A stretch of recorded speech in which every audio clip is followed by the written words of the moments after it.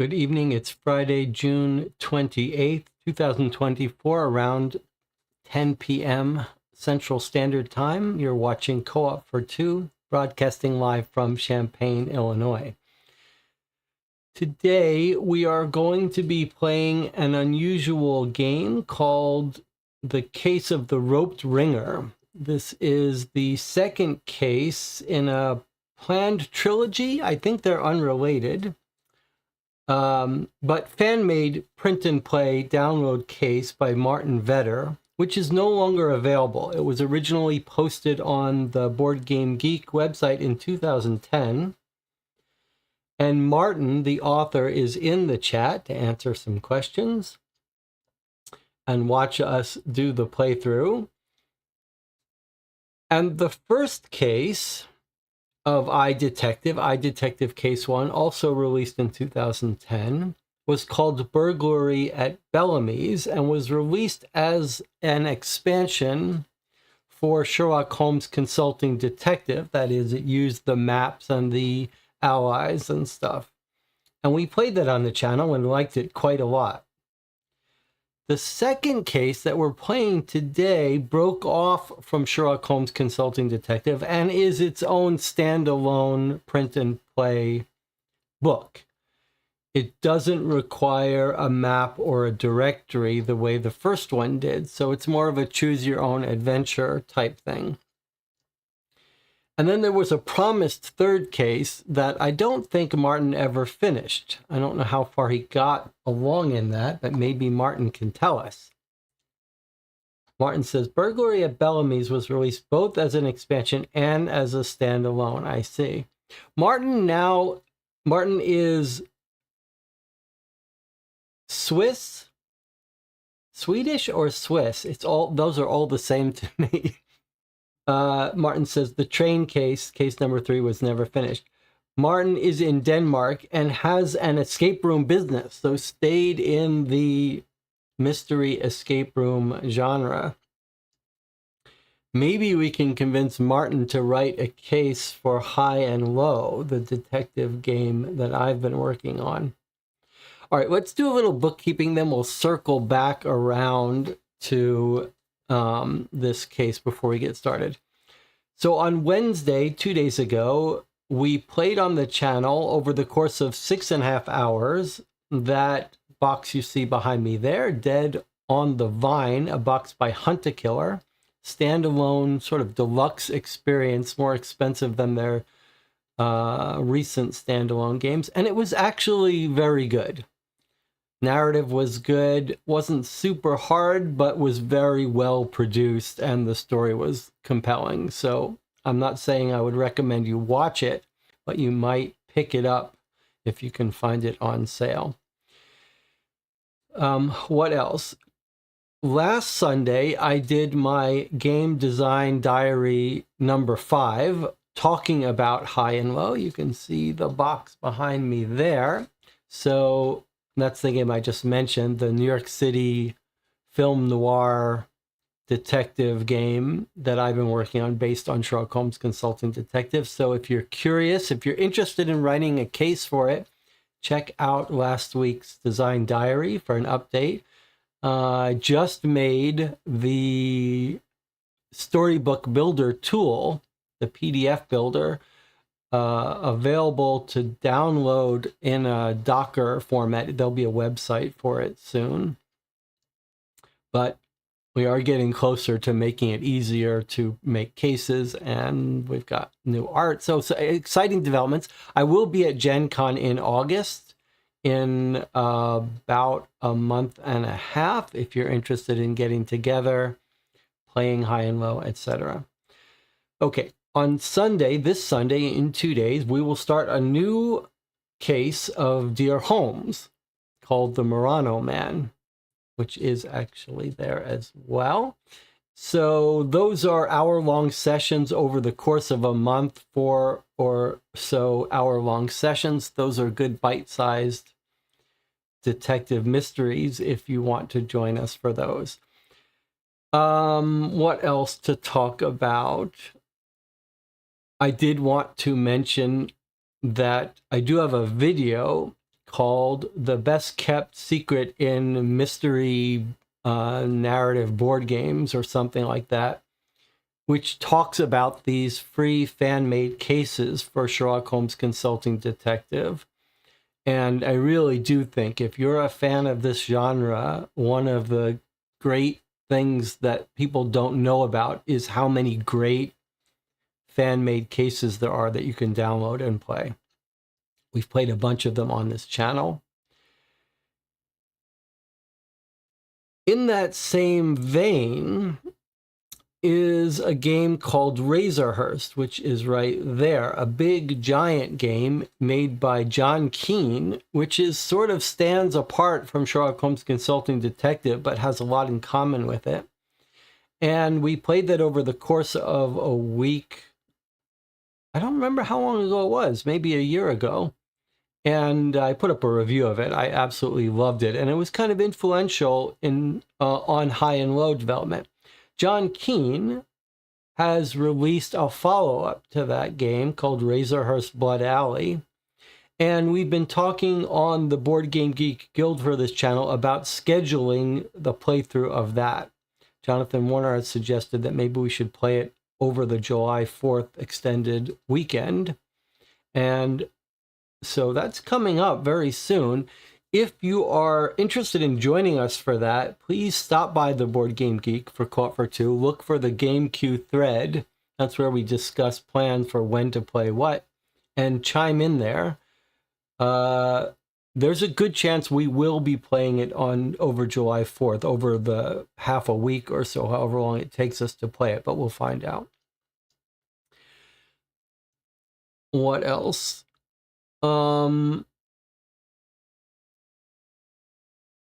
I did also just release a new plugin for OBS, Open Broadcasting System Studio, that's getting a bit of attention.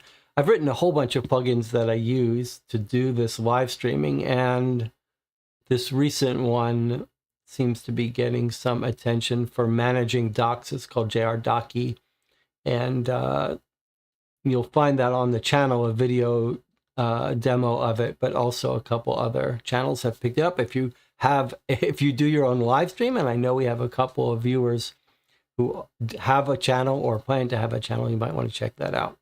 Okay, let's check in with the chat one last time, and then we'll get started here.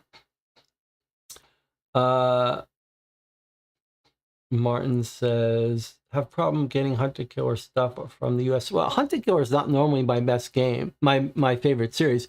There may be a series of cold case games from Denmark that I just got a couple of that look pretty good. You may want to, maybe Martin, I don't know if you know that one. Oh, and Melissa already suggested the Dark Part games, Witchery Spell, and is it the Dark House? There's some pretty good games, actually, that if you haven't played, you should try it. Okay, now, before we get started playing iDetective Case 2, the Roped Ringer, I thought I would show you that there actually is a history of Sherlock Holmes in choose-your-own-adventure book format. And I want to show you a couple sets that I have. Here is a series called Sherlock Holmes Solo Mysteries. I think this is the total set, the 7 that they made. Of course, the choose-your-own-adventure game type books have a long, interesting history that you can find because they tend to be more adventure games, role-playing games. You'll find good coverage on the Dungeon Dive might have a video on them, but Marco OmniGamer has a good video on them. But I am not a huge fan of role-playing stuff, but these caught my eye. And you can see that they are basically choose-your-own adventures. Actually, there's a whole skill system happening here in these games. But you can see there are some skill tests and everything. But you read and you jump around to different paragraphs as you unfold the story. This is some small font. There's some serious amount of writing in these cases. These were 1988 or so. And you can see there, that's a non-trivial amount of story. And then this isn't Sherlock Holmes, but I did want to point out these sort of detective choose-your-own-adventure books because these do not make use of skill tests and role-playing character. It seems like these are much more focused on pure deductive story solving. I think they only did 2 of these, Robin Waterfield and Wilfred Davies. These were also 1988.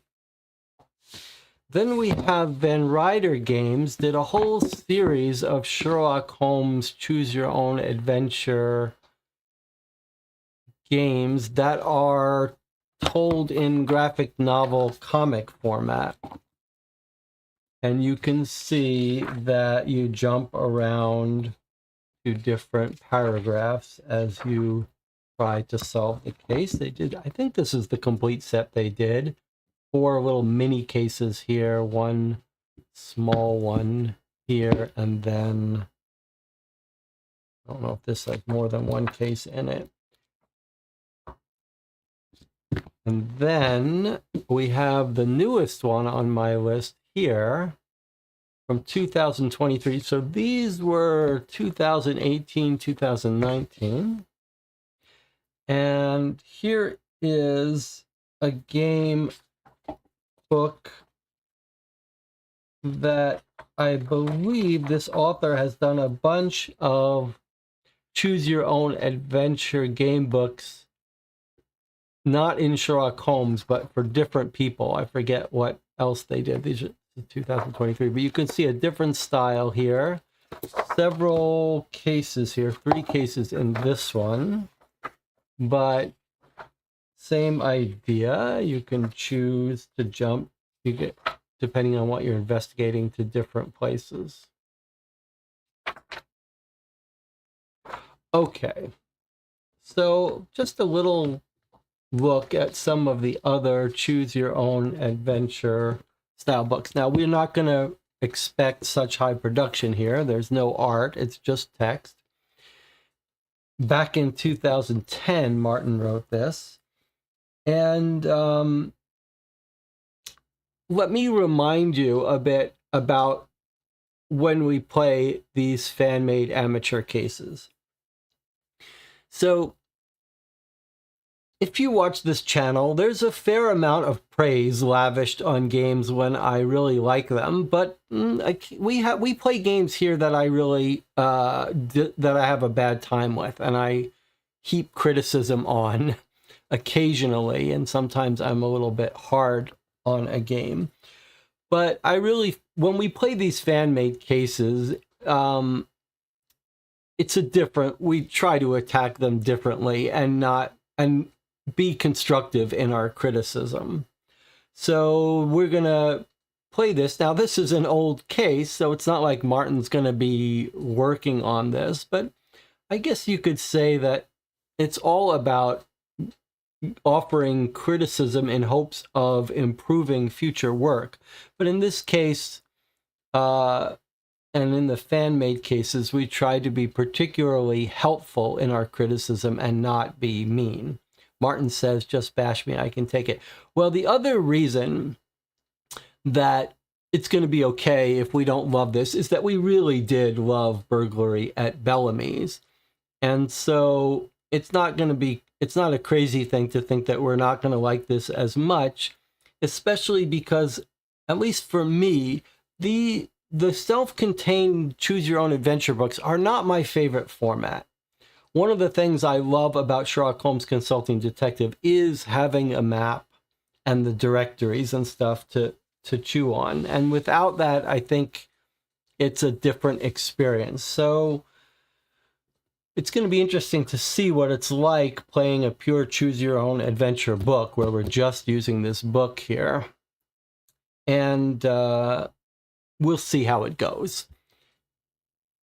YouTube says 20 concurrent viewers, 10 likes. I do have my notes in front of me, so I think we're ready to go here. Anything else to talk about before we get started?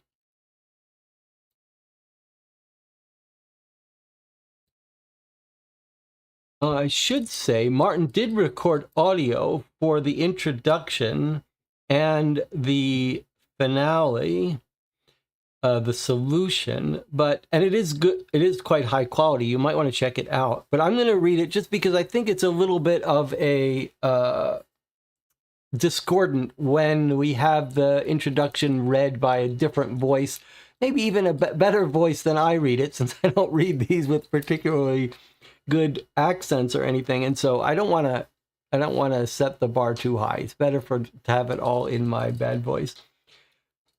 But one thing we should ask is that I occasionally do get a message on Board Game Geek or an email saying, how can I find Burglary at Bellamy's? Can I please get a download link?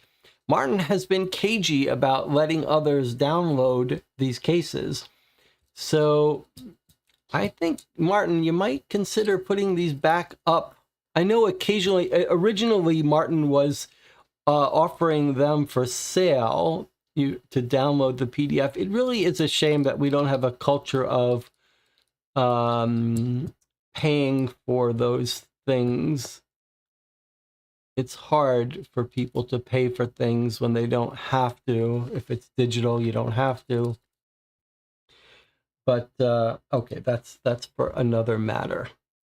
Maybe we can convince Martin to write a case for high and low. Would be wonderful.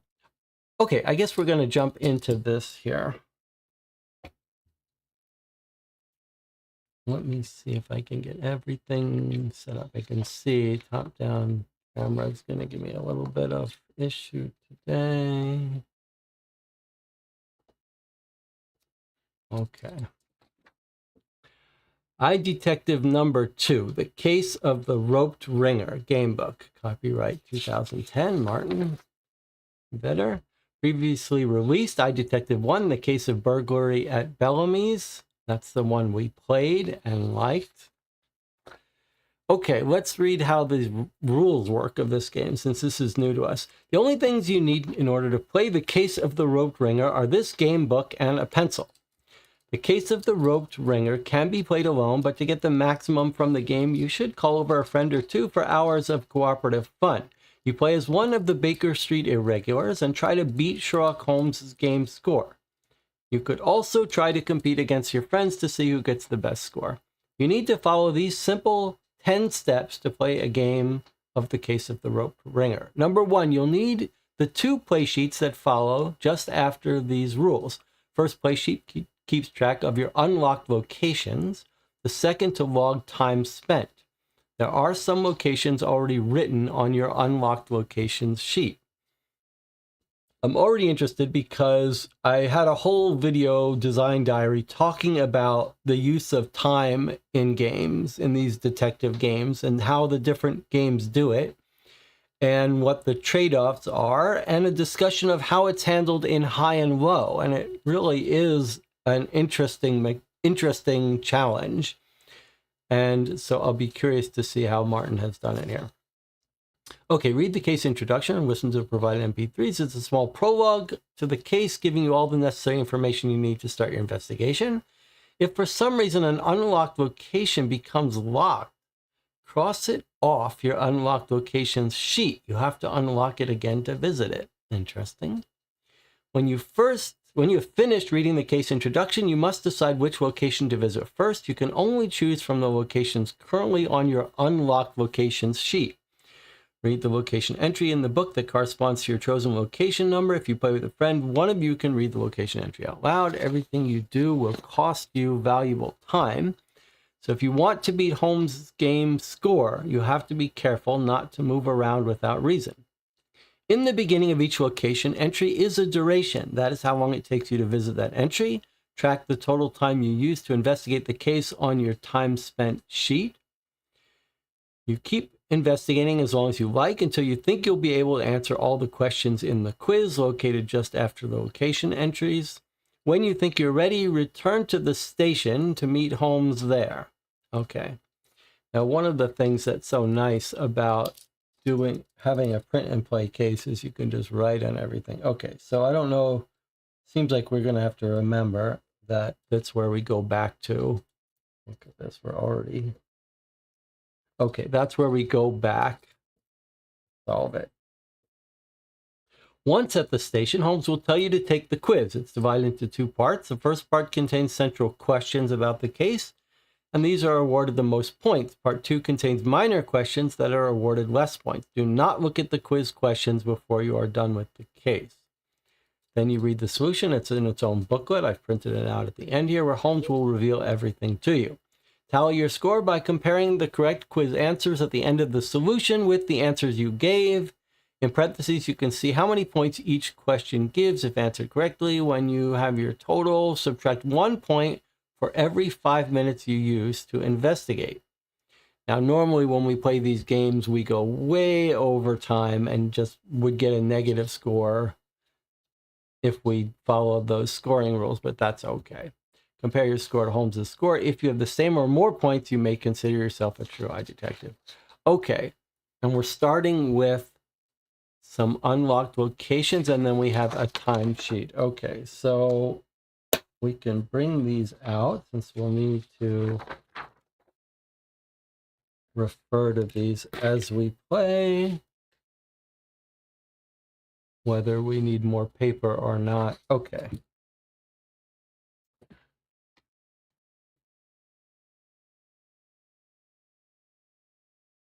So we could go to all of these places right after the introduction. All right, let's read our introduction here. Case introduction, 1888. At first, the small train isn't visible in the distance. The first sign of its arrival is a small trail of steam rising at the horizon. Ready, Holmes? Indeed. Watson boards the train with his companion and we follow. Doesn't take long before our journey begins and we find our friends in a small compartment engaged in eager conversation. Ah, Watson, nothing like a day of travel, don't you think? Well, I must admit I'd prefer being home. Why are we leaving in such a hurry, and where are we headed?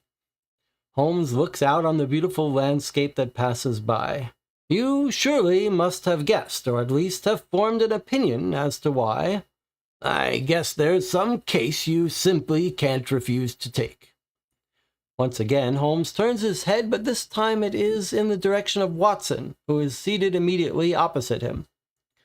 Bravo, Watson. We are going to Ringleton, a small village a few miles outside London. Something happened there yesterday that requires my immediate attention. More specifically, it is the incident at the Ringleton church.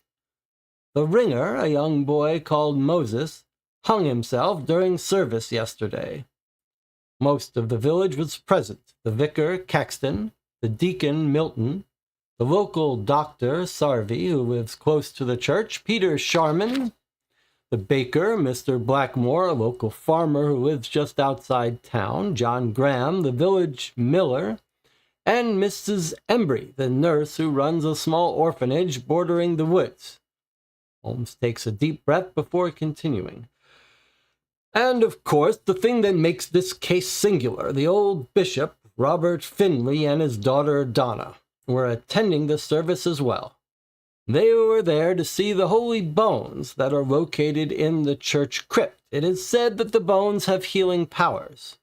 Maybe that's why the bishop came. He's very weak and therefore stays at the local hospital. His daughter is boarding at the Golden Goose Inn. We suddenly feel a bolt as the train comes to a stop. The passenger walks by the compartment before the train restarts. The landscape outside slowly transforms to open fields. Watson is the first to speak again. But I still don't see what makes this case so interesting, Holmes. A ringer who's hanged himself. What is there to investigate? You see, that is not the only thing going on in Ringleton at the moment. 2 days ago, 3 children ran away from the orphanage, and they haven't been seen since. And there is the strange illness that has befallen many of the villagers since the bishop arrived. The landscape outside seems to be losing color as we get further away from civilization. Soon, it is just a black and white panorama of drowned fields. What happened yesterday at the service when Moses hanged himself? That is exactly what we are here to find out, Watson. And as a matter of fact, I think we've just arrived. The train stops at Ringleton Station, which consists of a small platform and a little station building. We find ourselves alone on the platform as we leave the train. When we enter the Grey Village station building, Watson notices someone's hand in his pocket. Too late, he reaches out to grab it, but a small, dirty boy runs across the room and quickly dashes outside with Watson's wallet. Stop! You there! Stop!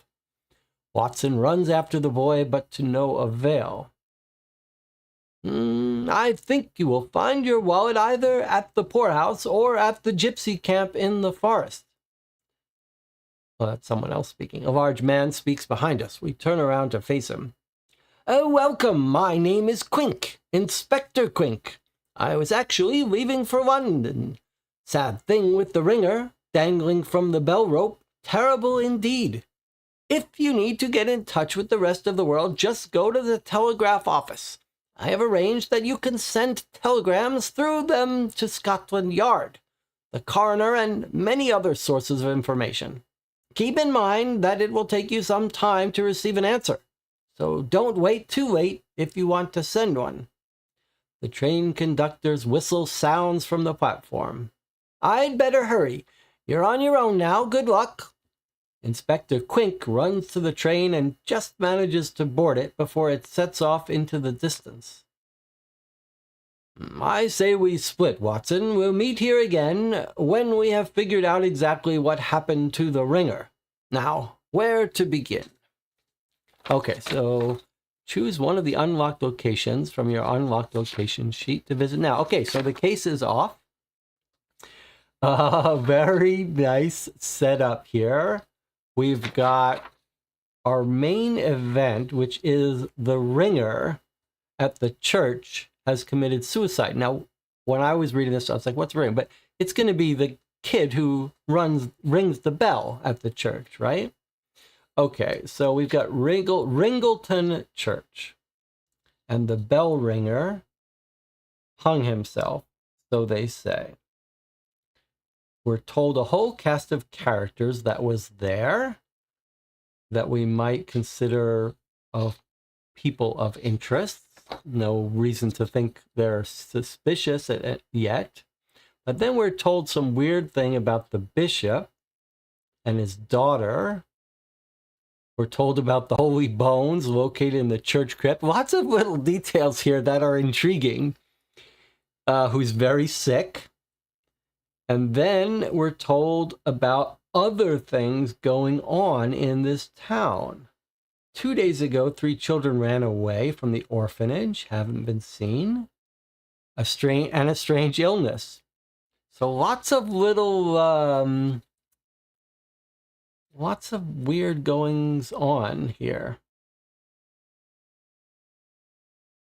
What happened yesterday at the service when he hanged himself? That's what we're here to find out. Okay. So, I mean, our typical thing is to start at the scene of the crime, so we should probably start at the church. It is worth noting the little game hint we got here from this inspector. He said, this is pretty cool, actually. He said, at the telegraph office, you can communicate with faraway places. You could talk to Scotland Yard through telegrams. But then it says it's going to take a while to get a reply, and time is passing in this game. So I like this very much. This is a mechanic that I'm very in favor of with these detective games, where we might have to do something like ask for criminal records, and then we're not going to get a reply for several hours or a day or whatever. And so we have to plan that when there's something we want to know about, we have to ask for it and then wait with some tension till we get its reply. I like that idea. All right, now, it doesn't tell us what time it is, so it doesn't seem like this game has a sense of what the clock actual time is, but we are supposed to keep track of elapsed time. And maybe this would be a good moment to remind Martin that we don't want hints. If we make a mistake, you have to let us sit with the mistake and don't correct us. Give us a chance to correct ourselves. That's how these games work sometimes.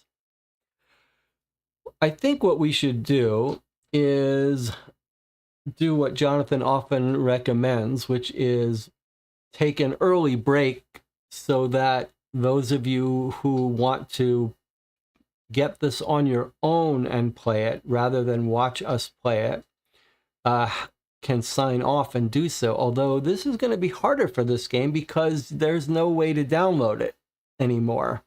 You'll have to reach out to Martin and ask him yourself. But we'll take our first little break while we let everything settle in.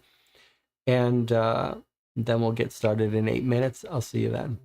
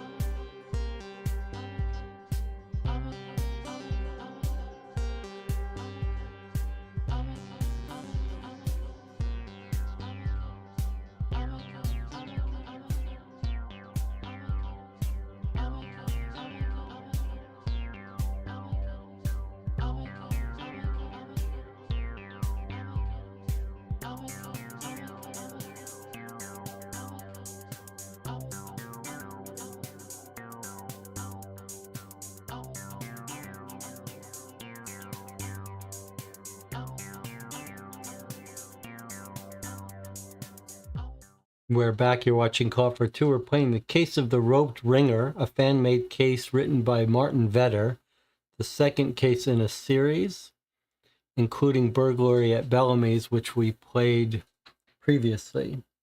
So here's something I just realized that you probably picked up on. Sometimes when I read these cases, I read it, but the information doesn't get processed. But in addition, in addition to the summary that Dee gave us, we have the main case of the dead boy, the ringer, suicide, the missing children, strange illness, and holy bones. You forgot one case. There was one more case that was mentioned. This is testing your memory a little bit. What was the other side case that we got in this introduction? I'm testing your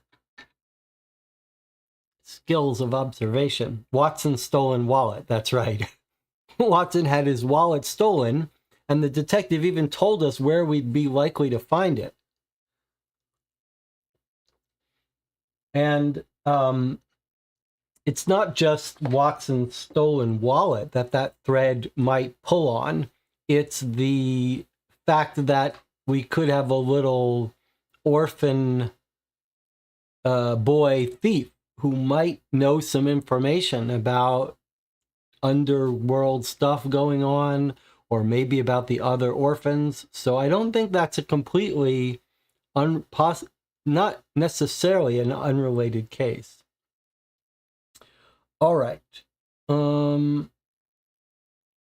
might be nice to write down that list at some point, but let's get to that in a little bit. So where do we want to go first? It does feel like we should be going to the church first. Let's start at the scene of the crime. And then I was thinking that's our generally sort of unspoken rule of this channel. We like to go to the scene of the crime first. The second really unspoken rule, probably better left unspoken, but I'm going to speak it, is go to the beautiful young daughter mentioned in the case. I don't know why, but that's like, I'd like to talk to the vicar's daughter. Doesn't even say she's beautiful, but somehow I assume, I'm guessing she's going to be beautiful. The daughter taking care of her father. All right, but let's go to the church first. Okay, church is location 1. So, and we're going to, okay, so we don't have to hide this. Let's just write it down. Okay, so here's our church. Duration 5 minutes. So I'm going to write down, I'm going to keep a list on my own page just because it's lined. It's easier. We went to location 1 and it added 5 minutes. Okay. We pass through the big black iron gate to the graveyard of the church and are greeted by a young, handsome man all dressed in black. I'm sorry, but the church is not open to the public at the moment. I believe you have heard about the tragedy of poor Moses. The police closed the church down until further notice. Watson looks stiffly at him. We are here to investigate exactly that incident. And you are? Oh, I see. I'm the deacon of the church. Sorry for being so impolite. But with the bishop's arrival here, there have been so many things to attend to. My name is David Milton. I was here yesterday at the service, but I guess you don't want to be talking to me all day, shall we? Watson turns around and looks at us. Do you decide to? You can't go to one of your unlocked locations now. Instead, choose one of the options below and go to that location entry. All right, so we must go to one of these. Let me just make my marks. We've got David Milton. He was here, and this is the deacon of the church. All right, so we must go to one of these. We can talk to the deacon. We can look around the graveyard. We could go to the church proper, or we could leave. Well, he was at the service, so I do want to talk to him. And the church isn't going to disappear, but this guy could go off and say, I've got other stuff to do. So I think while we've got him, let's talk to him. Location 2. This is talking to Deacon. Okay, plus 15 minutes.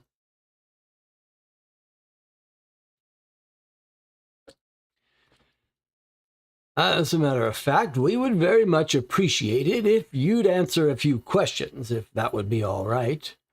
The sky is beginning to darken and the deacon looks up. I have no problem with that, but I guess you better have to hurry up. I think the rain will hit us soon. Can you tell us about the service yesterday? What happened? The deacon adjusts his collar, and we sense a nervous twitch of his eyelid. Then he begins. Okay, as you probably know, the service was very special yesterday. The old bishop had come to visit our small town, and we really wanted to make a great impression on him. He's visiting all the churches in the area to find out which priest should succeed him as bishop. He'll announce his choice tomorrow. Father Caxton has a great chance due to the Holy Bones. We're the only church in the area which has relics. So the service was very important to him, but also for me, as I'd take over Father Caxton's duty if he is appointed bishop. We even got a special altar wine for the service. I understand. Please continue. Well, the whole village was gathered in the church to see the bishop and his daughter. The two of them arrived a bit late, but still in time to be seated when Moses rang the church bell. He always does that at the beginning of a service. As usual, I went to the front of the room and recited the opening prayer. Then I went to the entrance hall and seated myself on a small chair just opposite the door to the bell tower. I normally do that and wait until it's time for me to read the closing prayer. So everything went just as planned. Watson looks around as if he'd heard something in the bush nearby. Alas, no, not at all.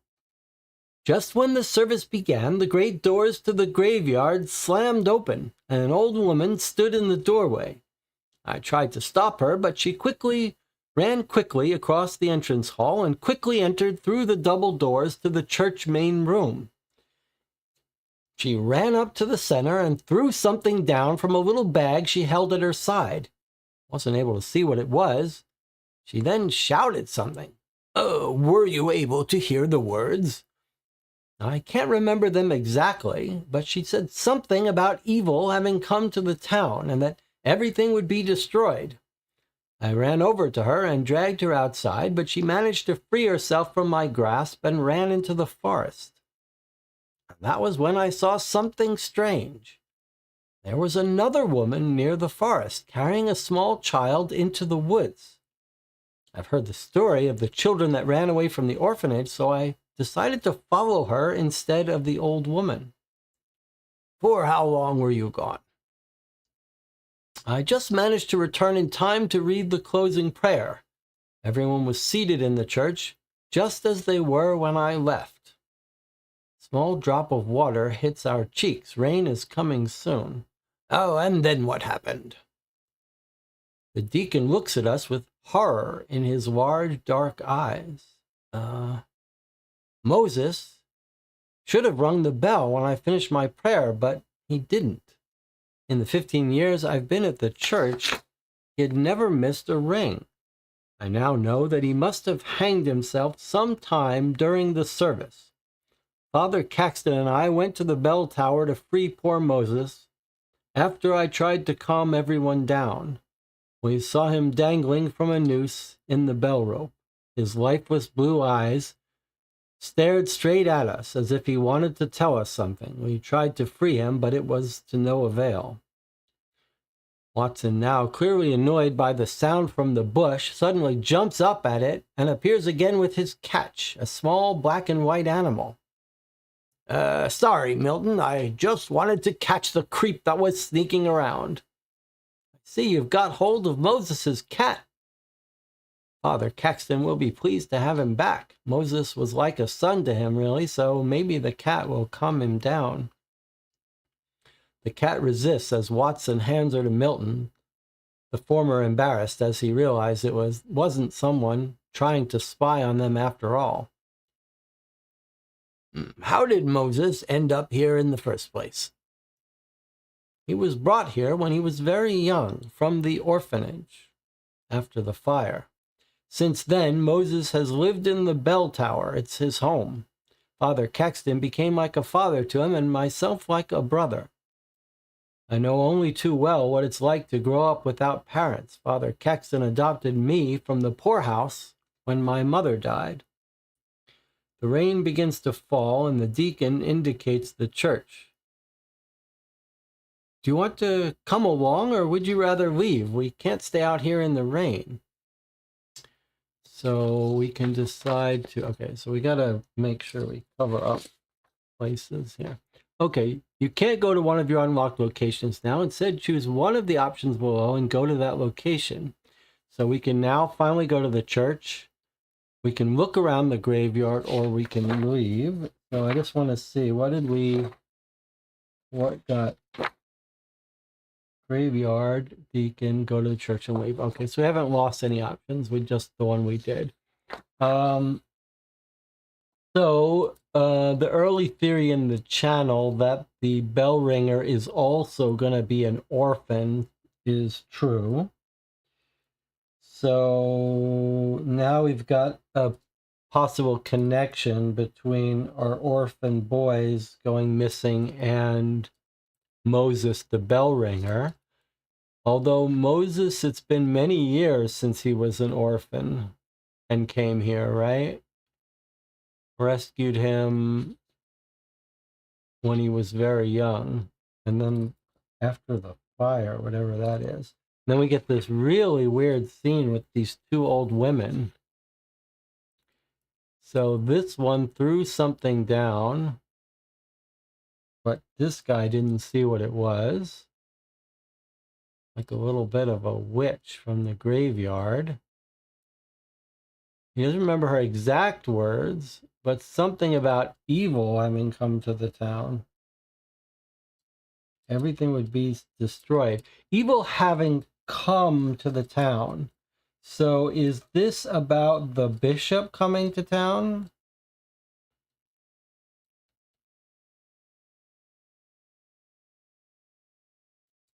I wonder if that's what the old woman is talking about. Like maybe this bishop is evil.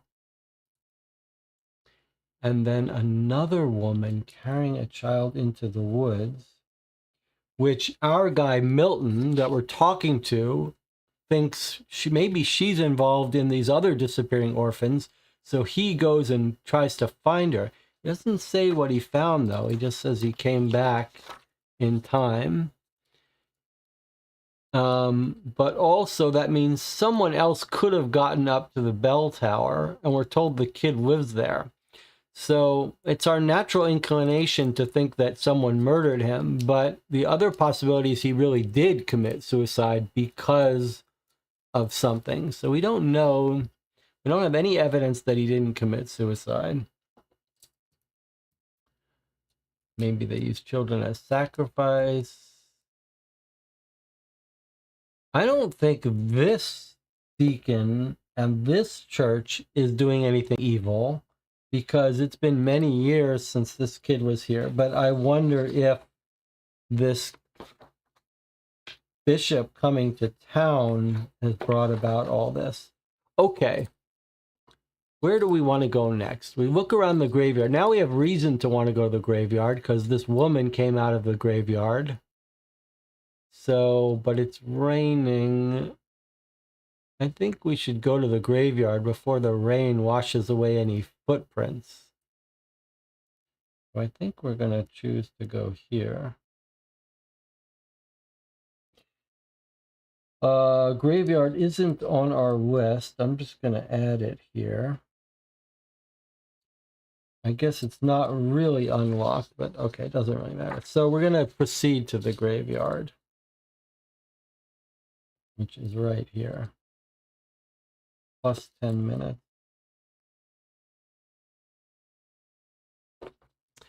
The graveyard proves to be a place without the slightest hint of cheerfulness. Deacon Milton runs after us, trying to catch his breath. You're walking too fast, gentlemen. I can't keep up.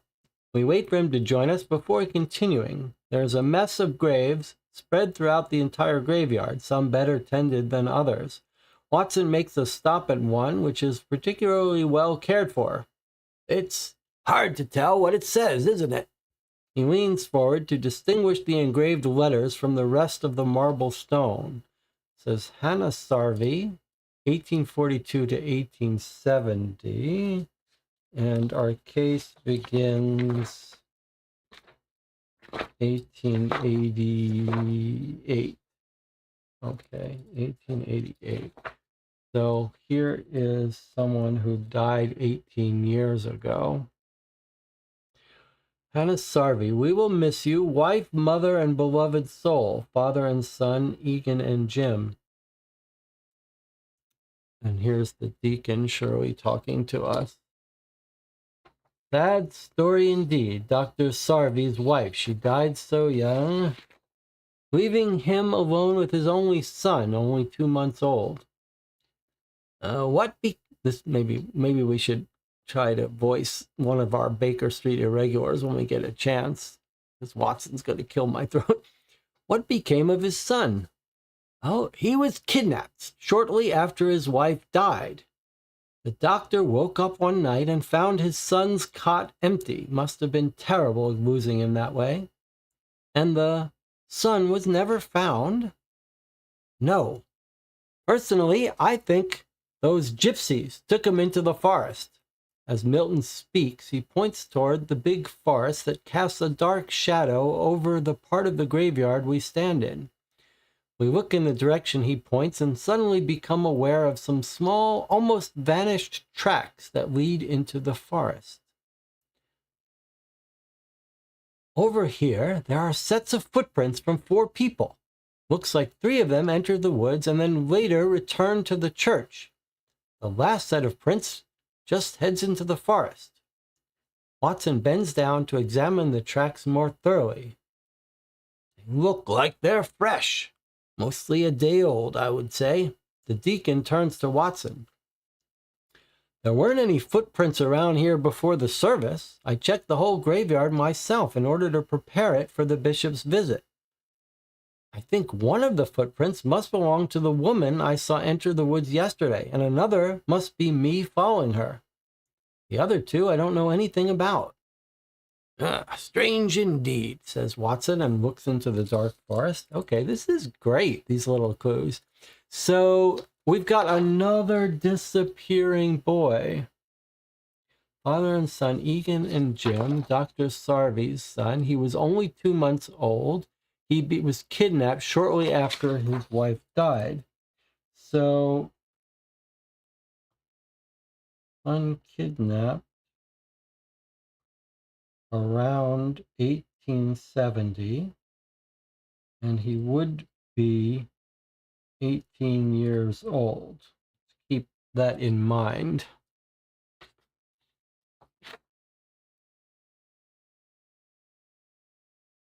So more missing kids going back for 18 years. Starting to seem suspicious, like these kids are being used for the bones. Maybe it is some religious occult ritual. Okay, and then he sees 4 footprints from 4 people, right? And he says, one is the old woman that he chased. So of the 4, one is the deacon, one is the old woman with the child, but then 3 is unknown and 4 is unknown. But probably one of these is going to be the woman that burst in, right?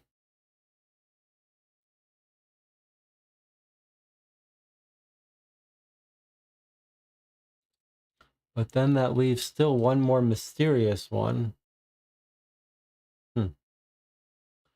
Okay. So You can't go to one of your unlocked locations. We must go to one of these. Okay, so we already did this.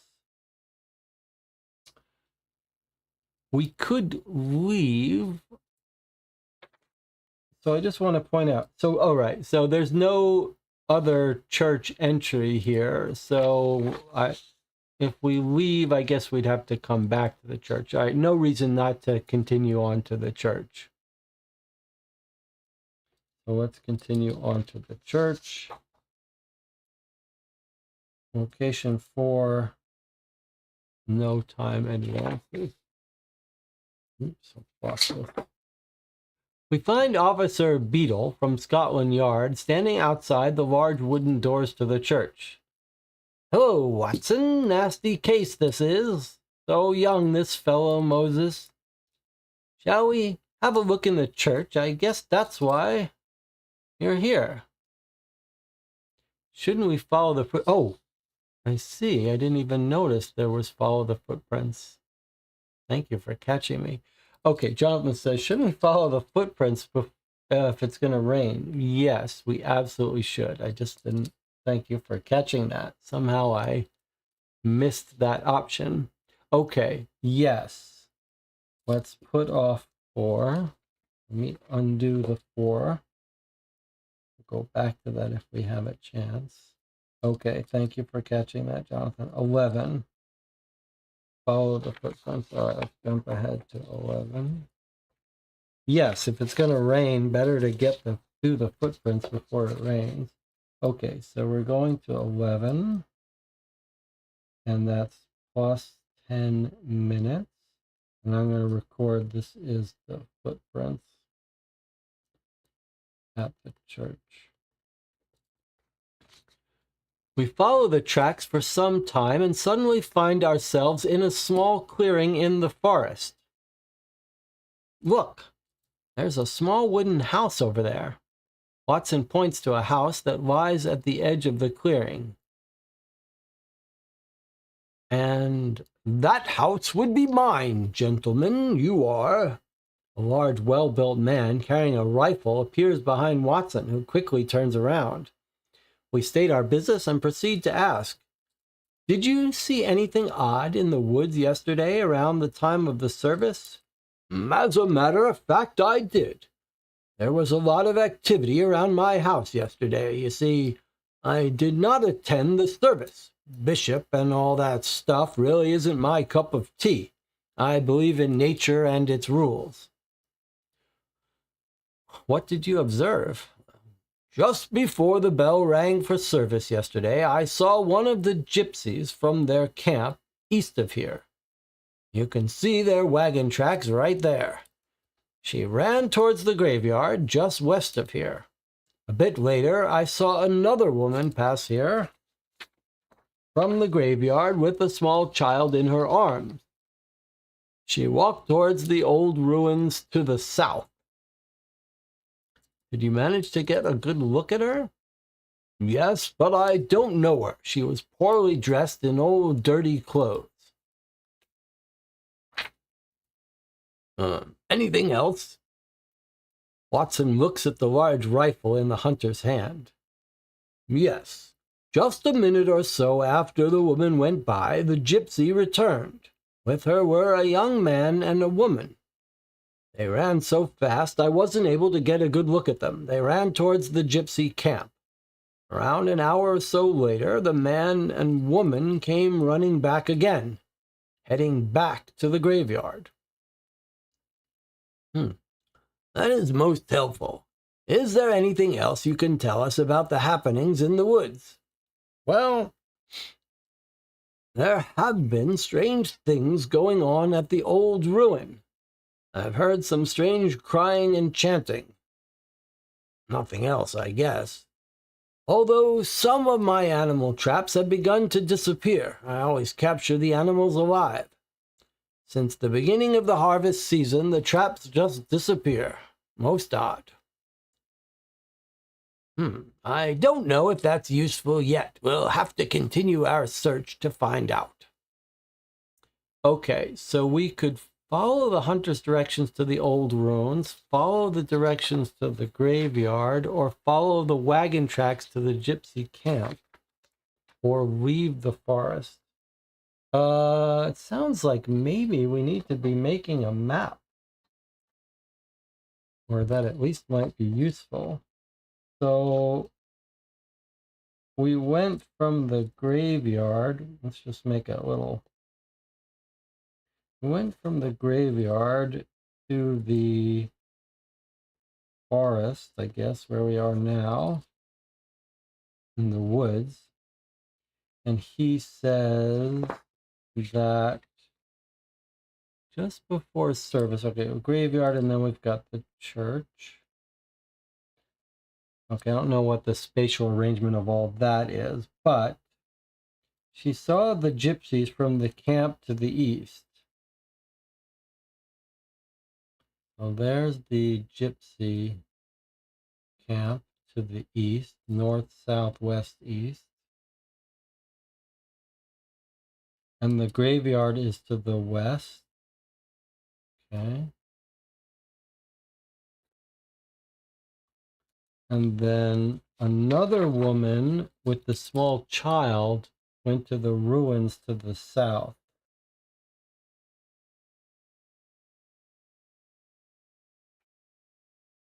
A woman with a small child in her arms. That's the woman that our deacon saw going into the woods, perhaps. Poorly dressed, old dirty clothes. And then the gypsy comes back with a young man and a woman running. So she went to the ruins, the gypsy, then she comes back and heads to the gypsy camp, the man and the woman. Right? Wait, went to walk towards the old ruins to the north. Went towards the graveyard west. For the old ruins. Okay, so the ruins aren't to the south. Why did I think they were to the south? Maybe someone can make us a better map. The ruins are to the north.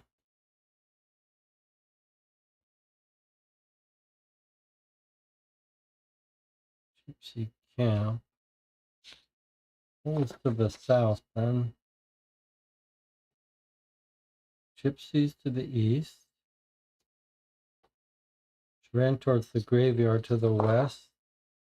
Ruins to the north. Okay. So the small woman with the child goes to the ruins to the north.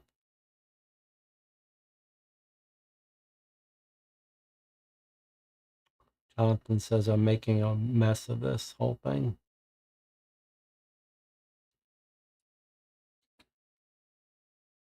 Just a minute or so after the woman goes by, the gypsy returns. Maybe we just need a bigger thing. The gypsy ran towards the graveyard. Okay, so the gypsy goes to the graveyard, and then she comes back with a man and the woman to the gypsy camp. Okay, this is the gypsy with man and woman. Okay, and then this is the old woman. I know these notes are impossible, with child. Okay, she goes to the ruins from the graveyard. Fine.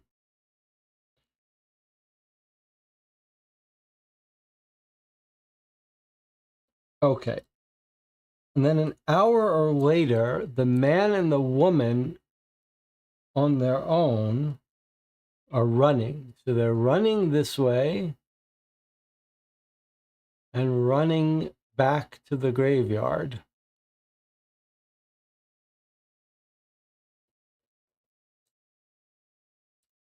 Man and the woman ran on their own back to the graveyard. Okay, fine. And then he says, strange things in the old ruin, strange crying and chanting, nothing else, and the animal traps are disappearing. All right, well, obviously we're interested in the ruins and the gypsy camp.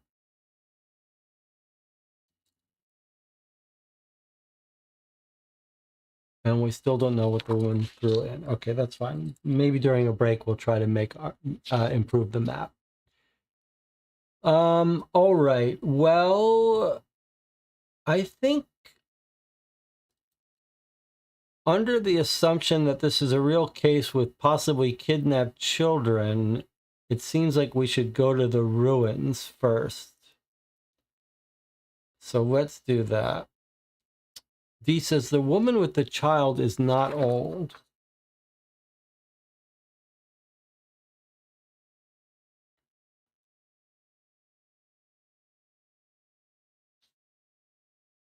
I saw another woman from the graveyard with the small child. Okay, so the woman with the small child is not necessarily old. Fine. All right, let's go to the ruins where the woman went with the child.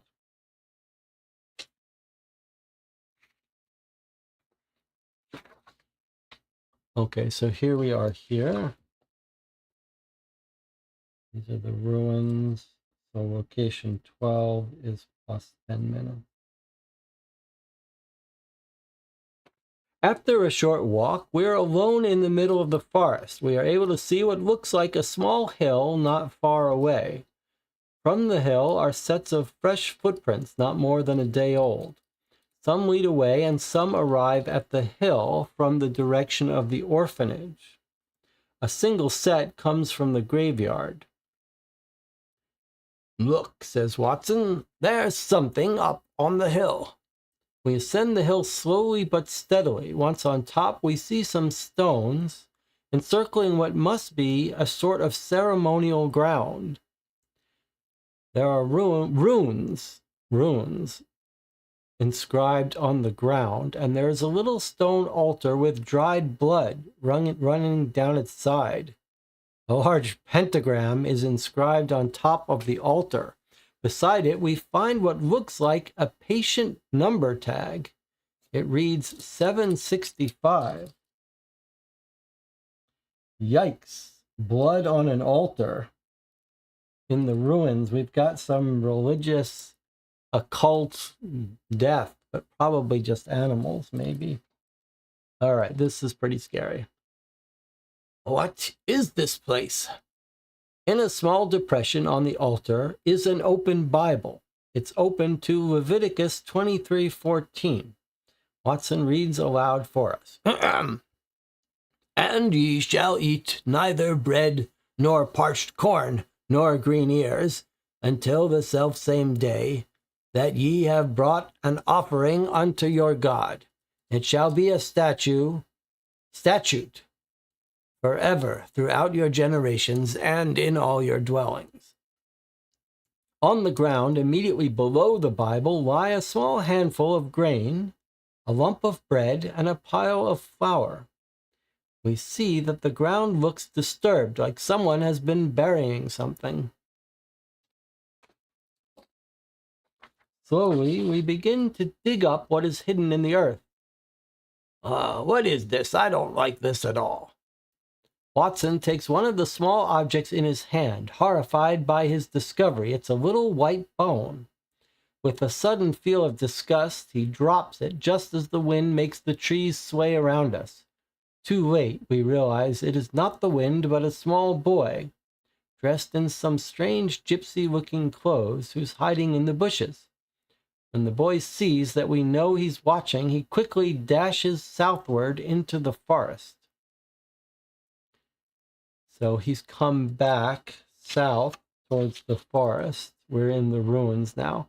So I think it sounds like maybe we've stumbled on some nature occult, what do you call it, like a Wicker people, but maybe they're sacrificing animals and not murdering people. It feels like we might have a little group of people worshiping nature here, although they've got a Bible, so it's not like they're worshiping some nature gods. They've got the Bible.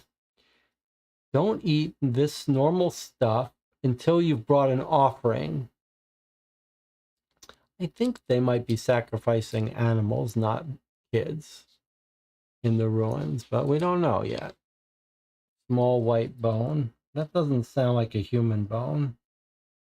Sounds like maybe like a rabbit bone or something. I have a feeling they're stealing the traps with animals and then killing the animals. All right, and it's another boy running around. Gypsy heads back into the forest. So now, footprints. Let's remind ourselves about the footprints.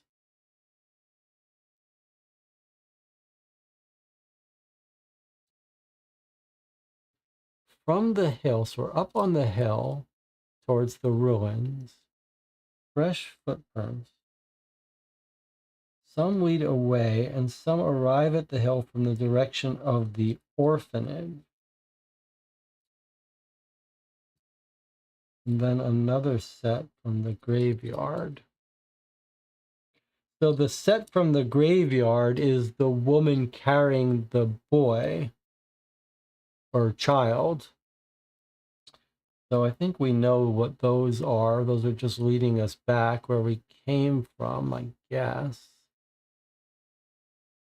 Lead away, and some arrive. So some leading away, some arriving from the orphanage.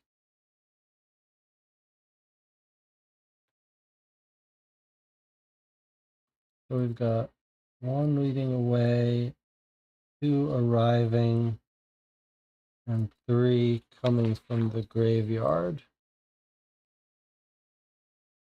And then we've got the boy's tracks, who's just run away from us right now. Where did he run away? Dashes out into the forest, which is where we came from.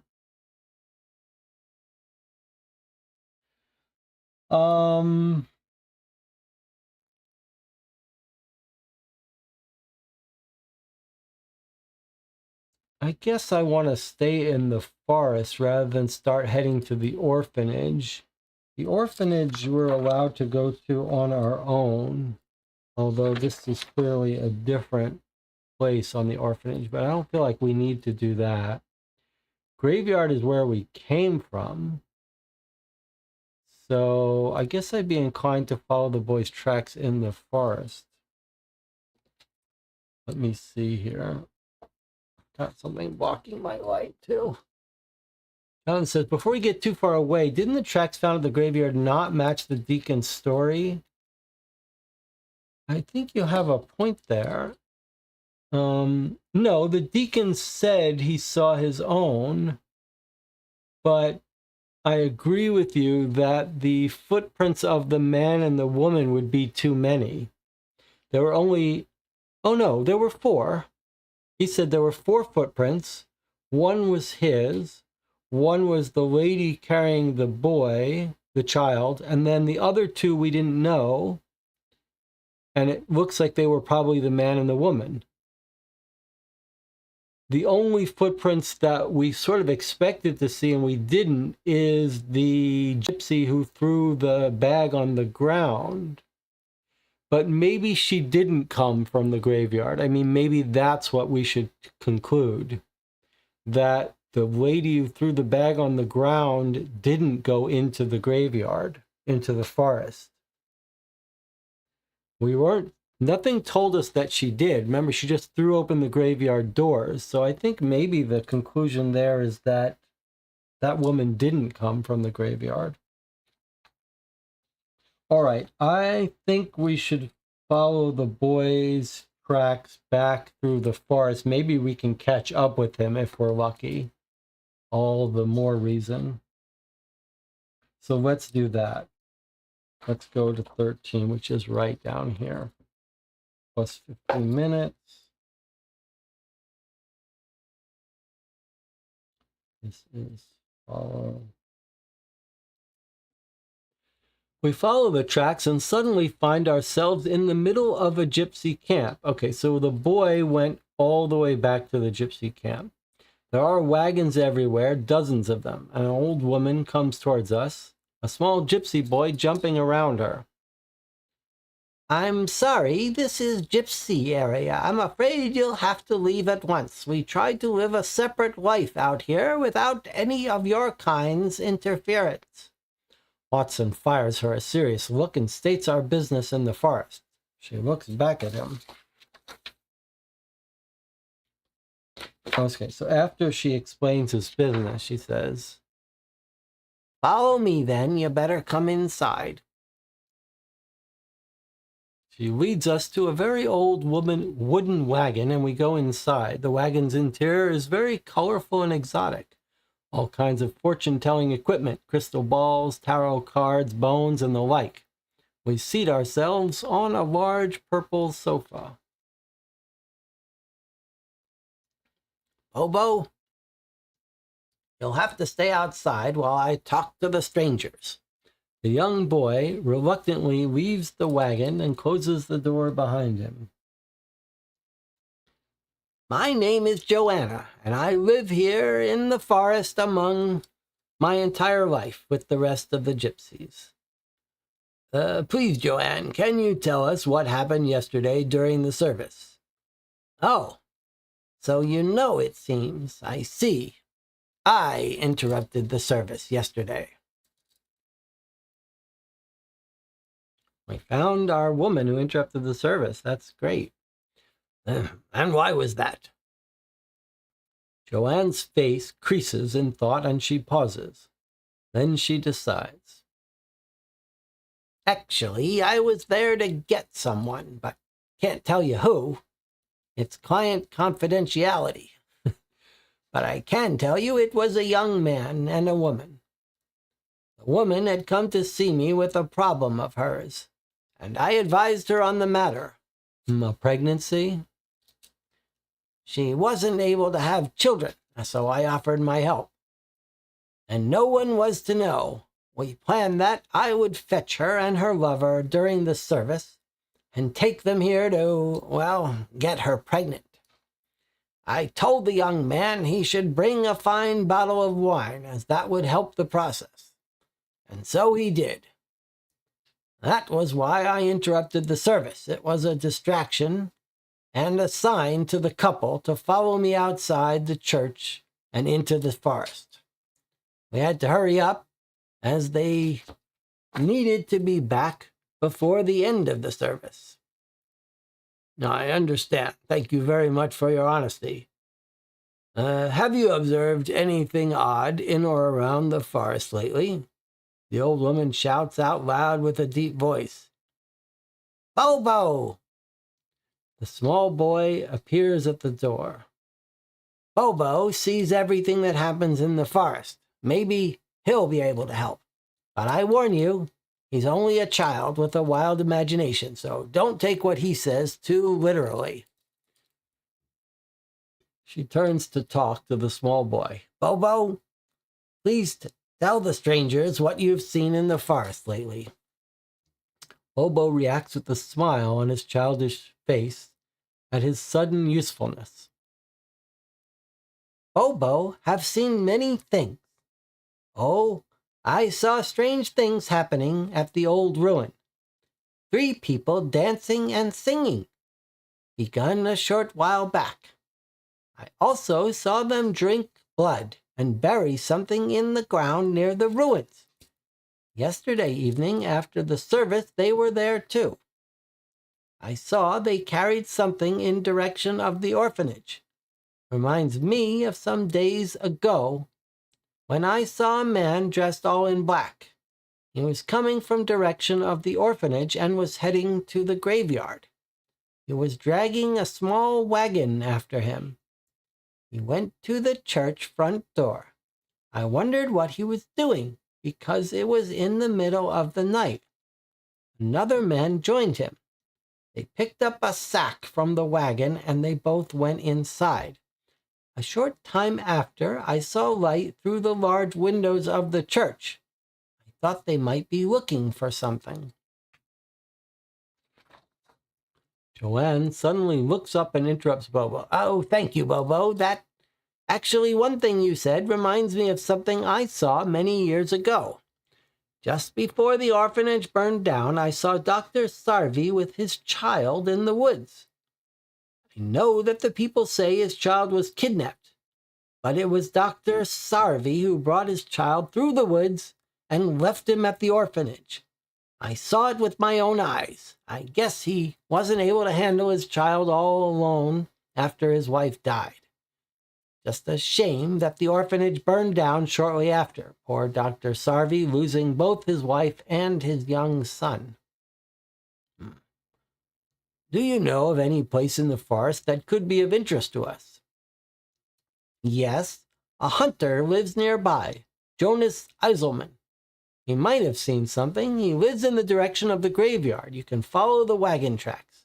Bobo can show you the old ruins if you'd like to see them, and I can direct you to the orphanage if you want to go there. Okay, so we can go to the old ruins, which we've already been. We could go back there, I guess. We could go to the orphanage, which is in our unlocked list, so we could go there on our own later. We can go to the Hunter's Lodge, which we've already been. That's location 11. We've been there. We met with him. Or we can leave the forest to go to some new location. And we're hearing something very suspicious that feels like child sacrifice going on. We're told Dr. Sarvi gave up his kid, and then the fire killed him. And then Bobo, we're told the name of the hunter, and then Bobo tells us this story that really feels like they're bringing a dead body into the church. So he sees some ceremony of drinking blood at the ruins. That's consistent with our theory that there's some, what do you call the Wiccan, some Wiccan nature ceremony stuff there. But then we're here this story, which is much more intriguing. A man dressed all in black, like a preacher, maybe, from the orphanage to the graveyard to the church with a wagon with a sack. This is like a dead body in there that they're bringing to the basement of the church.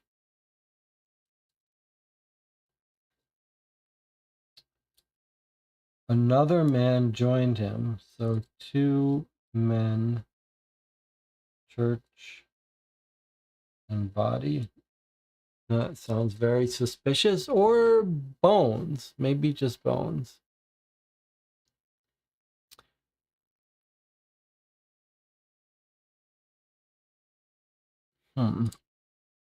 So we've heard about this fire at the orphanage. I guess we're going to be able to learn about that from these people. I was just trying to think, like, would a telegram to get history of the church fire, of the orphanage fire, be useful? But no, I think we'd be able to talk to locals about it. All right, so it feels like we got 2 tracks going on. The ruins and the Wiccan sacrifice altar, which feels like it's not going to be child sacrifice to me. That ruins altar felt very much like low-level sacrifice. You sacrifice a rabbit so that you get good harvest and food. But the orphanage carrying this body in the middle of the night, not necessarily a body, but a sack, this sounds much more nefarious to me. Middle of the night. Well, the orphanage seems like it's the center of our cases, so I wonder if it's not time to go to the orphanage. But there were places we didn't fully explore yet. I don't want to...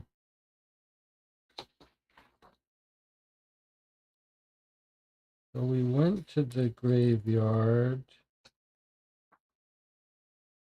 Let's not forget the patient tag. Well, I guess we're going to be able to reread some of these, but I wonder if we should be making better notes about things we want to follow up on. We've got a patient tag, 765, with the pentagram.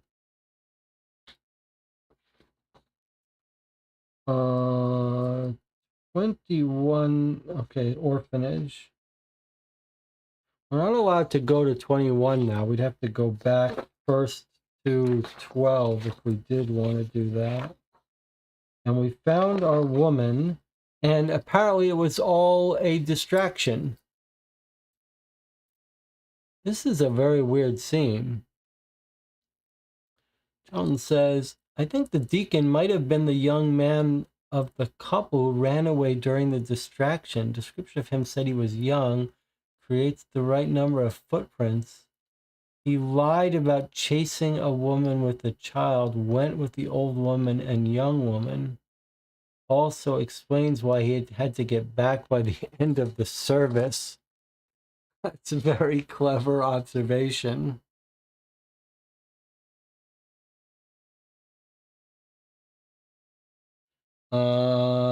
Let's think about that for a second.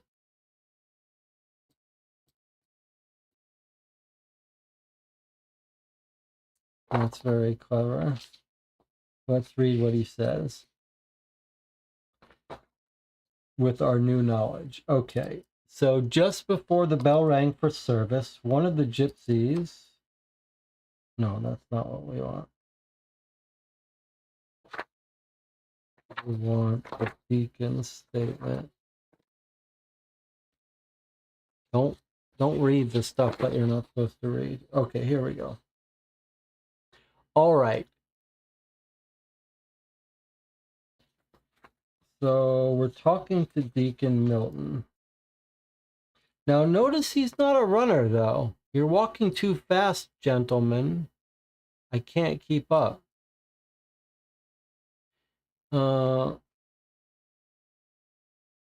That's something to consider.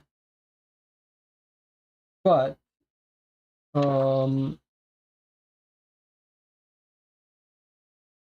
this guy was brought after the fire. Okay. So I want to hear... Okay, so the woman comes in. Now we know she probably came from the gypsy camp. This is our gypsy woman. And it was a plan. She creates a distraction. Okay, now let's read what the deacon says and see if it matches with Jonathan's theory. What did she say? I can't remember. Evil coming to town. Everything would be destroyed. That's a weird thing to make up if it's not true, but maybe she just made up some distraction. Okay, I ran over her. He drags her outside. She frees herself. She runs into the forest. And then he claims to see a woman with a child. Jonathan thinks he's actually met up with a girl and that they're going to the gypsy camp. And he's lying about this. So I decide to follow her instead of the old woman. But if Jonathan's theory is right, they should all be going in the same direction. All 4 footprints should be going in the same direction to the gypsy camp. So let's see if that's right. He gets back, that's fine. Let's track the footprints and see if that's right. Okay. We go for the footprints. He says you're going too fast.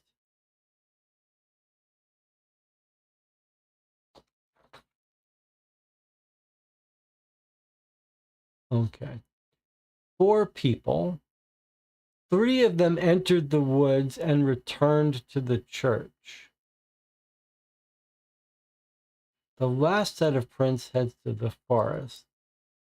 So the 3 would be, according to Jonathan's theory, the man and the woman and the gypsy all headed to the gypsy camp.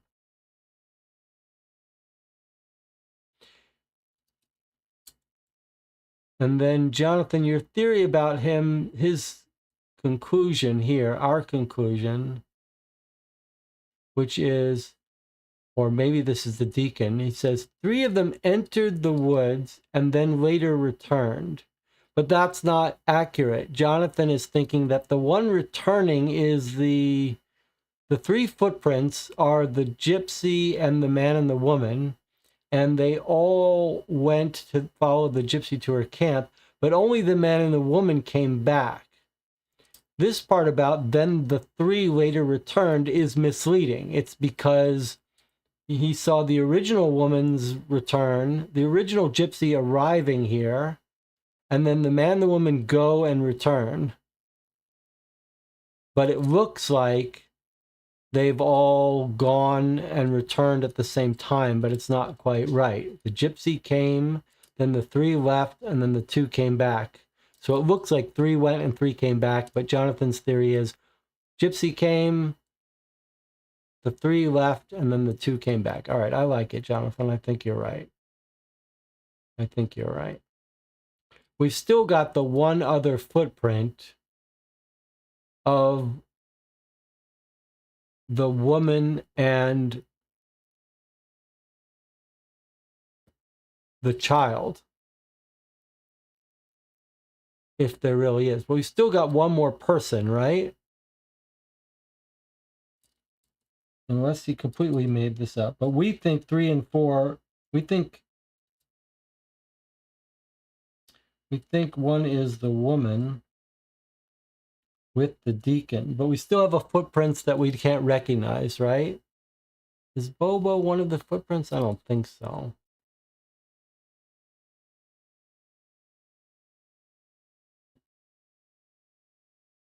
We're still missing one person.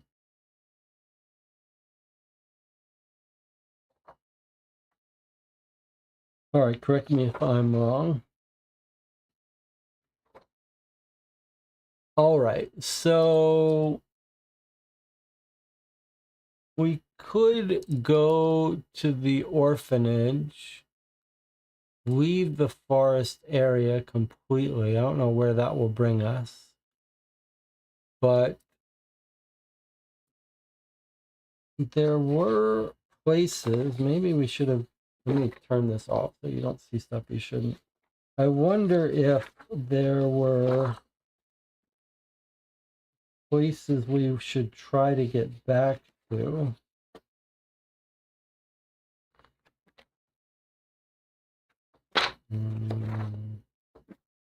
Maybe that's asking too much. Let's just follow our tracks here. Stay on the course we're on.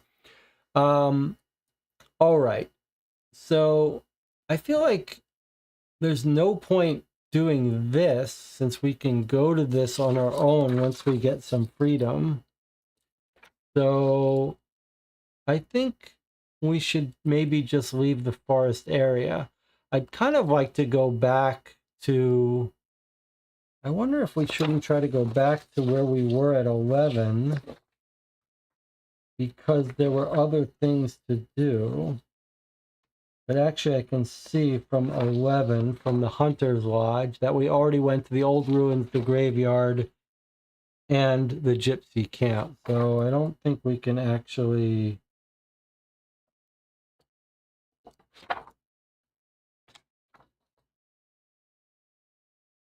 unless we go back. Yeah, so actually, let me just, this is the only thing I'm concerned about, because we should have kept notes. If we go back to the Hunter's Lodge, which is 11, all right, I don't know, I guess we eat the time again, which is a little inefficient. But then look, at the end of the Hunter's Lodge, We've been to the old ruins, we've been to the graveyard, and we've been to the gypsy camp. But if we go back to the old ruins, remember, that would take us another 10 minutes. But look what would happen if we did. We could follow the footprints to the orphanage, in the direction of the orphanage, which is different than the orphanage. So I guess what I'm presenting you is an option. We can leave this whole forest area, go directly to the orphanage. But if we want to track the footprints to the orphanage, that may disappear unless we go back into this forest by going first to the Hunter's Lodge, then to the ruins, and then to follow up this thing we never followed up. So the question I have for you is, do you think that's important enough to waste all this time? Martin says, yes, if you go back, you do have to recount time. So why don't we do this? Why don't we take a break? And while we're on break, give some thought about whether you think it's important for us to retrace our steps to follow those footprints from the ruins to the orphanage, or whether we should just leave the forest and be more efficient with our time. I'll see you in 8 minutes.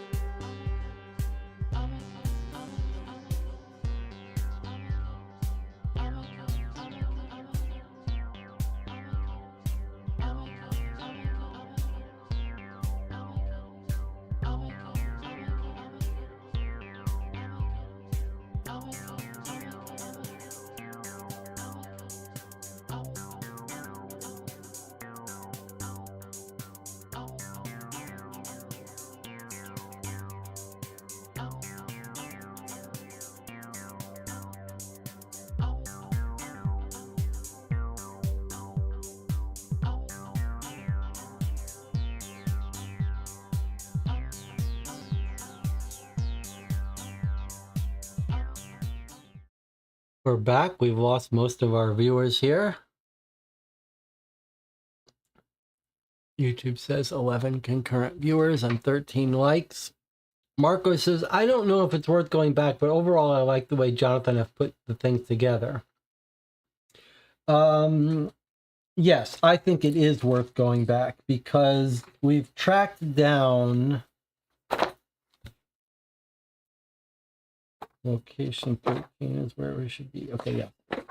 So we've tracked down most of the footprints. Jonathan has come up with a theory about the deacon lying because he's trying to get someone pregnant. And so we still got a set of footprints that are tracking some woman with a child who's headed towards the ruins. The deacon has said he saw her but didn't chase her. And the hunter said he saw her. So I do think it's worth tracking them down. So to do that, though, we're in the gypsy village. All right, so instead of bowing out to the orphanage, we're going to head back around. Actually, we can head back around to 12. We can go straight to the ruins. And when we do that, here are the ruins. So I'm going to bring us back to 12. Give us an extra 10 minutes. Back to number 12. And what do we see? We see a fresh set of footprints. We see a whole bunch of footprints. Some lead away, some arrive from the orphanage, and then a single set from the graveyard. And this is where they're doing the patient ceremony tag. So if we find a hospital, we should probably check it out. Then we see the Bible, we see the altar with some dried blood, the white bone, and the kid who we chased down to the gypsy village. This is Bobo. Now, but here's the thing. We see some footprints, doesn't say whether it's one set or multiple, heading in the direction of the orphanage. Now, just to remind you, the hunter said he saw a woman, poorly dressed, not necessarily old, dirty clothes, with a child in her arms towards the ruins. So this is the woman in dirty clothes. This is our dirty woman. Came from the graveyard, went to the ruins, and then no one knows what she did after that, the woman carrying the child. So we've already been to the gypsy place. Now we're going to follow these footprints to 21.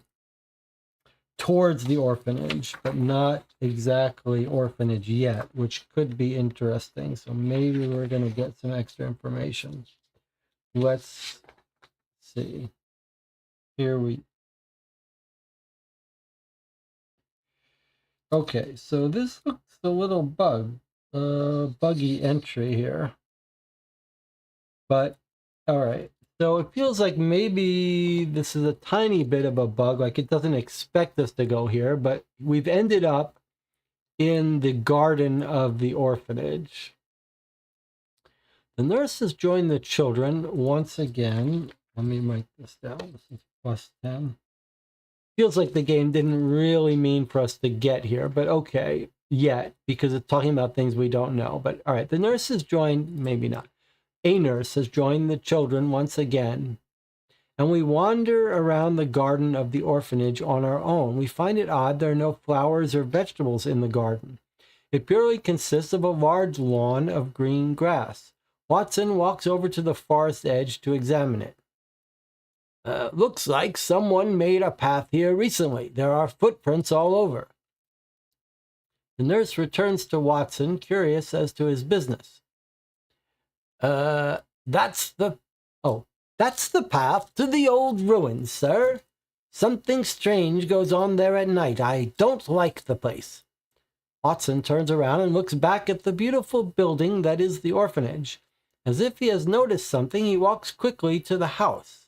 We and the nurse follow. This is the loveliest of flowers, Linda. In front of the orphanage are 3 red roses surrounded by a small wooden fence. It's Alba Maxima, the most amazing roses ever. Linda looks with a distant gaze at the flowers as if she seems to remember something.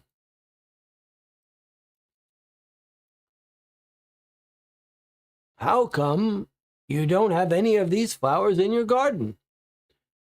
The children destroy them when they are at play. That's why I have fenced these. She kneels down to get a closer look at them. Watson follows her lead as the sun lowers to the horizon in the distance.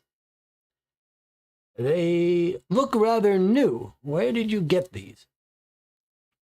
I planted them a couple of days ago. They're for the children that ran away. I don't think they will make it on their own in the forest.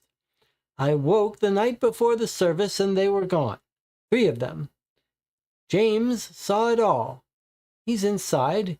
He has not wanted to come out and play with the other children since his friends ran away.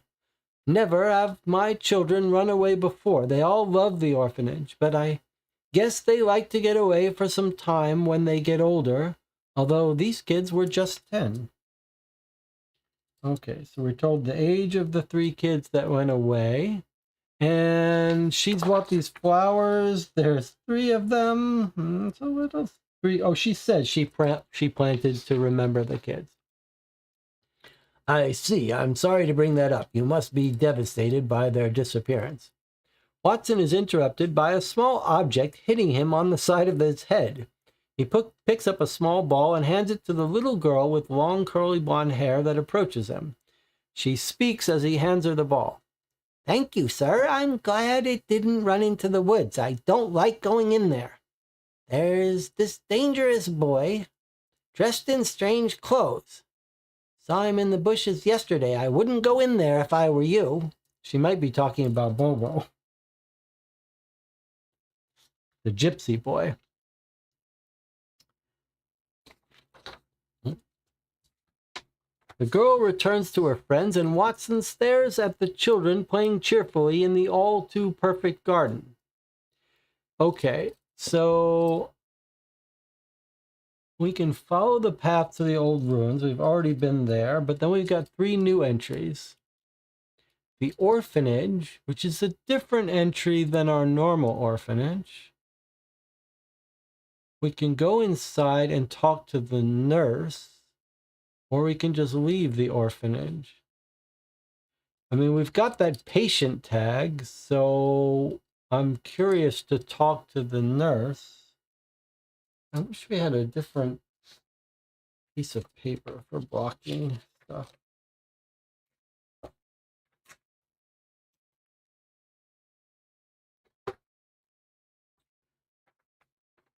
Okay, so we don't know of any, well, we do have a hospital that we could go to, but this is a different nurse at the orphanage.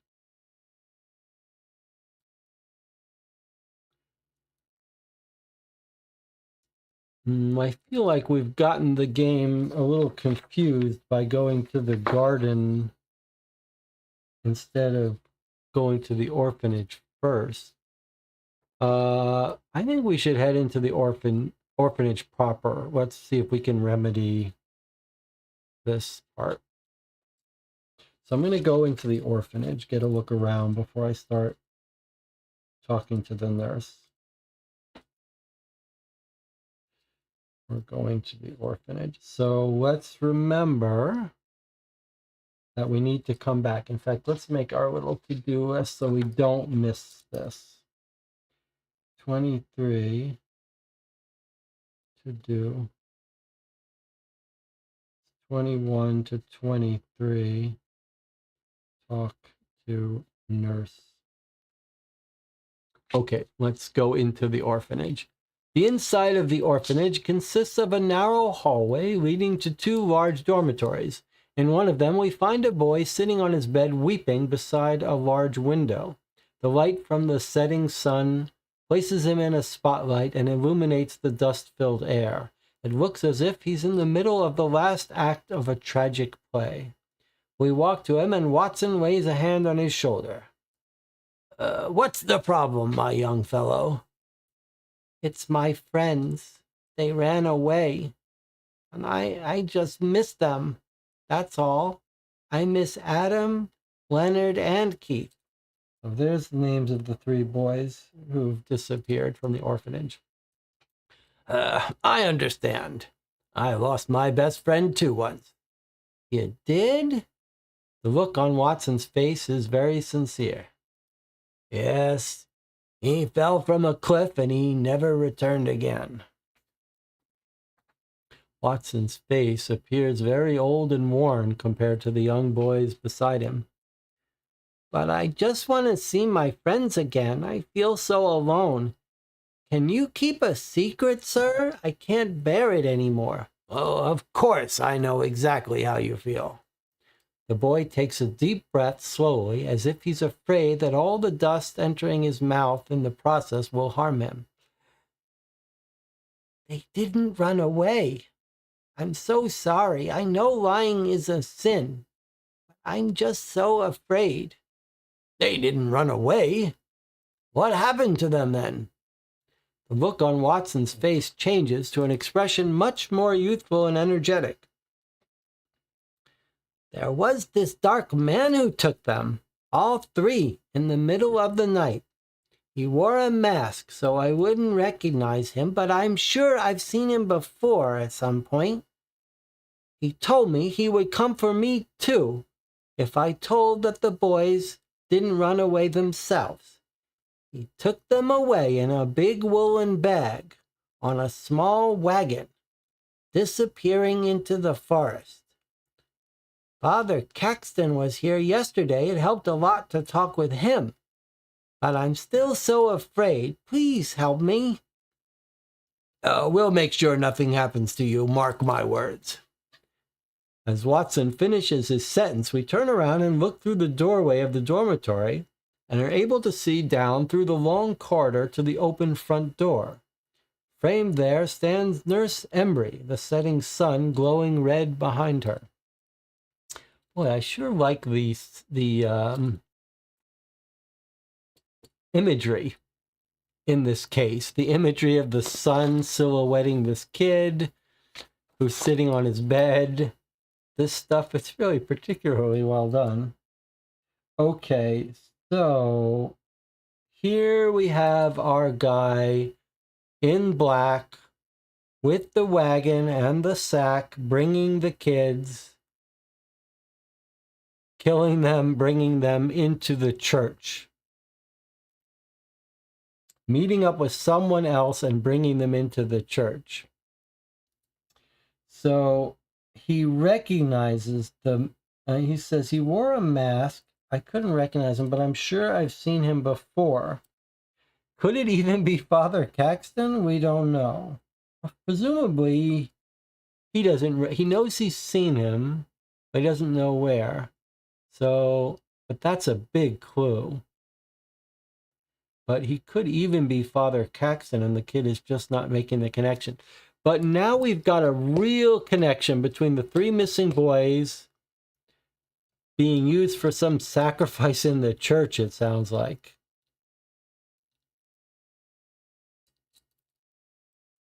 He took them away in a woolen bag. What does that mean? Don't you have to kill them first before you stick them in a bag? And they sounded dead when the other person saw, when the Bobo saw them being brought into the church. And then we've got Nurse Embry with the setting sun glowing red behind her. All right, now we can go to the orphanage garden, which we've already been, or talk to Nurse Embry. Surely we want to talk to Nurse Embry.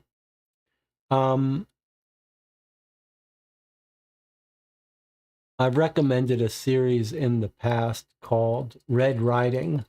There's a book trilogy called Red Riding that got made into movies, three made-for-TV movies called like Red Riding 1974, 19 whatever. Has anyone seen those? I really like them, the TV movies, and one of them stars one of my favorite actors who I discovered from that movie called Paddy Considine. And he's particularly good in that movie. And they're mysteries. They're really worth watching. So they're dark, but they fit the genre here. John says the 70s one with Andrew Garfield was my favorite. Yeah, that was a good. That was Andrew Garfield is the one where he's the reporter, I think. My favorite is the Paddy Considine one because I love Paddy Considine. Okay, back to the game here. Let's go talk to Nurse Embry. And then we don't need to record this one. Okay, so here we are, 23. Plus 20 minutes to talk to Nurse Embry.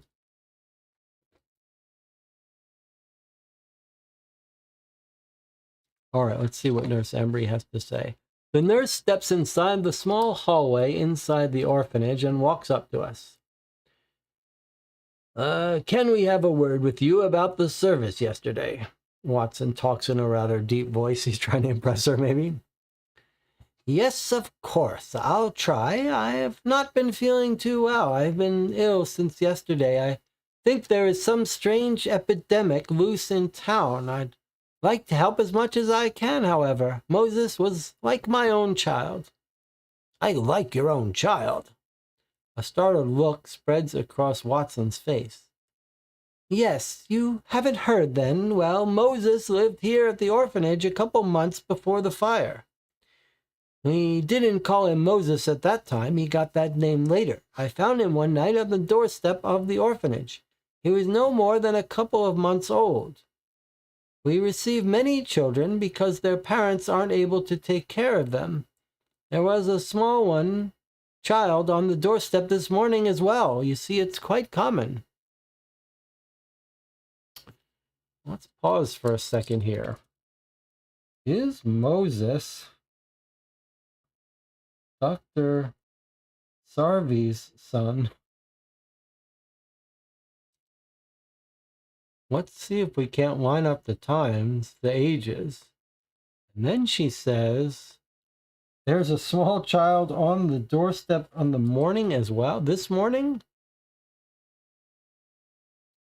Well, seems like a bit of a coincidence.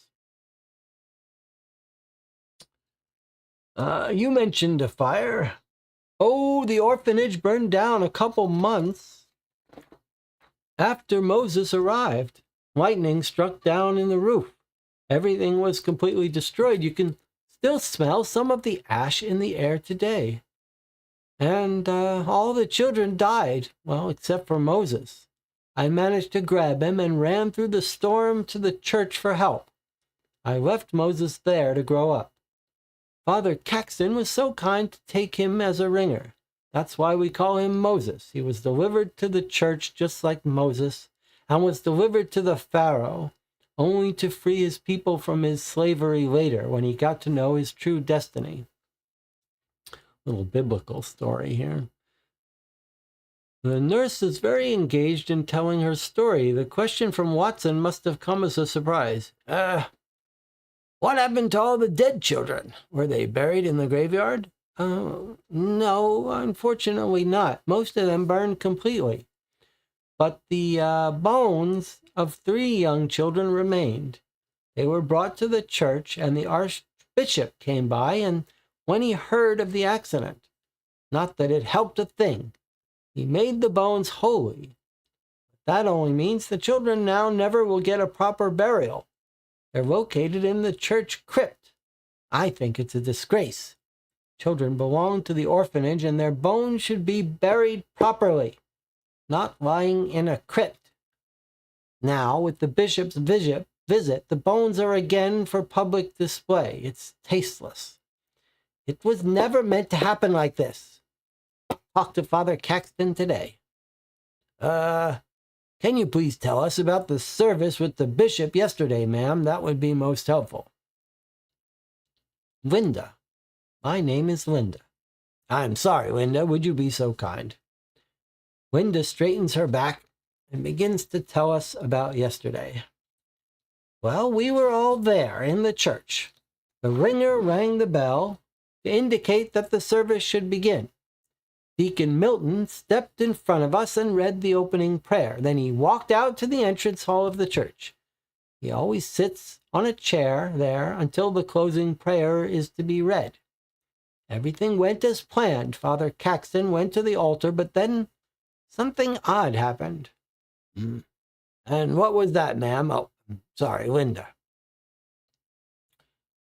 Well, the double door to the main church room blasted open, and an old woman entered dressed in gypsy clothes. She ran to the middle of the church. She threw some bones on the floor and began shouting something about evil being at large, and we were all doomed. Then the deacon came running and dragged her outside. That was when I looked across the room and saw the bishop's daughter, Donna Finley, weren't feeling well. She looked like she was going to faint. So you ran over to see her? Yes, exactly. She told me she needed some fresh air, so I helped her outside. Once outside, I saw the deacon chasing the gypsy toward the forest. Miss Finley told me she just needed some time on her own, so I left her outside and went in again. Linda looks up and down as if confused. When I was on my way back to the church main room, I went through the entrance hall. That was when a strange feeling struck me, I think. I sensed the presence of something, and then the door to the bell tower opened and closed. there was no one to be seen. Curious as I am, I went to the door and I looked into the tower. It was all dark, but again, no one to be seen except Moses's cat. I saw it climbing the bell rope to the hole in the roof that the bell rope passes through. Did you notice anything unusual in there? No, not at all. Everything was as it should be, and I remember that the trap door to the crypt was intact and closed. So you then went back to the main church room? Yes, I did. Caxton was about to give the altar wine and the wafer, and I quickly managed to join the rest at the altar. We sang a bit, and then the old bishop got some kind of seizure. Doctor ran to him and decided he needed his bag, so he went home for it. He returned some minutes later and treated the bishop. And that is all, Linda? Well, Mrs. Finley returned moments before the deacon came running back into the church, just in time to read his closing prayer. And that was when Moses should have rung his bell. In all the years I've attended church, he's never missed a ring. So I knew something must have been up. I guess all of us realized what must have happened. And what did you think had happened? He must have hung himself during the service. Unfortunately, I have no idea when. I'm sure Moses put the noose around his neck and broke the trapdoor in the bell tower by stamping on it. I heard him breaking it sometime during the service. Well, what happened then? There was a sudden turmoil, and the deacon tried to calm everyone down. Caxton and Milton then ran to the tower to free poor Moses, the bell ringing in the process. But there was no way they could get him down. The rope was too tight. It's so sad, so sad. Why hang yourself at such a young age? I don't get it. I really don't. I'm not feeling that well. Must be that strange disease. It's all right, ma'am. We'll get to the bottom of this, rest assured. All right, so we've already gone to the orphanage garden, and we've gone inside the orphanage and talked to the boy. So the only thing left for us is to leave. But let's talk about this first. So Jonathan's theory is exactly right, that the deacon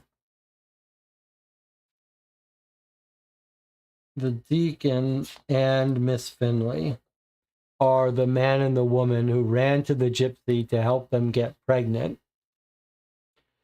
It's the daughter of the bishop, Miss Finley. The bishop's daughter, Miss Finley. Donna Finley. All right, I can't wait to talk to Donna about all this. But there's this strange thing. Is it possible that the hanging is an accident? I'd like to hear someone tell us about the rope, the being around his neck, because we're told this thing about how the cat was climbing up the rope. And it almost sounded like, did Moses try to grab the cat and hit the trap door and just fell by accident?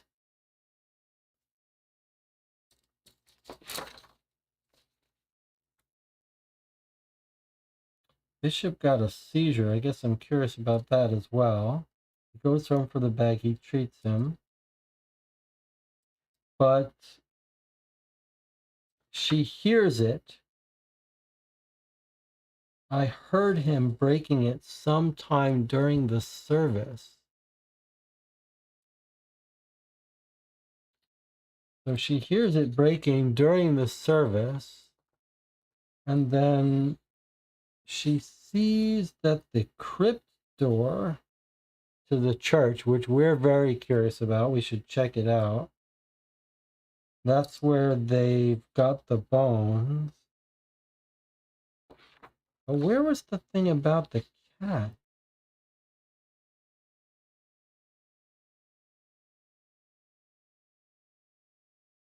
There was no one to be seen. I went to the door and looked in the tower. It was all dark, except Moses's cat. I saw it climbing the rope to the hole in the roof that the bell rope passes through. So the cat has climbed up into the room where Moses hangs out and rings. And I wonder if he stepped on it by accident. It says a noose, so it's not an accident. Okay, let's just keep our eyes open for that. I would like some confirmation. All right, here we are. There's nothing to do but leave. So let's go to 24 and leave here, which is right here. Duration none. We leave the sound of playing children behind us and walk with the sunset in front of us. What's the matter with this case? I don't like the feeling of all this. I sense troubled souls all around me. Watson feels a tear on his cheek, but wipes it away with a swift movement of his hand. I will get to the bottom of this at all costs. Okay, so we're finally broken free. We are now on our own. 2.5 hours in, we're broken free. That's kind of, I like that. I don't think there's anything wrong with that. Razorhurst had a similar thing where you spend a good chunk in the introduction walking through some places. All right, well, we have been to the orphanage, but not through the front door. And ditto with the forest. We've been there, but not through the front main entrance. We've got the telegraph office if we have something to request for help from, but we don't really have anything yet, although we could go there to find out our options.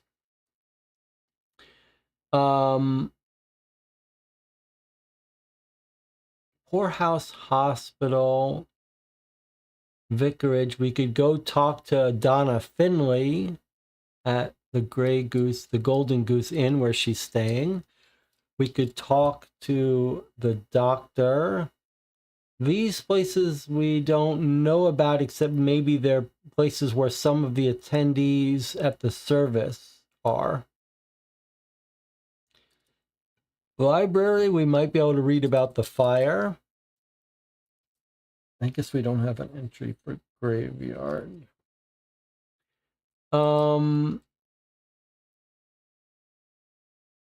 I guess I'd be inclined to see if we can track down our patient, which I think is not going to be a dead body that they sacrificed, but maybe the person who was doing the sacrificing there, maybe a mental patient.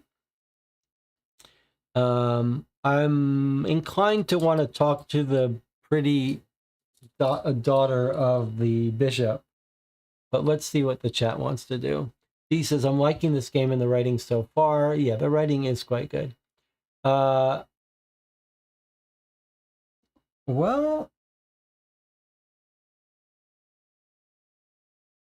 the church we already went to. No, I don't think there's a reason to go back. Although, I want to go into the crypt. Did we miss the opportunity to go into the crypt? Let me just see this. Turn this away while I do. I don't think we had an option to go into the crypt.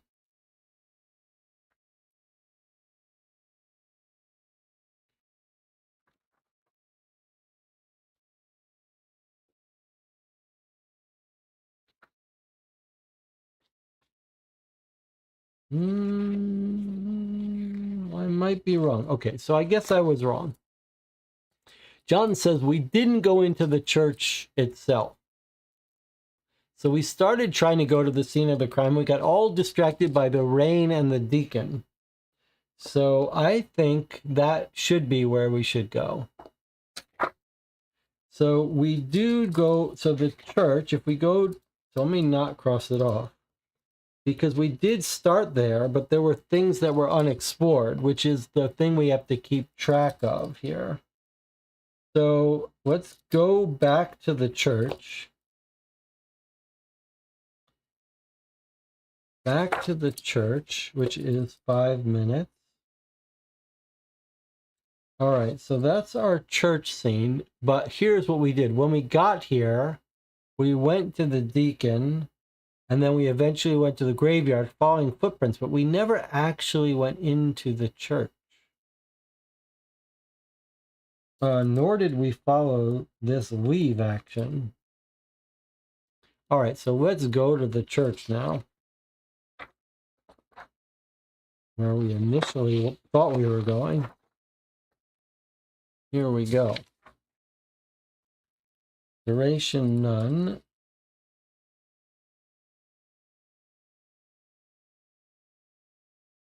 We find Officer Beadle from the Scotland Yard standing outside the large wooden doors to the church.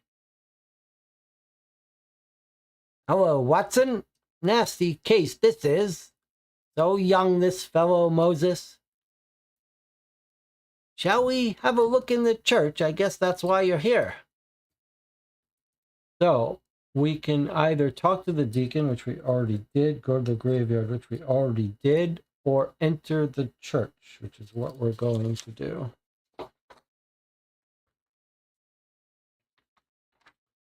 Duration 5 minutes. In the church now.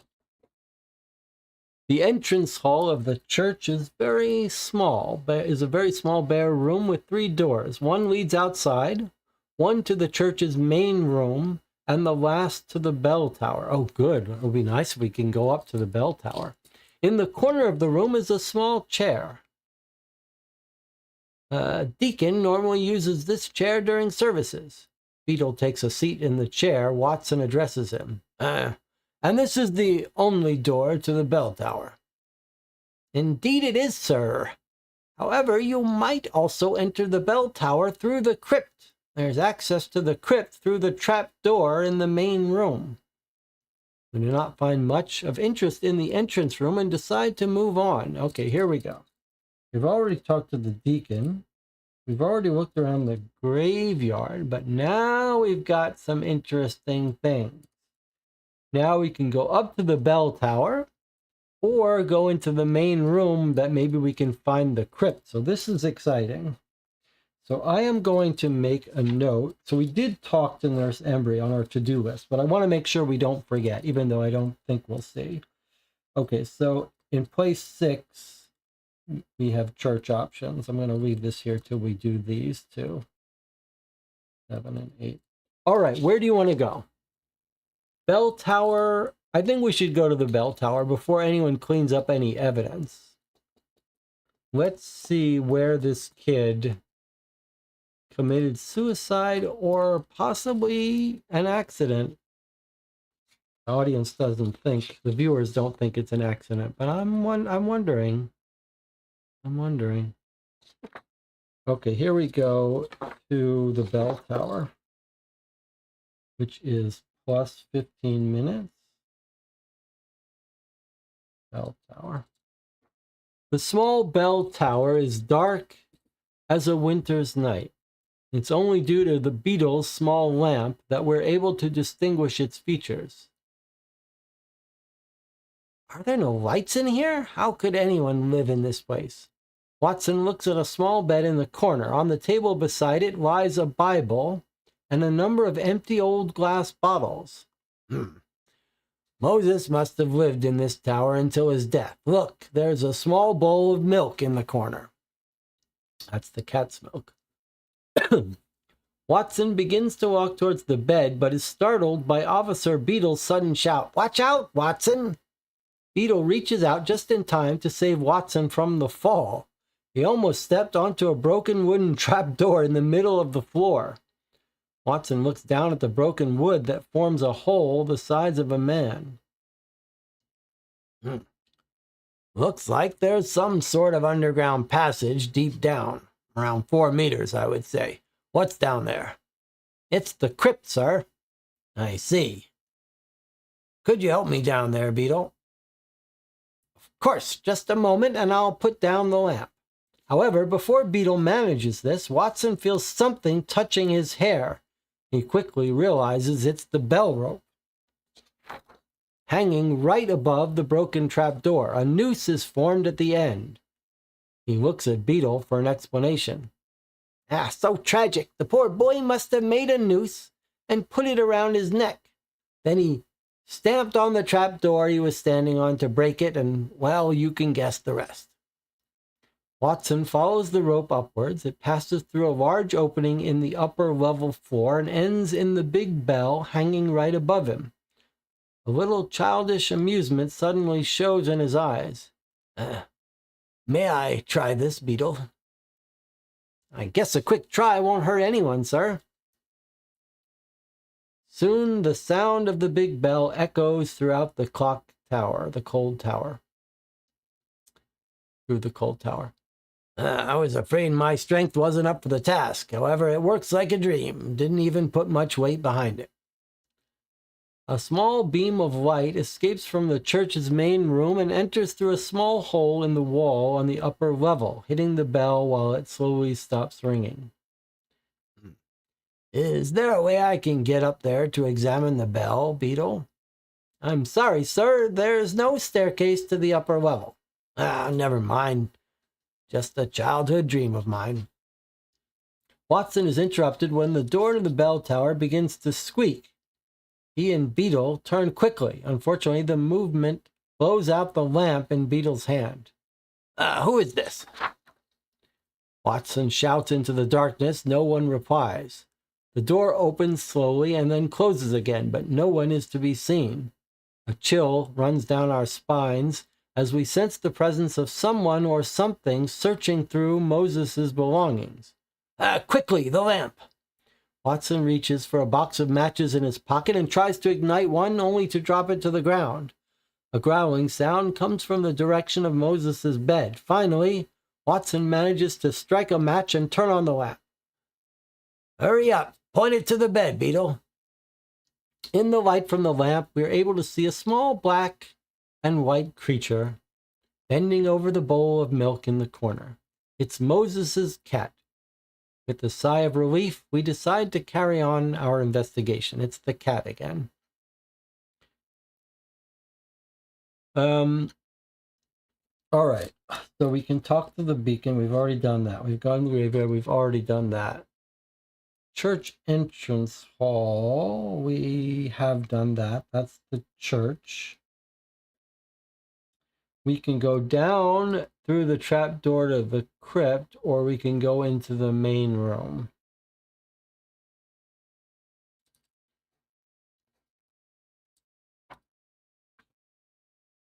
So number 7 has a crypt. I guess we're going to go to the crypt now. You guys still don't believe me that there was some accident with the cat? But why would there be a noose around the bell? But maybe it's just how he made a little noose so he could pull it. Oh, don't read this.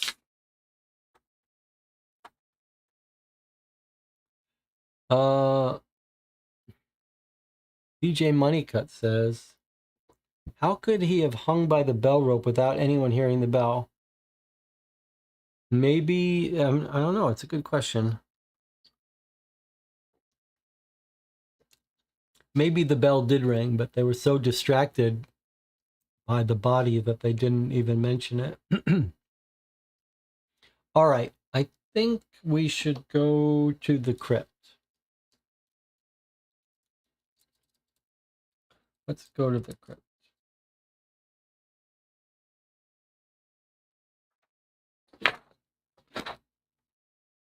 All right, so the crypt is plus 10 minutes.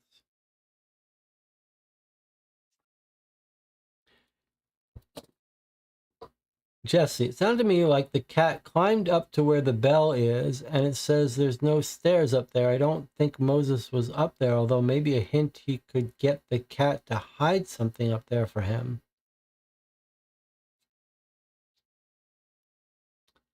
So you're saying the cat climbed up to the bell and we can't get up there. That's an interesting point. And you said maybe you got the cat to hide something. I don't know about that, but maybe the cat did bring something up there. DJ Moneycat says they did make a point of saying they didn't hear the bell. Moses never missed ringing the bell.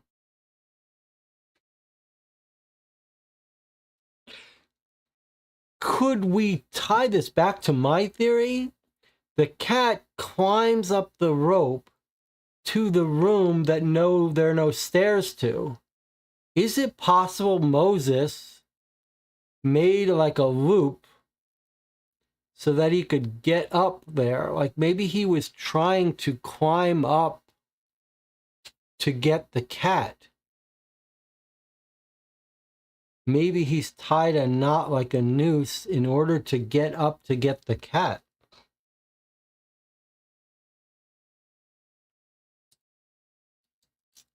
All right, let's keep reading. I'm going to have to find a different voice for Watson. That Watson voice is not easy to do. No, I mean, it's easy to do, but it does a number on the voice, on the throat. Okay. We're helped down into the crypt by Beetle, and once our eyes have been accustomed to the dark, we're able to take a look around.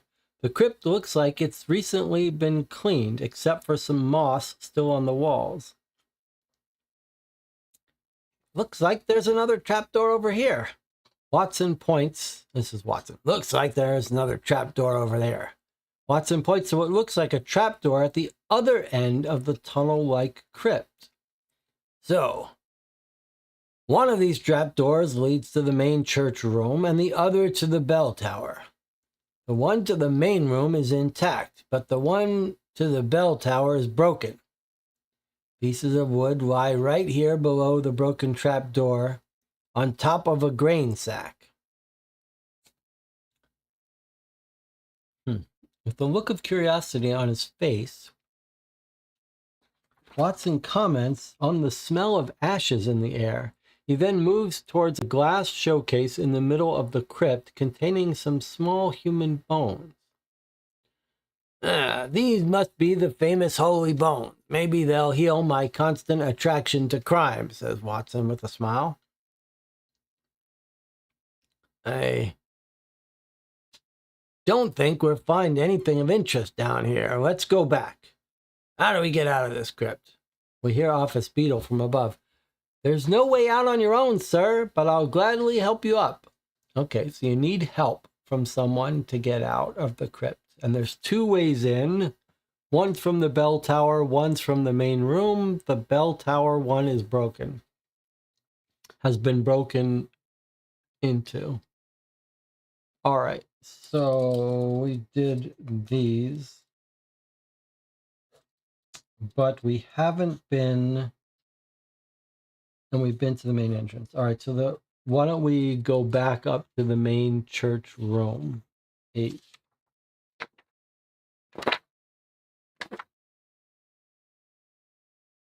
All right, so this is our last, this should be the last of our church. So I guess there was a clue there. Maybe I should look at it before we finish it. So where was sorry, don't read the stuff that's not for us. So there's a grain sack. I don't know what that's all about. But Watson comments on the smell of ashes in the air. That's weird. All right, now we're going to the main room. The main church room is deceptively small, claustrophobic room with a few rows of wooden pews that allow the sitters to watch the altar, which is covered in a large red cloth. Officer Beetle shows us around the room. What's that in the small cupboard over here beside the altar? Watson looks with interest at a small bottle in a cupboard that hangs on the wall, which is locked with a small padlock.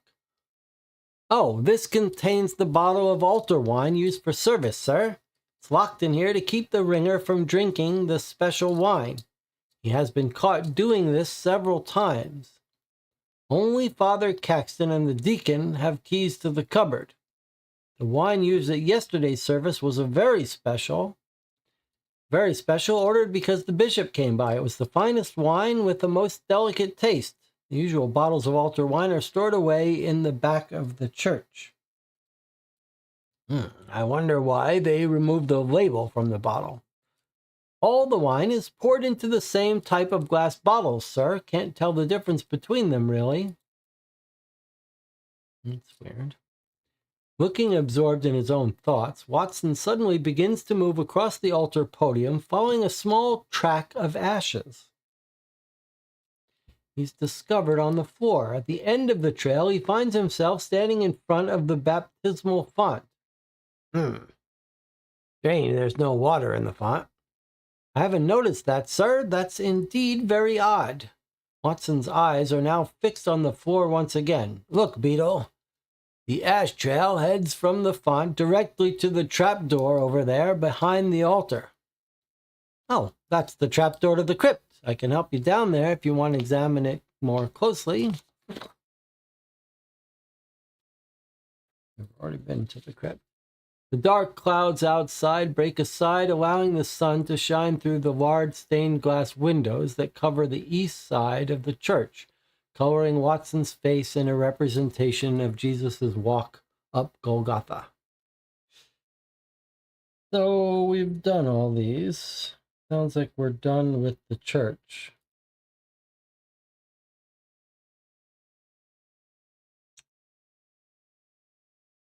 So there's a trail of ashes.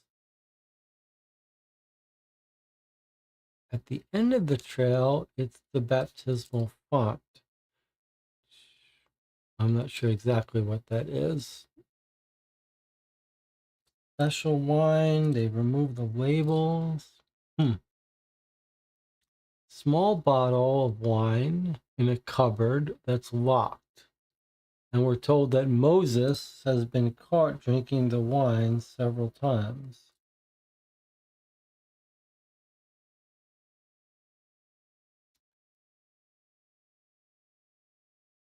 I'm starting to be afraid that this wine is like blood, the blood of the children. What if Moses drank it and then realized what he's done, committed suicide? Follows the ashes, and he says there's no water. Not sure what that's about. He says it is odd that there's no water. The ash shell heads from the font to the trap door.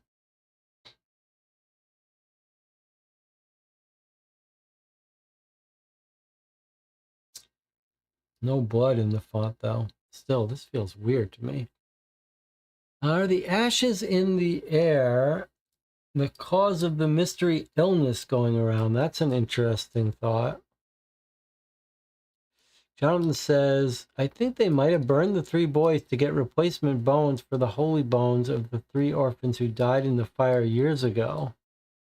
That is an interesting theory. Okay, let's leave the church area. That means we go to 5. There's nothing else for us to do. So 5 has duration none. We walk down the small hill that overlooks the entire town of Ringleton. We look back on the ominous church that's almost covered by a layer of fog, determined to find out what happened to the dead bell ringer. And now we're on our own again. All right, let's look at our location. So now we have properly finished off the church. And we haven't gone into the orphanage's front door, which we could. I mean, the things that jump out to me are the doctor to find out if Moses was his son, the beautiful Mrs. Finley, the hospital to see if they can tell us anything about the patient's tag number that we found on the altar. We could go to the orphanage the last place that we didn't go to, the different way to get in through the front door, I guess.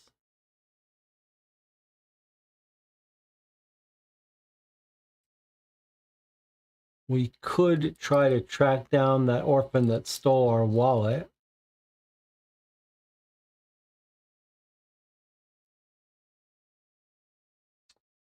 If we believe that there's something evil going on at the church, what was the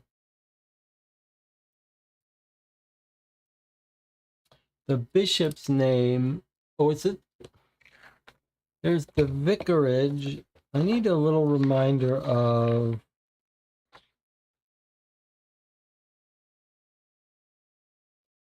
the vicar is Caxton. Okay, so he's the guy that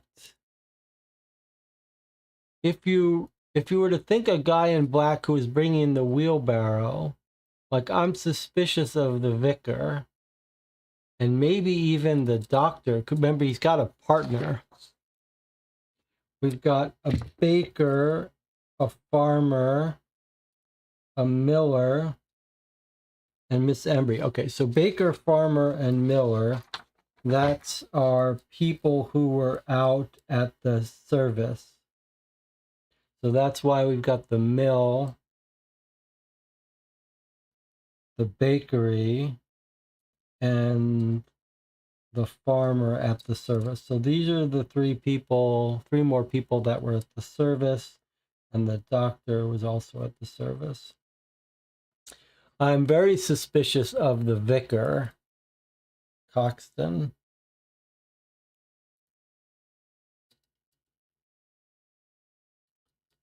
Hospital of Vicar.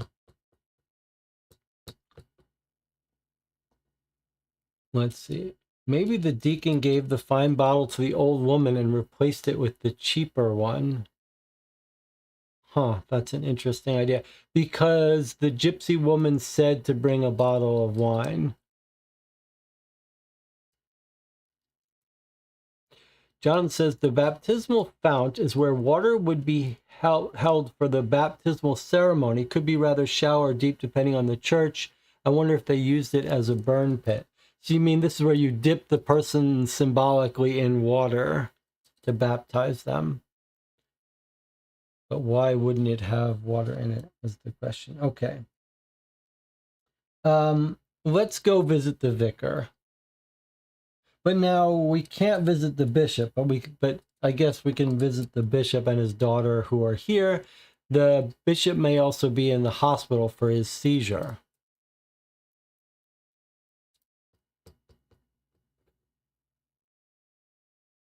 All right, let's go talk to the vicar, 56.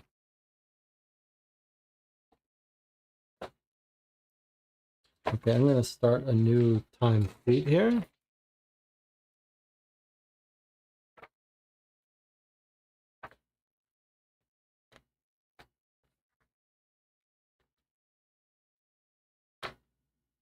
Maybe it's time for us to take a break. Okay. We'll take a break. We'll come back and we'll talk to the vicar. I'll see you in 8 minutes.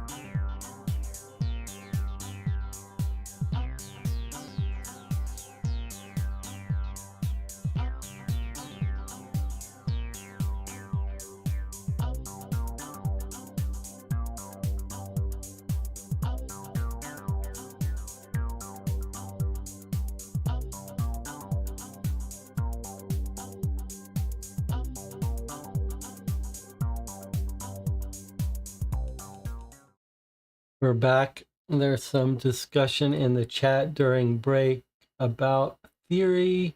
Jonathan was saying he thinks that someone could go through the trap door.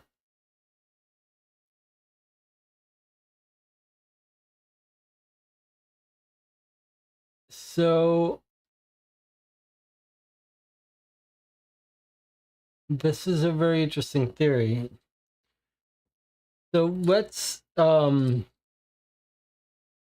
what I think it would be helpful to do is to draw a diagram of what I think is being explaining this.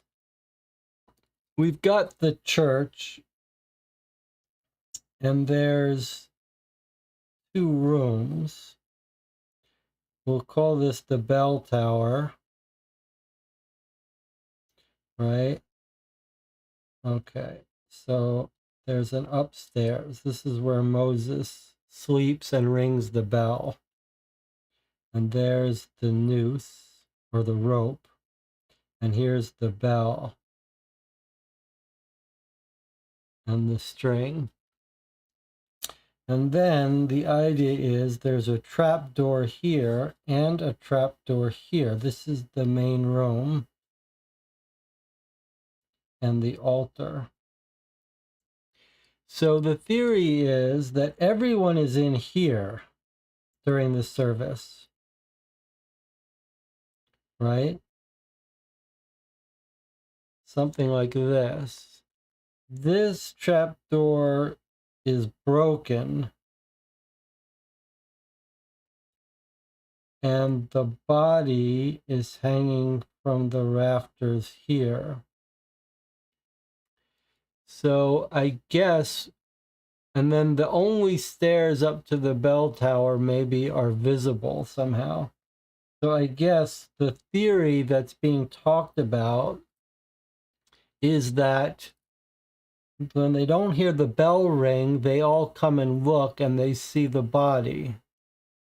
But we see a broken trap door on the floor, and down in the crypt, there's 2 trap doors to the crypt.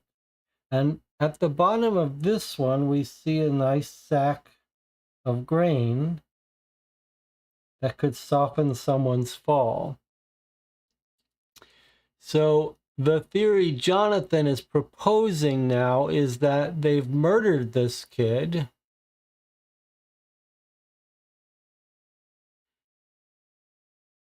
It seems awfully like a lot of work to go through, but the theory that Jonathan has been proposing is that someone up here has jumped down through the trap door,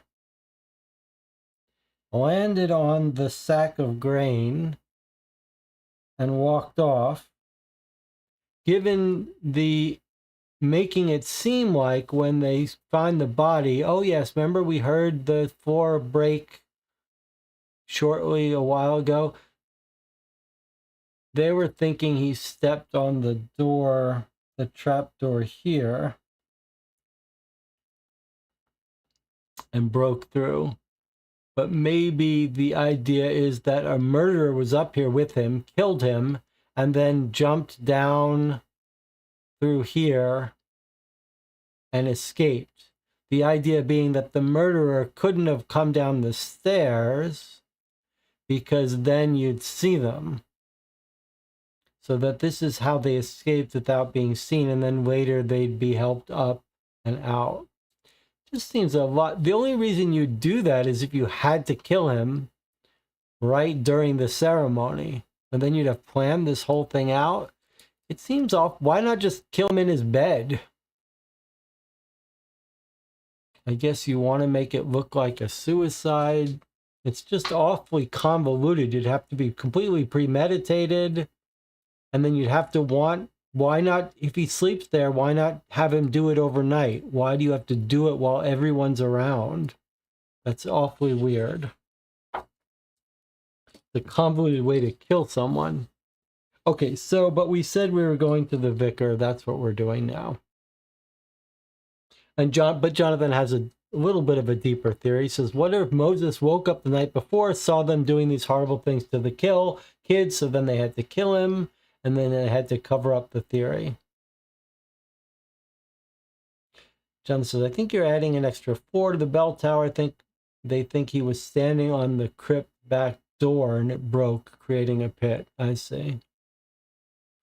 Interesting. Okay, let's continue. So we're going to location 56 plus 5 minutes. This is the vicarage. The vicarage lies right behind the church and is a beautiful old cottage with a straw-made roof. We're greeted at the door by Father Caxton, a thin man dressed in black clothes. Is that our man in black? He shows us to the living room, and once we're seated, he turns to Watson. Do you like anything to drink? Yes. Tea would be very nice. I'll be right back then when the tea is done. Caxton walks through the kitchen door and closes it gently behind him. Not a second after he's disappeared, Watson quickly rises from his chair and hurries to a small trap door in the corner of the room. Quickly, you, I need your help with this one. Together, we manage to get the door open to reveal a small staircase leaning down below.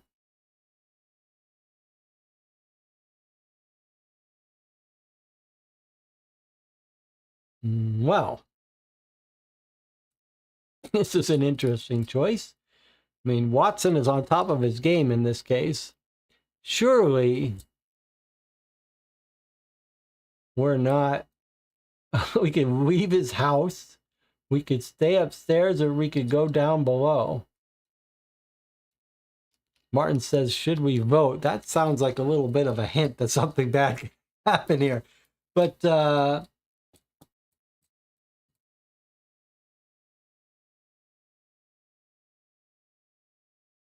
surely we're going downstairs. All right, we could have a vote. I mean, surely we're going downstairs, right? But this could be our evil guy. He's going to be pretty mad at us, but how could we not go downstairs? I mean, Watson is like, let's go. There's multiple of us. He's going to have a hard time taking care of a whole group of us. And we will be noticed, unlike some orphans. Crypt connects to the church vicarage. I wouldn't be surprised, yeah. Dorp says, what, we're going to go downstairs when he could come back and close it on us? That's a little scary. I mean, we could stay upstairs and ask him about it, but what if he says you can't go in? How are we going to explain this to him, though?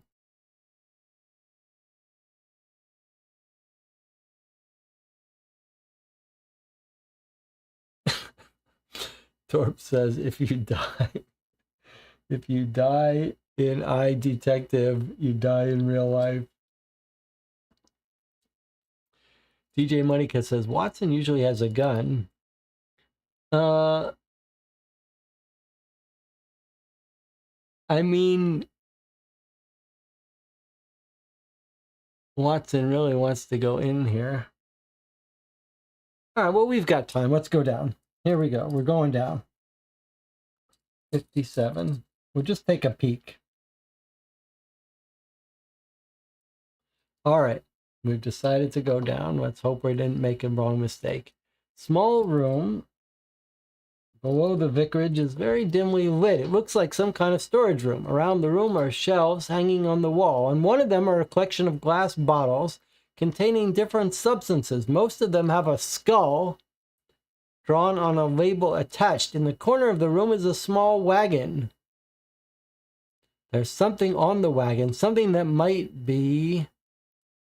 You're disturbed by sounds coming from upstairs. But what is that over there on the wagon? Could it be... No, boy. All right, we have got a choice now. We can look at the wagon or go upstairs. This is great. All right, don't look, don't read. Don't read. We really got to hide this now. This is important. All right. So, boy, this does feel like the scene where you get killed.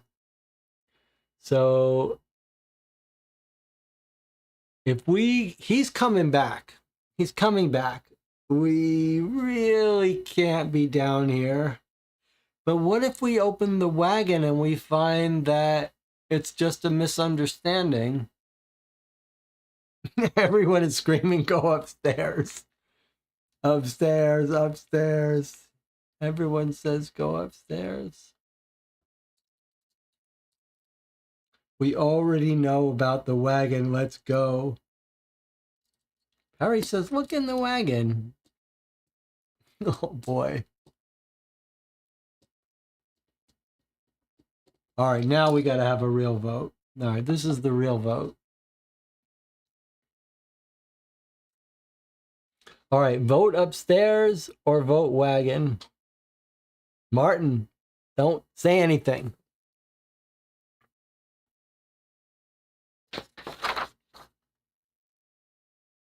There's the entry.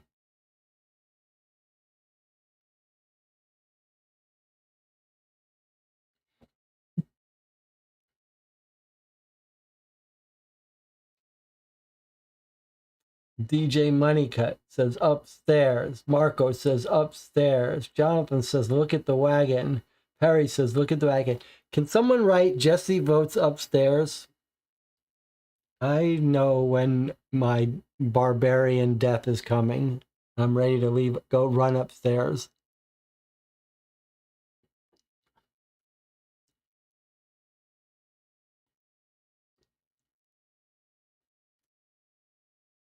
We've got 4 upstairs and 2 death wish wagons.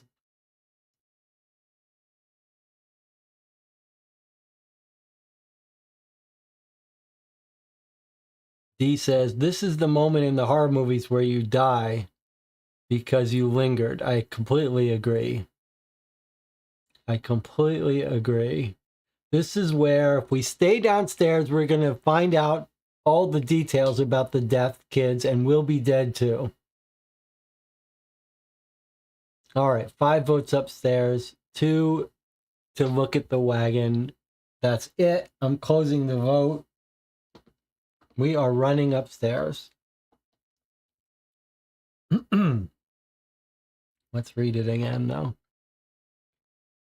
Around the room are shelves hanging on the wall, and one of them are a collection of glass bottles containing different substances. Most of them have a skull drawn on a label attached. In the corner of the room is a small wagon. There's something on the wagon, something that might be... You're disturbed by sounds coming from upstairs, but what is that over there on the wagon? Could it be... Okay, so we have decided to run upstairs. So we're doing the 59.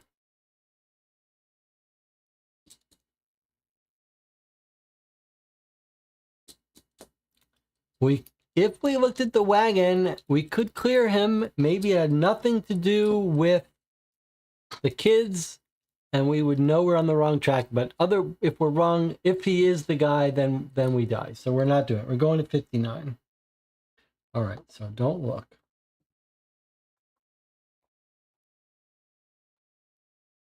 All right, here we go. 59. We managed to get seated again just in time before Caxton returns from the kitchen with a tray of tea and biscuits.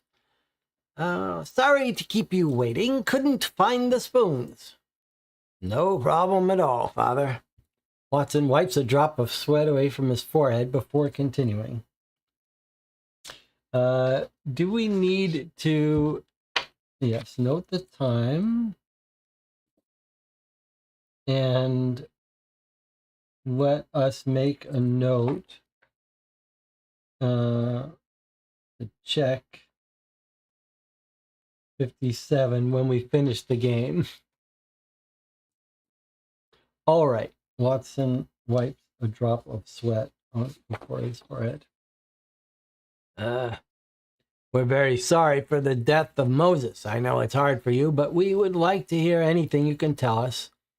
about the events of yesterday's service or anything that might help us.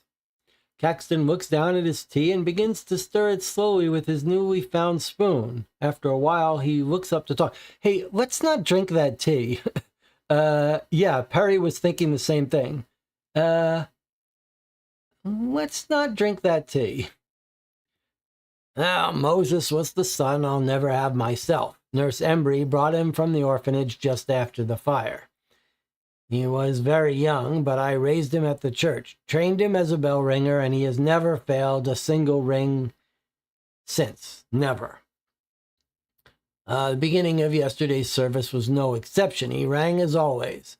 However, he did not ring the bell when service ended. Oh, this is the vicar, sorry. He did not ring the bell when service ended. I knew something must have gone wrong. Watson raises his hand to stop Caxton. Wait. Can you please tell us what happened during the service? We need to learn everything that you found to be out of the ordinary. Oh, there were plenty of things. For one, the bishop was in the church with his daughter, so the service was not a regular one. I even bought a single bottle of fine altar wine to serve at the service. It began well, but then after the opening prayer, an old woman, I think she must be one of those gypsies from the forest, came running up the center aisle and started to throw what looked like small bones out on the floor, shouting about the whole village being doomed. She then ran out the front door again. I think Milton ran after her. He seemed too much for the bishop's daughter. It all seemed too much for the bishop's daughter, who suddenly fainted. Luckily, Nurse Embry was able to help her outside when she got some fresh air. I think she was sitting there for the remainder of the service. The nurse joined us again a couple minutes later. I remember the bishop getting some kind of stroke, at some point during the service as well. Dr. Sarvey managed to treat him after he had returned home for his bag. I wonder if our vicar didn't poison the bishop.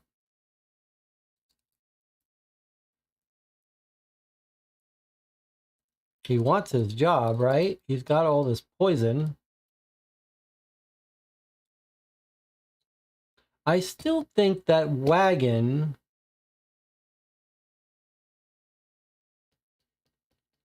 I think that wagon could be like false alarm. I'm not sure that the wagon had kids in it. Let's keep an open mind.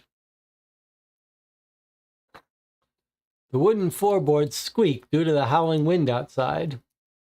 Later, when Milton came running back from his chase and read the closing prayer, Moses should have rung the bell, but he didn't.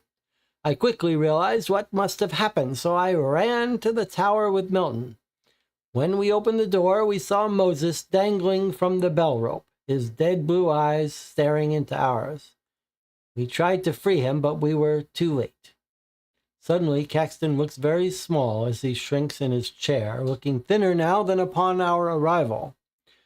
Watson is about to say something, but pauses for a moment. Then he speaks. Have no worries, Father. We'll see to that justice is done to whoever did this. Caxton looks up, and in short time his eyes meet Watson's. Only God is able to judge.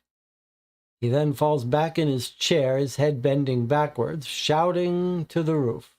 He was like a son to me. How could you? As if he had forgotten his visitors for a moment and suddenly realizes they are still there, he returns to Watson. Oh, please leave me. I'll have to pray.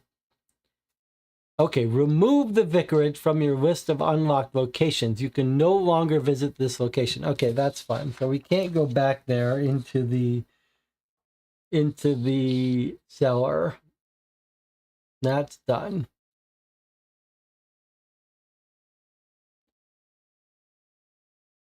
That was a fun decision. That was actually a very well done decision. Okay. Do we believe him? Is this an act?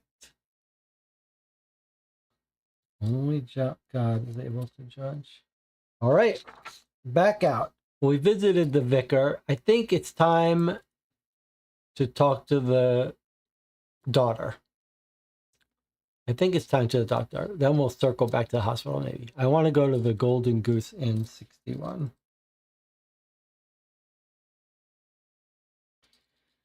I want to talk to Miss Finley.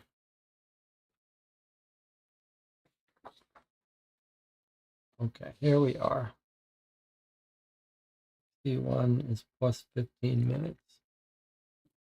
After talking with the innkeeper at the Golden Goose Inn, we are shown to one of the rooms upstairs. It's small and the brown curtains are partly drawn across the only window in the room located just opposite us. Sitting on the bed in the corner, we see a beautiful young lady, Donna Finley, the bishop's daughter. How did I know she was going to be beautiful? Miss Finley, we know about your father, but there are some questions we'll have to ask regarding the death of Moses yesterday.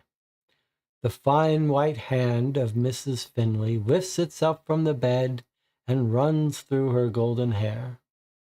I do understand. I'll do whatever I can to help you.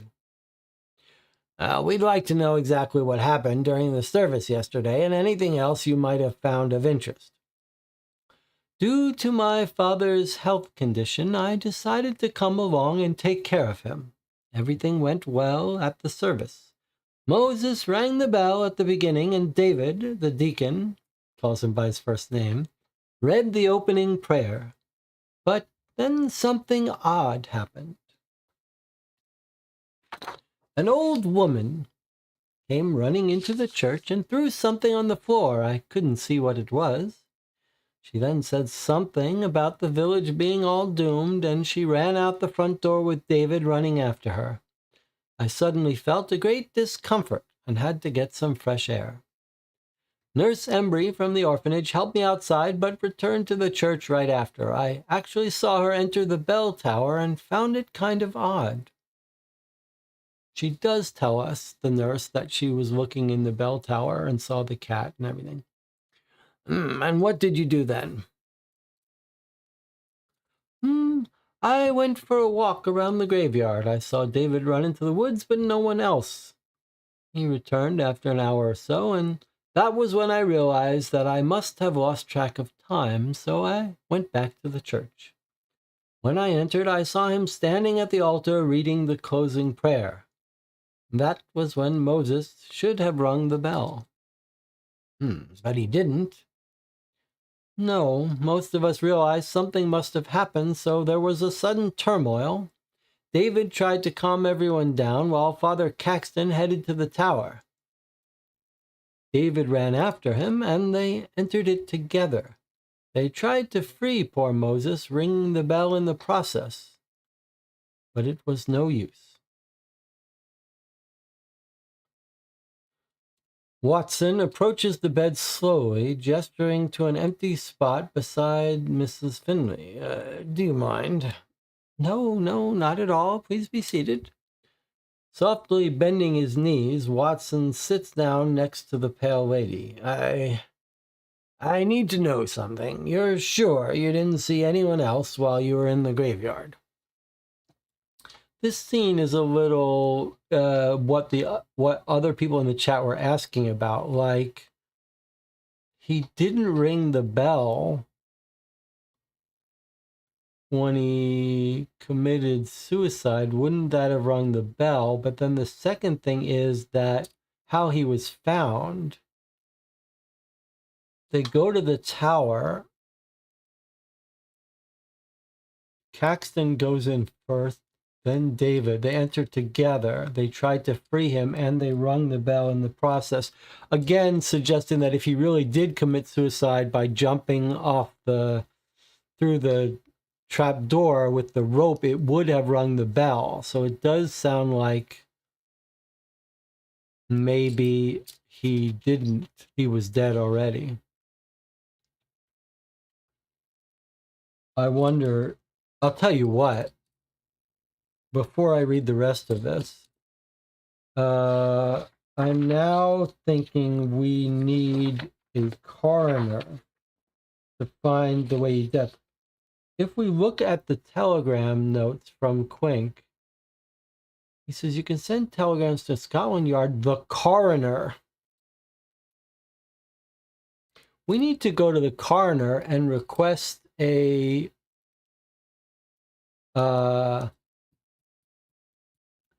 request an autopsy. And Watson also said it didn't take much. The chat says Watson also said it didn't take much to force the bell to ring. Okay, so I think the group was right to say that the bell didn't ring when he was hanging from it, and he should have.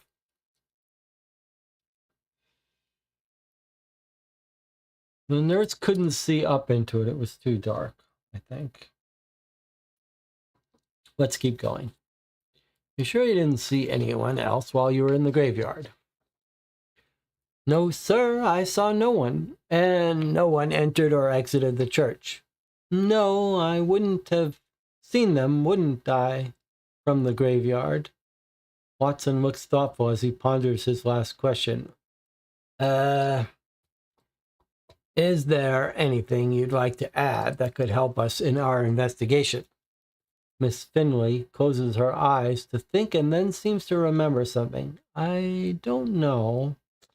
It might be irrelevant, but I heard the nurse from the orphanage talk to Moses here at the inn on the day of our arrival. Must have been 4 days ago. She was saying something like, we'll have to do something about it. It is tasteless. I remember Moses replying that whatever it was, she was right. Let's do it tonight when it's dark. We'll have to be 2. No one will notice before sunrise, and at that time it will be too late. It seems they agreed on whatever the plan was, but really could be anything. Not sure it's even relevant. I wonder if this means like the poison is tasteless.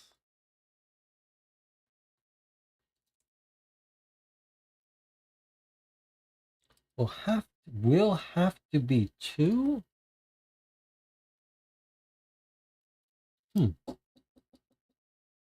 one will notice before sunrise, and at that time it will be too late. Quick to get up, Watson is already at the door, ready to leave. You've been most helpful, miss. Thank you. Okay, and then we're back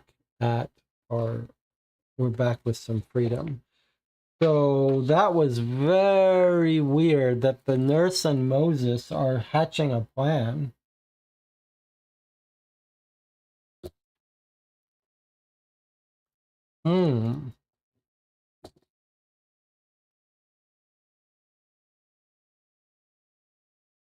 I think we need to go to the telegraph office, see if we can get to a coroner. The chat says they're talking about stealing the bones and burying them.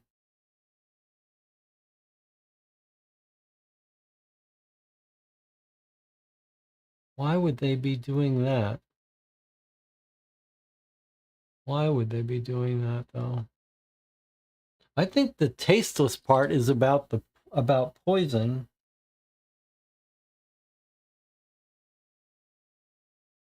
All right, I think we need to go to the telegraph office and see if we can't order an autopsy.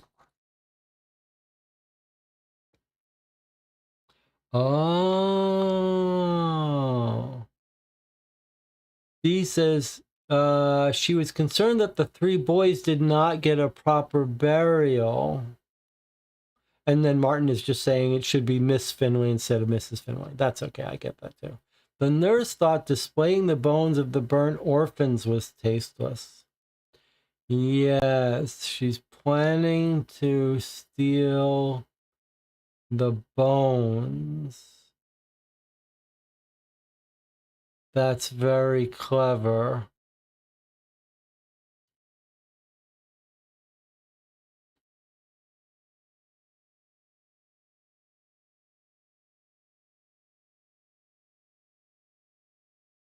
Huh.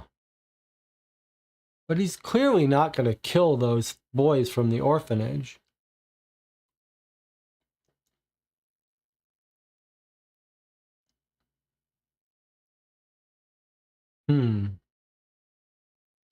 So I think that wagon might have been used to bring in the sack of grain, not a sack of boys.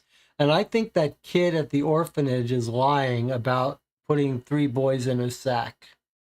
I think the wagon and the sack.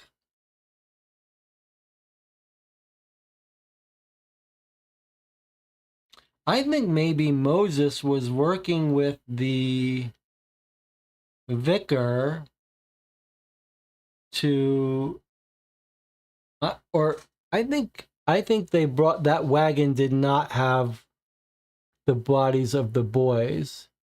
I think it was bringing the sack of grain.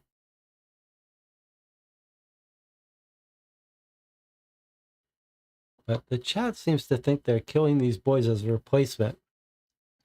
John says, so if she and Moses stole the original bones, maybe the vicar and others murdered to replace them with new bones. I'm starting to think not. He says, yes, they were trying to impress the bishop, and the key for Craxton to succeed him is the relics. They needed to replace the bones for the bishop. I think they poisoned the bishop so that he wouldn't see the bones. Dee says, it was mentioned earlier that Craxton has a great chance because they're the only ones in the area with relics. Jonathan says, I think there are 2 crimes. The nurse and Moses stole the bones to give them a burial.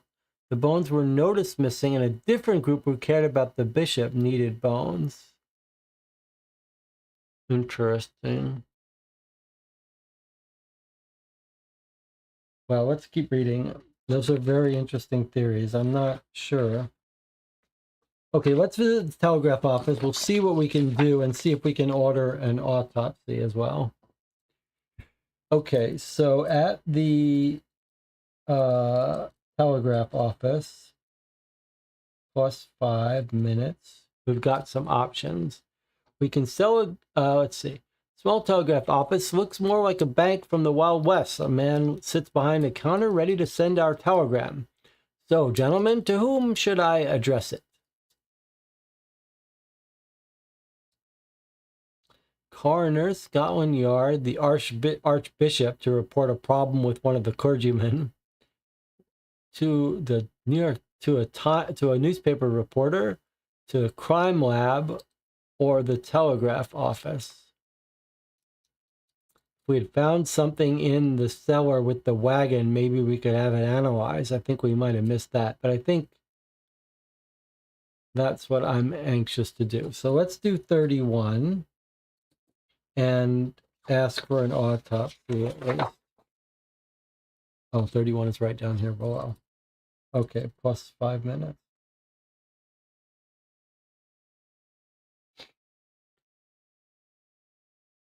Ah, the Chief Coroner of London. What do you request of him, then? We'd like to hear if he can tell us anything about Moses, anything at all about the conditions of his body and the circumstances of his death. The small man taps vigorously on the telegraph machine and then returns to us. So it is done, sirs. I'll make our boy locate you with the telegram once we get a reply. He'll be with you within the hour. Is there anything else I can do for you? No thanks. We'll get back to you later if we need anything. When you've investigated for another 30 minutes, you are allowed to peek at entry 41. Write this down on your timesheet so you'll remember. Lock the telegraph office for now. Remove it from your unlocked locations. You cannot visit it until it's again unlocked. Interesting. So we were allowed 1 visit to the telegraph office. We'll consider it locked now. And then we'll make a note. Well, I love this mechanic. I think this is a fantastic idea. And we're told in, I'll make a note here on our list. After 30, read telegram 41. Okay, so after 30 minutes forward here, we'll get to read that telegram. Love it. Okay, now, where to next? We can't go to the crime lab again. We could, but the chat, Marco says we could try to analyze the blood we found on the altar. That's a good point. Okay, let's go to the hospital. I wonder if we're going to find a dead corpse was taken from the hospital. That would get you bones without having to kill any kids. Let's go to the hospital. 53.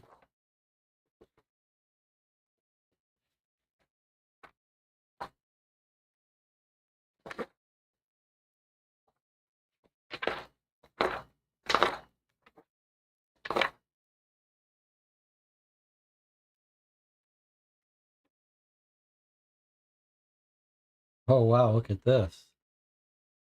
Now things suddenly got interesting. If the total time you have investigated so far is less than 3 hours, we get 55. If it's more than 3 hours, go to 54. Well, that's an interesting question. How long has it been? Well, let's see. All we care about is if it's been 3 hours. Or should we count our clock time? Our clock time has been just about 3.5 hours, but less than that if you don't count breaks. But if we were counting this, 30, 45, 50, 65, 70, 80, 90, 100, 120, 125, 130, 145, 155, 165, 170, 175, 190, 225. So 225 is more than 3 hours. So let's just consider it more than 3 hours. Okay. So we have to go to 54, not 55. Let's see what happens.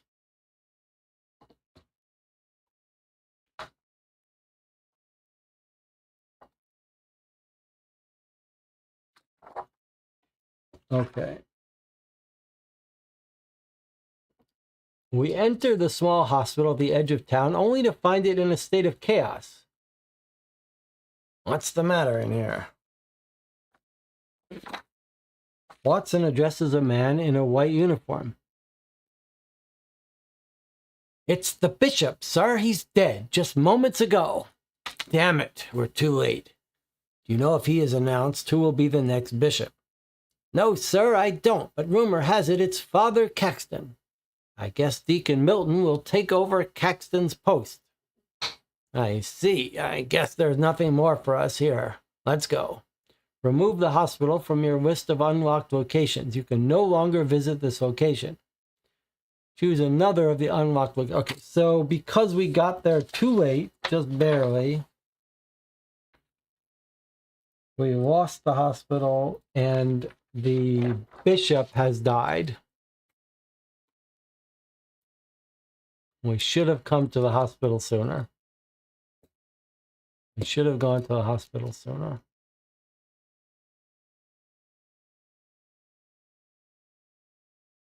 Rumor has it it's Father Caxton. Interesting.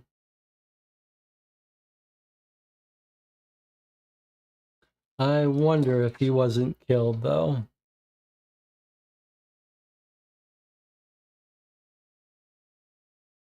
All right. Well, did time pass? Let's see. 5 minutes passed.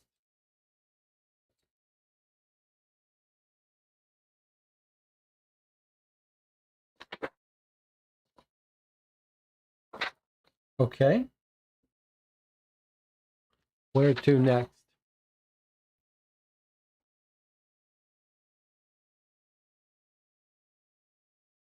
How about the doctor who cared for him? There we go. 62. Let's do that.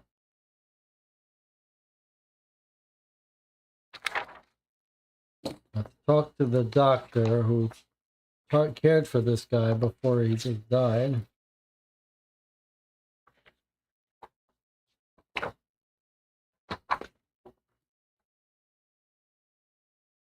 Okay, 10 minutes.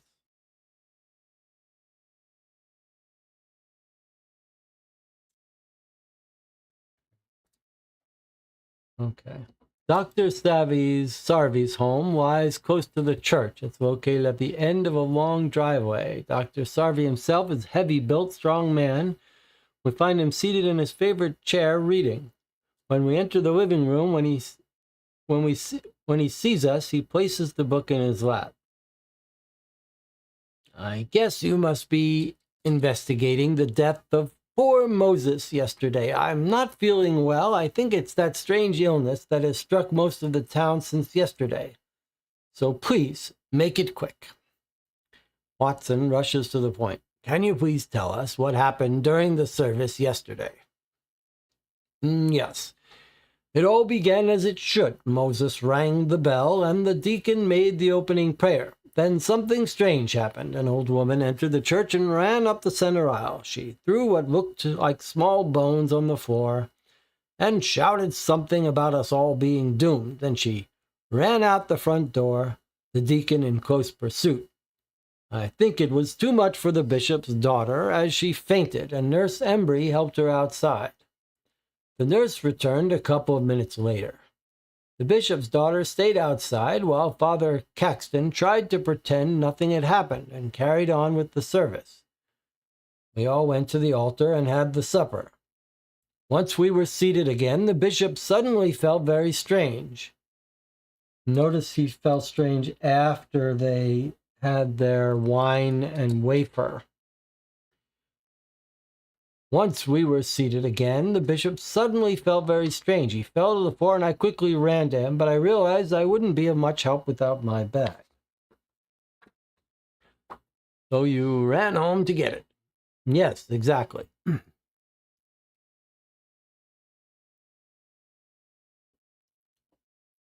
I returned as fast as possible and treated the bishop. Luckily, it wasn't too serious. Do you know what caused the stroke? No, not at all, but the bishop was very weak when he arrived here. Maybe the strange illness that have struck us all took a hard toll on him. Perhaps. What happened when you got back? Around an hour after the bishop's stroke, the service should end. I remember Milton came running in and read the closing prayer. I guess he was very exhausted from chasing the old woman. The bishop's daughter entered in the middle of the prayer, and at the end of the prayer it happened. Moses should have rung the bell to indicate the end of service. However, he didn't. There was turmoil, and Milton tried to calm everyone down. Father Caxton ran to the tower, and Milton joined him. They entered and tried to free poor Moses, ringing the bell in the process, but it was no avail. It was to no avail. I could see it in their faces when they returned. I understand. You know any... Watson stops as Dr. Sarvi bends over crying. His body is shaking wildly, as if possessed by some sort of evil spirit. Doctor, are you all right? Slowly the shaking stops and Sarvi straightens out again. I'm sorry, it's just... Moses was my son. Even though he was drinking too much from time to time, I still loved him. I left him at the orphanage just after his mother died. I couldn't raise him all on my own. Now God has taken him from me. Taken from me not only my wife, but also my son. All the persons I loved are gone forever. Sarvi's body now cramps as he falls to the floor. Please, leave me alone. Reluctant to leave the hurt man on his own, we slowly withdraw and soon find us walking down the long driveway again. It looks like it continues indefinitely into the distance. Okay. I think I understand now what's happened. And I thought of it before what we just read, but now that I read it, I'm more convinced. But let us note first that he was his son, as we expected. Now, what was in here that made me think that we figured out something? Let's see if the chat can get it. I could look for a wallet. Marco says, if we think the wine was placed, then the poison was on the wafer. So I have a theory now that ties into a theory that the channel had, but is slightly different. Does anyone want to guess what my theory is going to be? Let's see if someone can guess.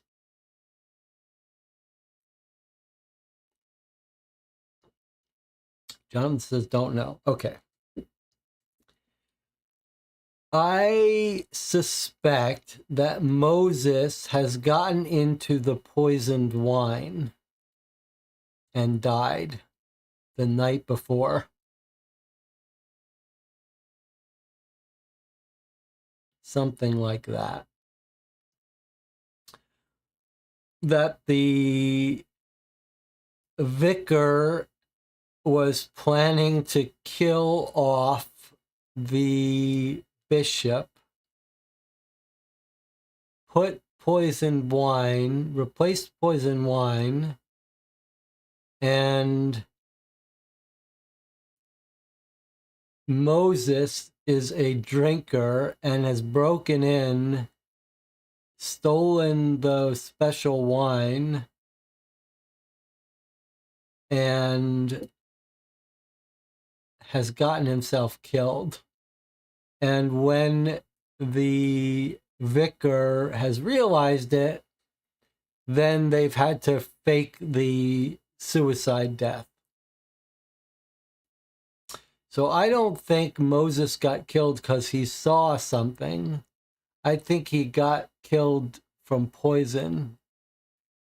Because they've got to make it look like suicide. If it's poison, then they'll know they'll figure out he drank the wine. Why was the wine poisoned? It's because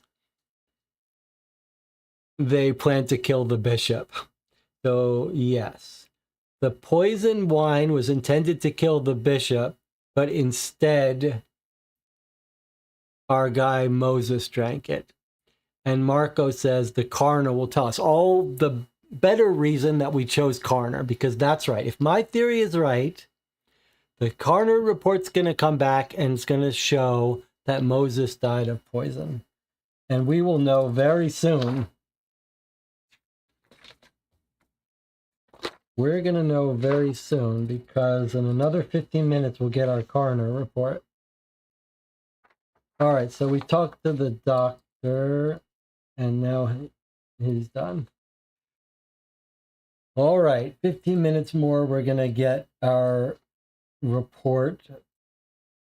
So I think let's go get our wallet back before we wrap this case up.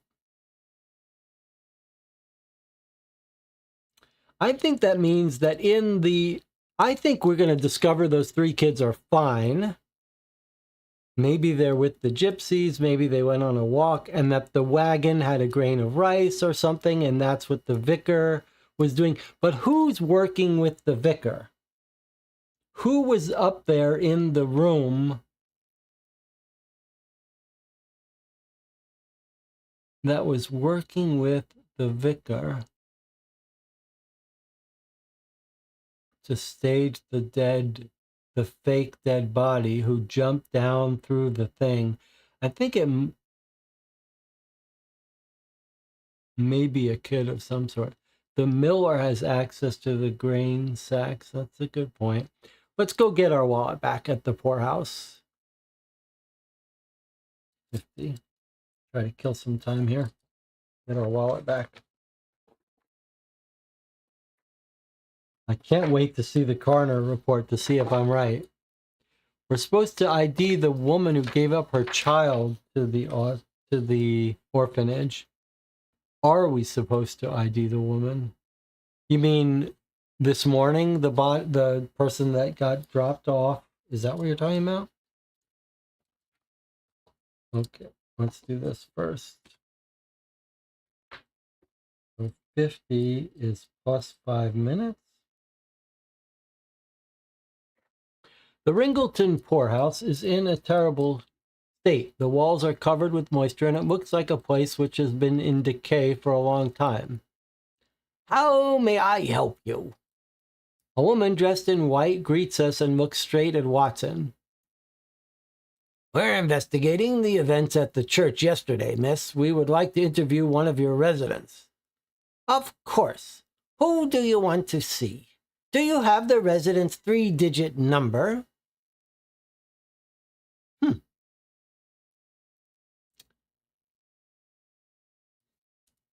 We could leave. We could give her a 3-digit number or say that we don't know any number.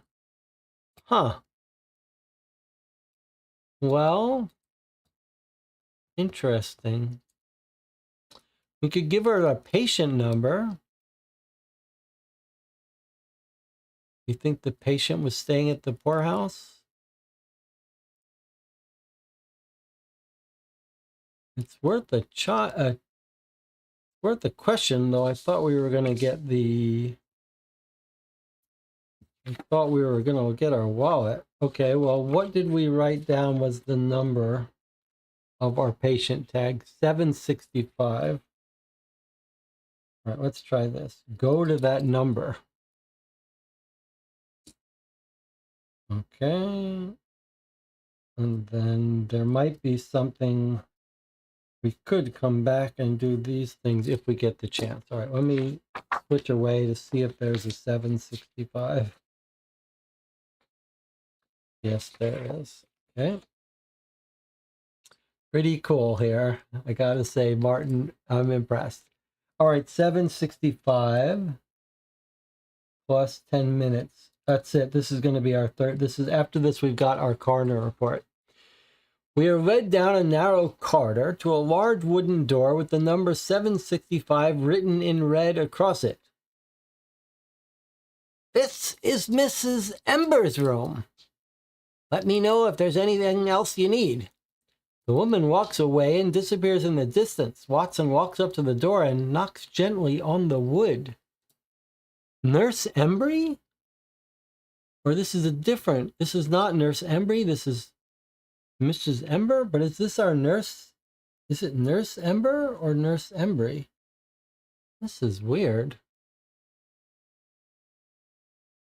Was it Nurse Embry or or Ember? Well, maybe we're going to find out right now. After a short while, the door is opened slightly by a small woman in rags. She looks at us, and after stating our business, she invites us inside. This looks like it's going to be it's a different person. It's going to be the old woman in rags with the baby. She looks at us, and after stating our business, she invites us inside. Her room is small, the walls covered in moisture, and fungus covers the cold stone floor. Beside the east wall are a small straw bed and a little window. We found your resident tag in the woods, Mrs. Ember, at the old ruins. Watson looks at the poor woman and can't help but feel sorry for her. I was there yesterday during the service. She looks out the window, her eyes wetting. I ran into the forest with my child. There was no way I could even raise her. So I planned to go and leave her at the orphanage. However, I did not want the father to know about the child. And who is the father? Oh, I couldn't tell, could I? But I can tell you I'm afraid of him. He would kill me if he knew I had his child. Yesterday, when I went into the forest, I was chased by someone who saw me. I thought it might be the father, but I'm not sure, so I ran blindly into the forest and got lost. I ended up at a small hill. And that was when you decided to change your plans about the orphanage? Yes. The woman sobs, her eyes now wet like the falling rain outside. I was exhausted, and I could hear somebody running around in the forest, so I decided to leave my baby. There was no way I could make it to the orphanage alive if he caught me, and the baby was too heavy. So I left her at the foot of the hill and ran back here to safety, hoping the father would never know of the child. A tear runs from her eye, and she wipes it away, leaving a trail of dirt on her cheek. I see. Watson reaches for a small handkerchief in his inner pocket and wipes the dirt off the woman's cheek. You've been most helpful, ma'am. Thank you. He put his hand forward as to shake her goodbye. When her hand meets his, she feels a small coin touching her palm. With a kind smile, she looks at Watson. Thank you. Go to entry 52. Okay, so this is our woman carrying the child. She was trying to give him up for adoption. She's poor. Maybe she's a woman of the night. She leaves her child at the altar at the foot of the hill, where I think it was brought to the orphanage by someone. Right? Remember, the orphanage says someone came by this morning with a child. So I think she left the baby. Someone picked up this baby and brought the baby in. Don't know who. But I don't think this kid got killed. All right, now let's go back to 52. We're about to get our coroner's report as soon as we get out of here.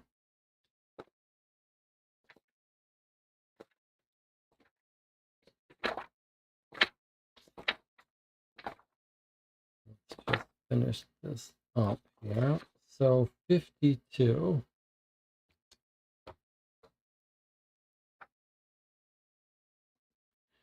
We leave the poorhouse behind and decide to look around somewhere else. This case is disturbing me. I can't grasp the complexity of it. There must be a solution to all this. There simply must. Watson looks up as if he hopes help will arrive from above. Choose one of the unlocked locations now. Okay, so we're back to our freedom, except that we have a telegram incoming. It's been exactly 30 minutes. So it's time for our telegram. But first we must take a break. I'll see you in 8 minutes. We'll read that telegram. Find the cause of death if we're lucky. Maybe be one step closer to solving this mystery. I'll see you in 8 minutes.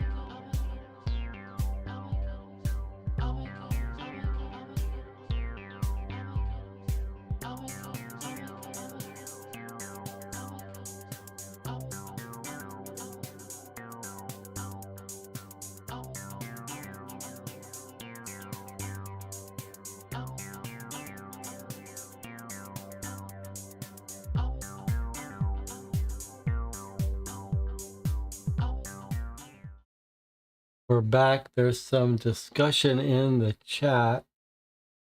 Jonathan raises the question that's first and foremost in my mind: who is helping the vicar? Because he was seen working with someone bringing the sack down in the crypt, and I think that was part of the plan for the body for someone to make an escape. So who is his accomplice? But I was going to say maybe it's just the guy, the miller with the rice, but with the grain, but that doesn't make sense that they would be doing that at night. So I don't know who the accomplice is, and I would like to make that our focus now. But then Jonathan is saying, I don't think it's the deacon. It just seems too much that he would be sneaking away for the pregnancy of the woman and also be doing this. I agree. I think I agree with that. John says, I'm also not sure if they meant to kill the bishop with the poison. Maybe they meant to make him ill and then cure him with the holy bones. Maybe somehow give him the antidote.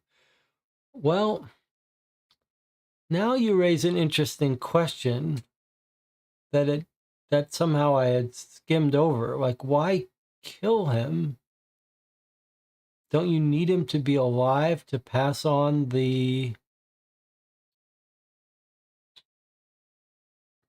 Don't you need him to be alive to nominate you? If he dies after drinking your wine, is that going to be a good...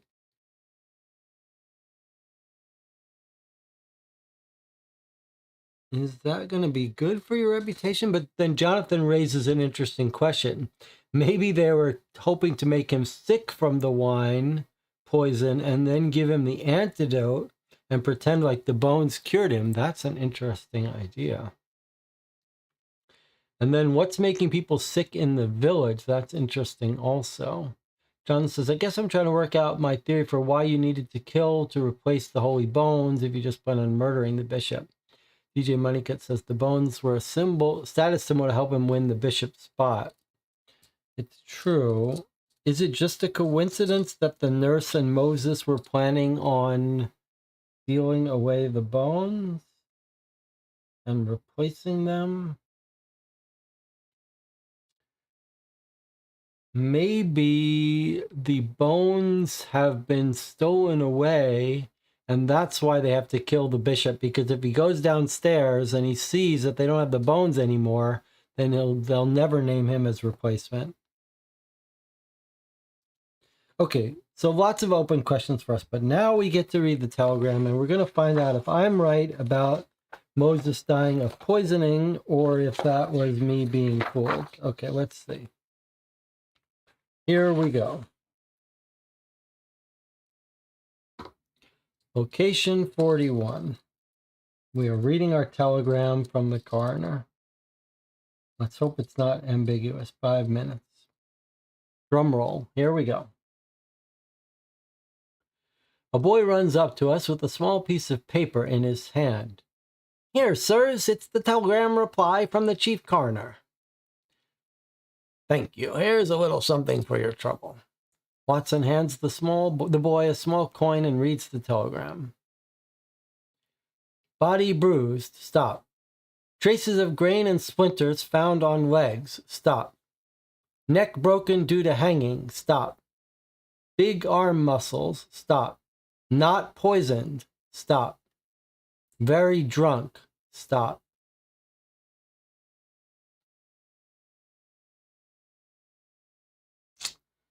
So my theory was wrong.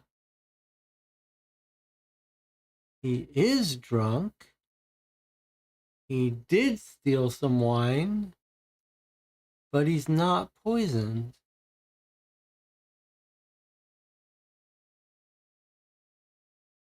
Traces of grain and splinters. Sounds like he did fall originally. He fell? Sounds like maybe he fell. And then they had to make him look like he hung?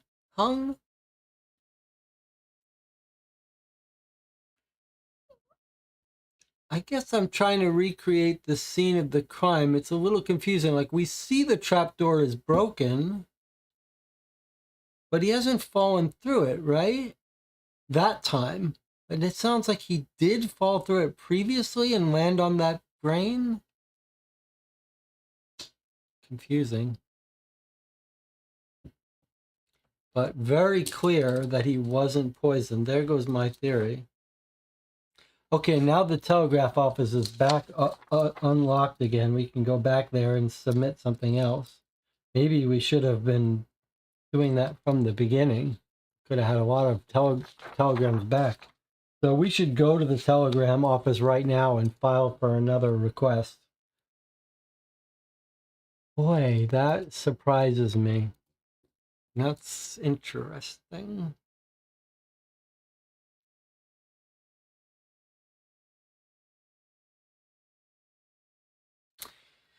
Yes, I'm thinking what DJ said. So he got drunk, he fell through and broke his neck. And then they brought him back up and had to stage his suicide rather than an accident.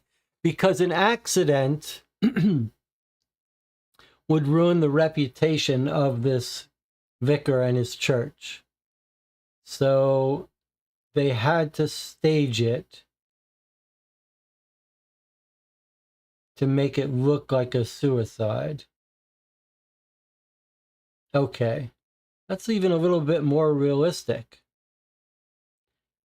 He had an accident, died while drunk. But if they report it, then they're going to have a bad reputation and they won't become successors of the bishop. So they've created a suicide instead. Interesting. DJ Monica says, I thought the hanging motive was to hide the poison, but a suicide seems more damaging to their reputation than an accident. Oh, I see what you're saying. You're saying suicide doesn't help them?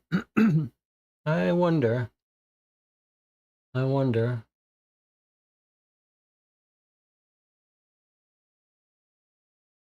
I still think it could be to cover up an accident, but we still need to find who's the... Well, no, then do we need an accomplice? Yes, we still need an accomplice. Or do we?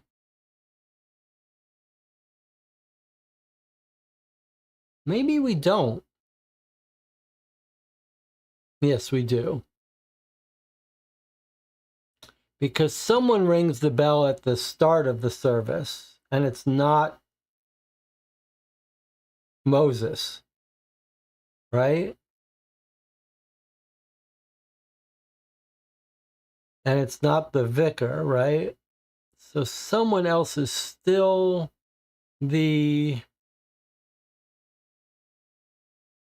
someone else is still needed to be an accomplice, right? Why don't we go back to the telegraph office and see if we can find something else to request so that we have a chance for another one. All right. So what is it going to be?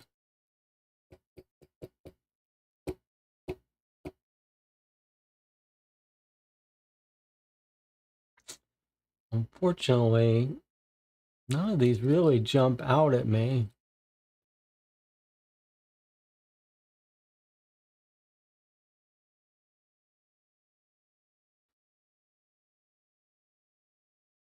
I suppose maybe this one would be the most relevant. I don't think crime scene is that helpful to us. We don't have anything to examine. Let's go to the Archbishop's office, don't you think? None of these are great options for us.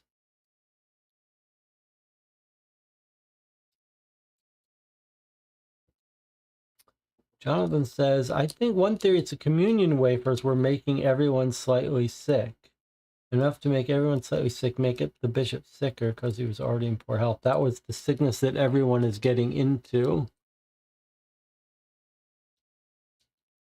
That's an interesting idea. All right, I'm going to go ahead and choose to go to send a telegram to the Archbishop's office, which is this thing here. Ah, the Archbishop's office. What do you want to request of them, then? We'd like to hear if they can tell us anything about the old bishop, maybe something about the Holy Bones as well, and the Church of Ringleton. The small man taps vigorously on the telegraph machine and then returns to us.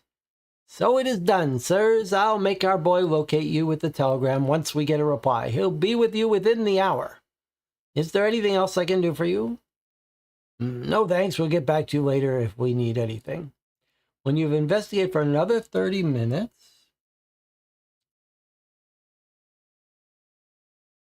Okay. Write down 43. All right, so we'll get a reply in half an hour, and then the telegraph office is now locked.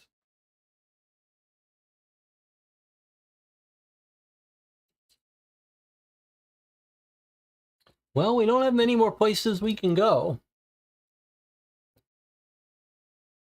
We can go to the library. We might be able to read more about the fire.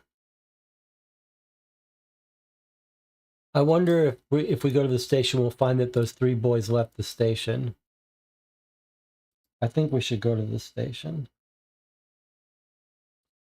I want to see if those 3 boys left town. I don't think they were murdered as part of this. Marco says, we also have the ashes. That's a good point. John says, Jesse, the station is where you end the game. Oh, is that right? He did tell us to go back somewhere to end the game. It was the station.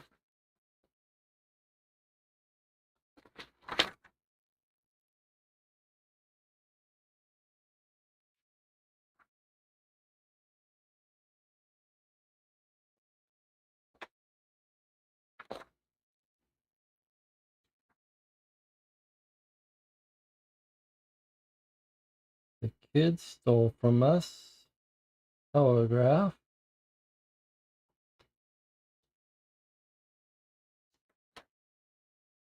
Where are we told? I believe you. It was in the rules section. Yes, you're right. Return to the station to meet Holmes. Okay, well, there goes that idea.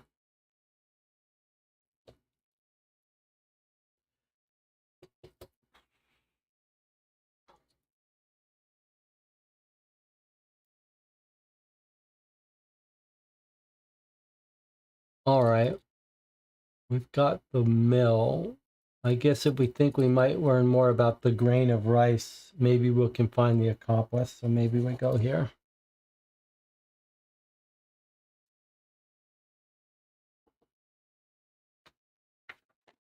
63 is the mill.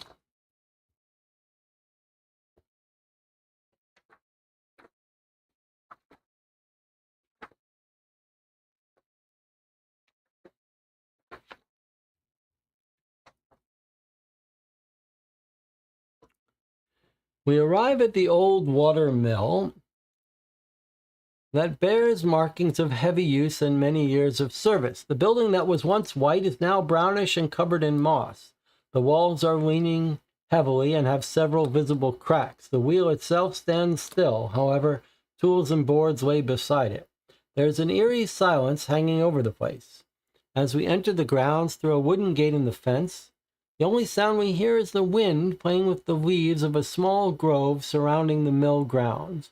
The front yard is full of weeds and the remains of what might, at some point, have been a beautiful pentagram-shaped bed of herbs. Just now, just a pile of uneven rocks surrounding the few thistles and stinging nettles now growing there. We approach the main door, but stop for a minute when we hear a sad moaning as from a man in deep agony. We pause. Again, we hear the sound, but also shuffling footsteps. We decide to knock. So you've got a pentagram and someone in pain. A large man opens the door. He's at least 6.5 feet tall. I've got my little decaf tea that I recommended before. Coconut cocoa decaf tea. Kind of unusual tasting, but I do recommend it.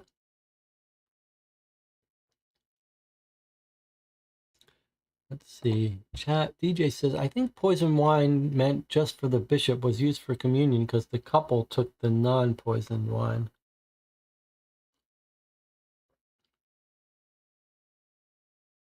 I'm not sure I fully understand what your theory is there.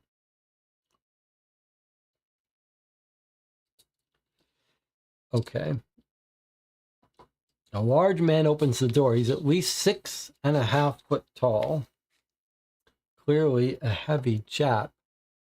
The large man is the local miller, John Graham. He greets us and bids us inside. We thank him and follow him inside, bending our heads as we enter through the low door to the main room.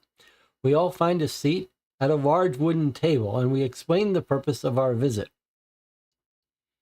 I'm sorry, but I'm not really in a chatty mood, he states. The mill is broken. The rain keeps pouring in, and just as I've started to work on the mill to strengthen it to handle these heavy rainfalls, I'm struck by this annoying tiredness and aching stomach.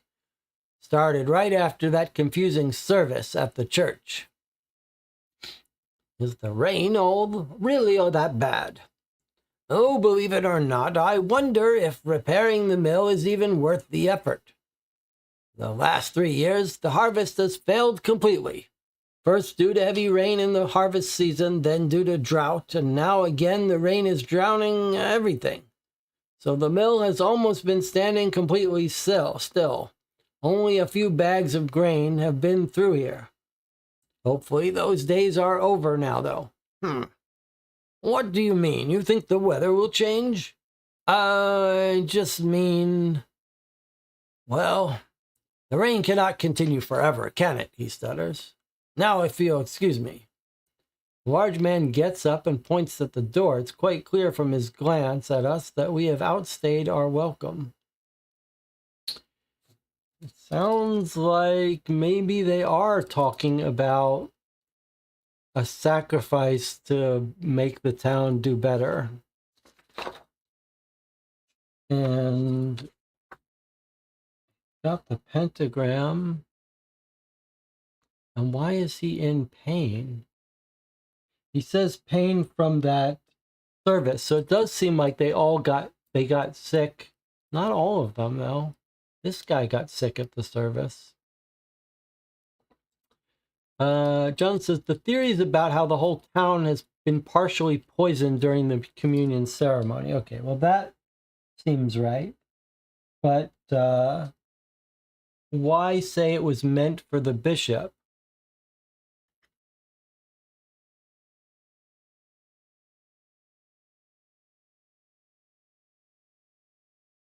I'm not sure I understand that part. Okay, that was 63, gave us plus 10 minutes. I mean, I get what you're saying, that the deacon and the girl brought the wine, but I don't understand the part about, are you accidentally serving the poison wine at the service?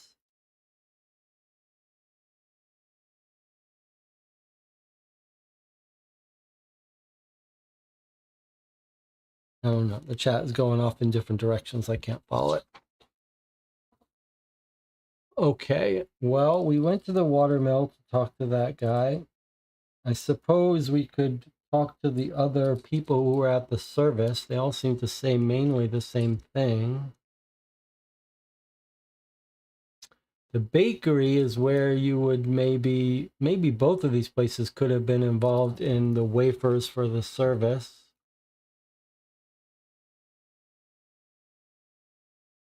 What would we find at the library? Let's go to the library. Let's see if there's something that there is to be found here. I'm not sure what to ask about, but I am curious now. Maybe we will learn about the fire at the orphanage.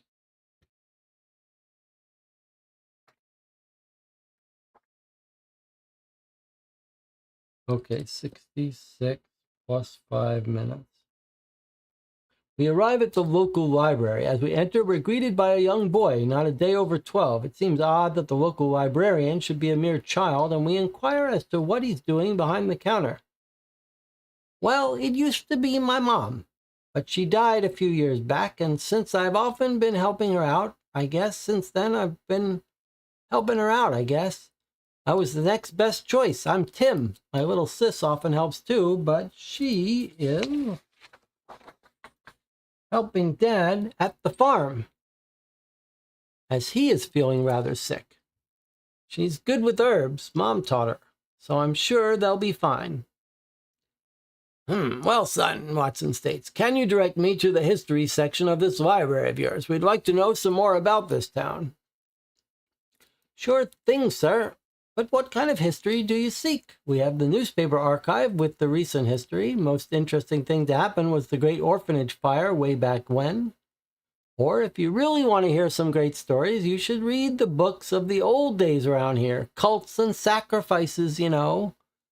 I'll be closing in a few minutes, so you only have time to look through either the newspaper archive or the old history section.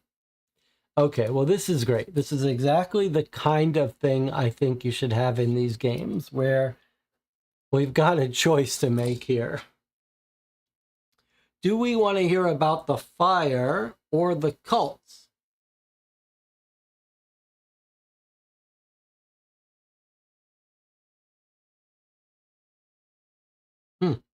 Cults and sacrifices or fire? That's a tough choice. Actually, I think we're going to have an official vote here. All right, vote if you want to hear about the fire or the cults. It sort of depends on whether you think the cult and sacrifices are red herrings. Remember, the fire is what killed the boys whose bones are used for relics. So it is information about the relics that we would get if we look into the fire.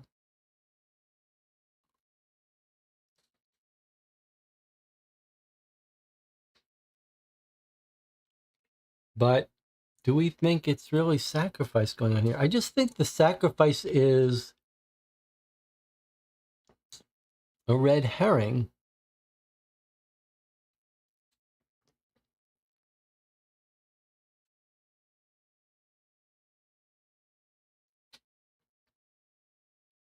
And DJ in the chat is proposing a theory that I see a big flaw in, but we'll talk about that in a second. Let's have this vote first. Looks like 3 votes for fire, 1 vote for cult.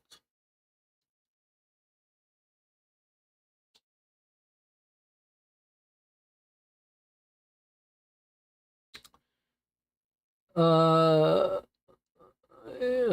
I don't know. That's a tough one.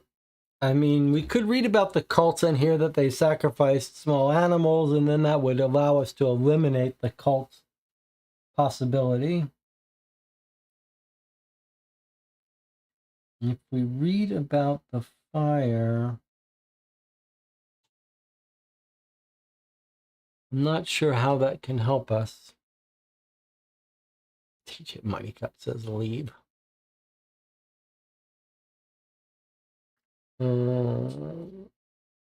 Well, the vote has been made. It looks like fire has won, so that's what we're going to do.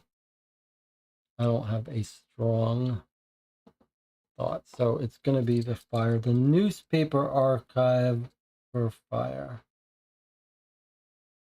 67.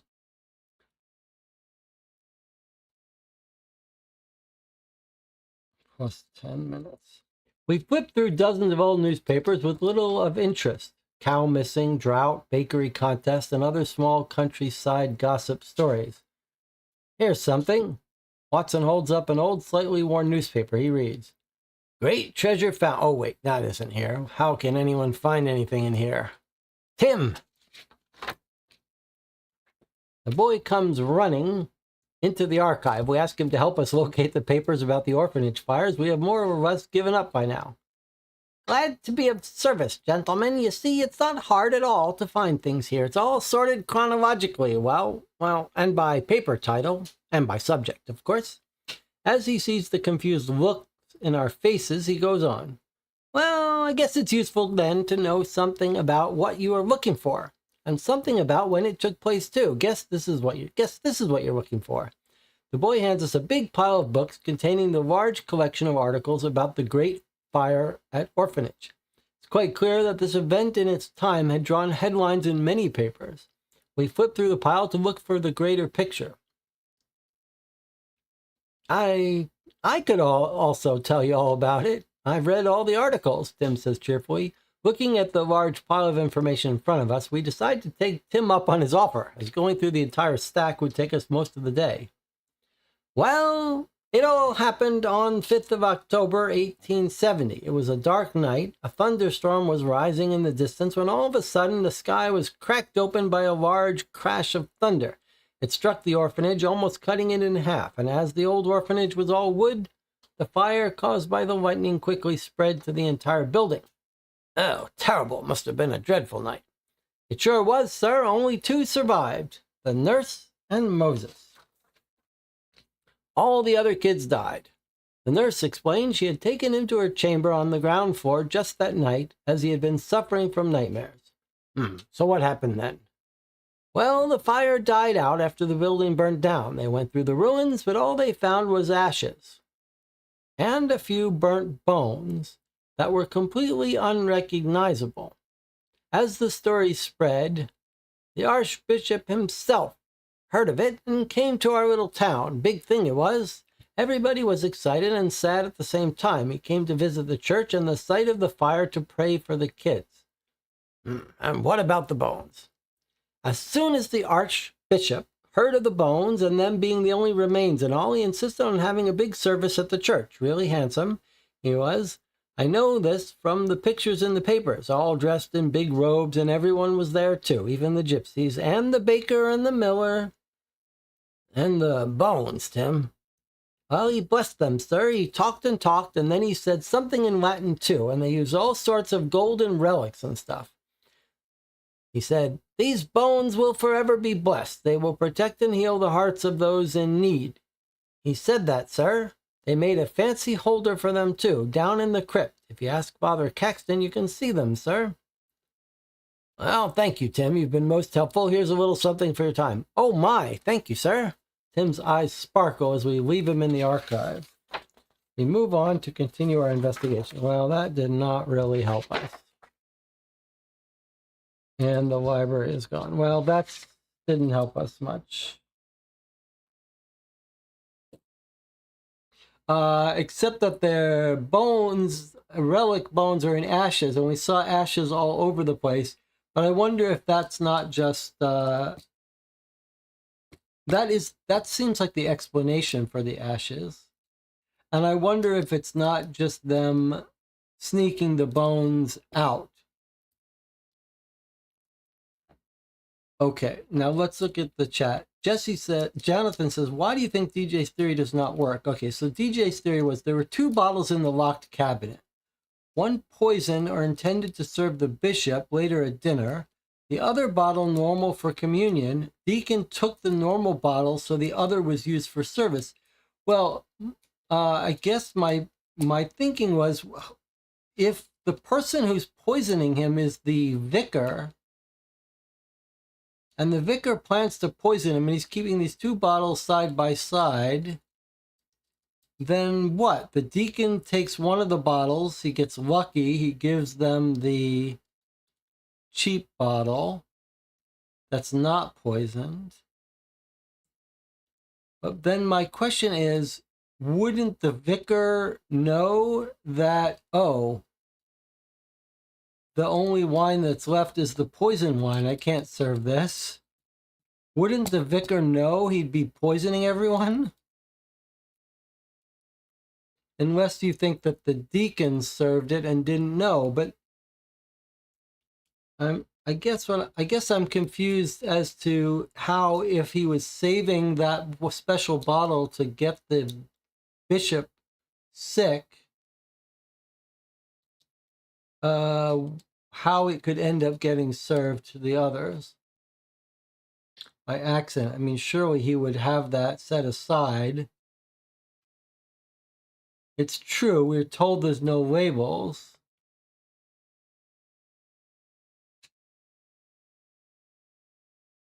Do you think, I guess the way you could explain it is that the deacon swapped the bottles and then took the one. So, but why would you, like, if the deacon isn't doing the poisoning, but the vicar is, he's got 2 bottles without labels. One is full of poison, and he knows he can't serve that one to the crowd. He's going to serve that to the bishop. But then when he goes to the bottles to figure out which one to give to the group, won't he see there's only 1 bottle left? And if there are 2 bottles and they're switched,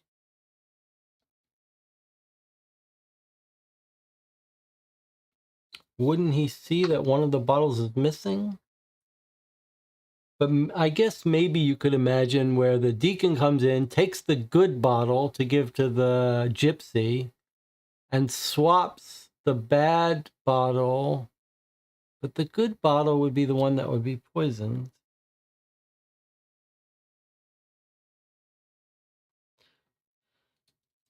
So I guess I'm a little confused by that. But we have 5 minutes before we're going to hear from the Archbishop's office. So I guess we should continue going through our list. There's not much left. Why don't we go to the bakery, a farm? Maybe we're going to find out about animals being used in sacrifice. Let's go to 64.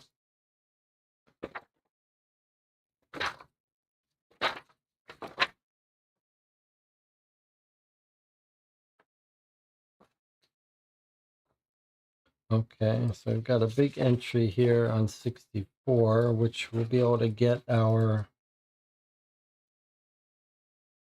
telegram after this. After a long walk down a steep, muddy road leading to the fields outside the city, we approach the small farmhouse of a local farmer. A quick search leads us to the stables, where we find Mr. Blackmore busy milking his cow. He sits on a wooden stool, a small stool, and light shines in through a pentagram-shaped window. Now I'm starting to think this whole church service is all devil worshippers. My nose so itchy these days. We state our business and start to question him about the events of the service. I never cared much for that boy. Always seemed a bit too odd for my liking, but I never expected him to hang himself, he starts. It was altogether the strangest service ever. I sat in the back next to John, the miller, and Pete Sharman, the baker. During the service, we prefer the back row. It's easier to take a nap or sneak out for some air when the regular service gets too boring. You see, Milton, deacon, he often falls asleep. Nobody notices if you sneak out. Why do you attend services, then? I mean, if you find them so boring. Well, there's always that tiny little hope that the Lord will one day hear our prayers. He pauses for a minute and goes on. Though I must admit, seems quite pointless to keep praying as nothing changes. I sometimes wonder if the church is the answer. What do you mean? You may not know much about the history of this place, but it's not always been the church that was the place for worship. That is history now, of course. Yesterday's service, on the other hand, is the talk of the town today. I guess that service was no ordinary service. That is very true. I never seen such traffic in and out of the church. With the exception of the poor bishop, it seemed like everybody had somewhere else to be. Heck, I even got a chance to sneak out for a smoke. And John joined me a little while later while Peter was taking a nap. What about the deacon? Well, seems like this service wasn't his cup of tea. He was gone for quite a while, he explains, then continues. You see, most of the service was quite ordinary, except for that gypsy woman's interference and for the bishop's collapse just after the communion. I tell you the truth, I've been feeling under the weather too ever since yesterday afternoon. Feeling all odd. Aching stomach, headache, and tiredness. Wonder if the bishop brought this upon himself. Brought this upon us somehow. Okay, so clearly they're all got a little bit poisoned from the wine. Do you have anything else to add? Was there anything else that struck you as odd during the service?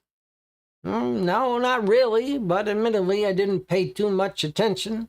Had a good eye at that lovely daughter of the bishop, you know. He says, she's a real pretty sight if we could only, What do you mean? Is there anything going on between you and her? Ha! I wish. What could I possibly offer someone of her class? Not only am I just a farmer, but with the harvest these last couple years, I'm in debt to everyone. This year's harvest looks no better, but the miller still needs flour, and I need to support my 3 children. I'm alone with them after my wife died of a fever a few years back. What can you do? I mean, as the harvest seems to fail again. Well, I'll find a way as always. As I've learned from my grandfather, there are many ways to improve your harvest. Not all that can be ground grows in fields. With this remark, he turns his back to us and goes on with the milking. We excuse ourselves and leave the place a bit puzzled at his final comment. There are many ways to improve your harvest. Not all that can be ground grows in fields.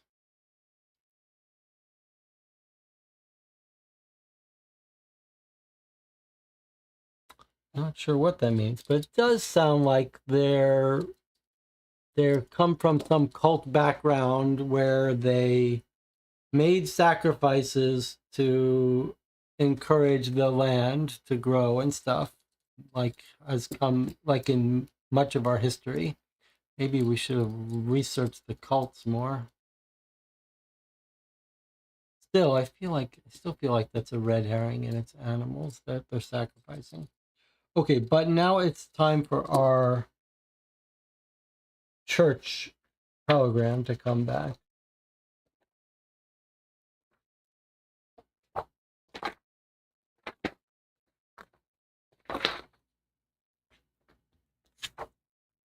Okay, here is our church telegram.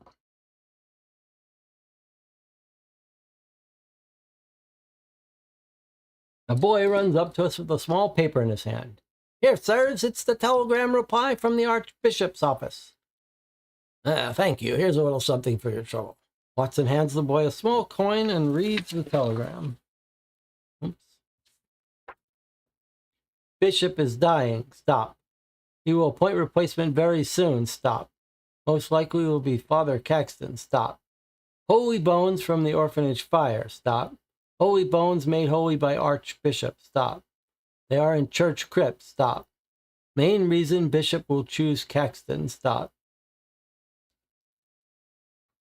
Well, we're back to our original theory that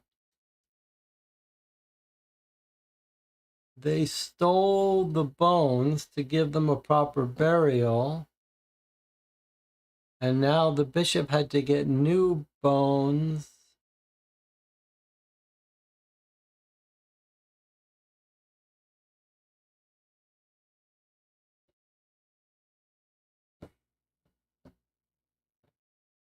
Because without the bones, but then they're still poisoning the bishop a little bit with the wine. And they ended up killing him.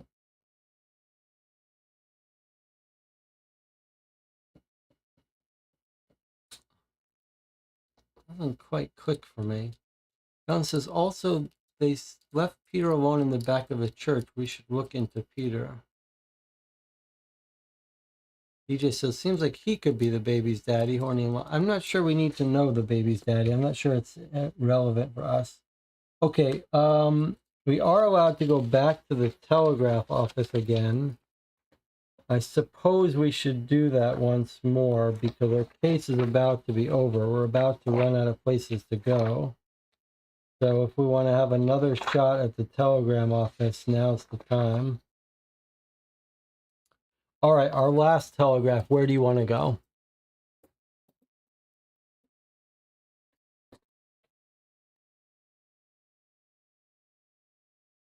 I'll let the chat decide this one.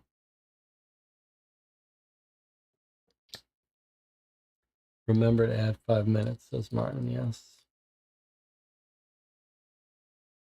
Holmes is not going to like how much time we spent on this case, but then he never does.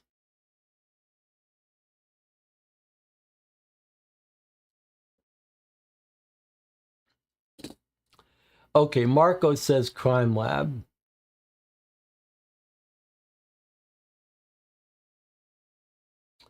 I mean, crime lab does seem like a good place to go if we had something to analyze, but what are we going to analyze? The blood on the altar, you think?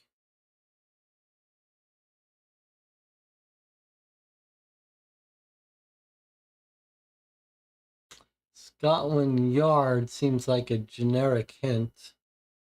All right, let's go to the crime lab. Let's do it. We'll go with Marco's choice. Crime lab.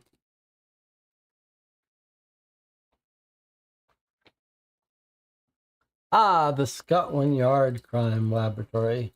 What do you want to request of them? We'd like to hear if they can tell us anything about some of the objects found at the crime scene, and anything else of interest they've stumbled upon. The small man taps vigorously on the telegraph machine and then returns to us. So it is done, sirs. I'll make our boy locate you with the telegram once we get a reply. He'll be with you within the hour. Is there anything else I can do for you? No, thanks. We'll get back to you later if we need anything. After 35 minutes, we get number 45. Okay, that's going to be the last one. We may not even have time for that. I don't know if we have 30 minutes worth of stuff left. All right, but we do have the bakery. So let's go there, 65.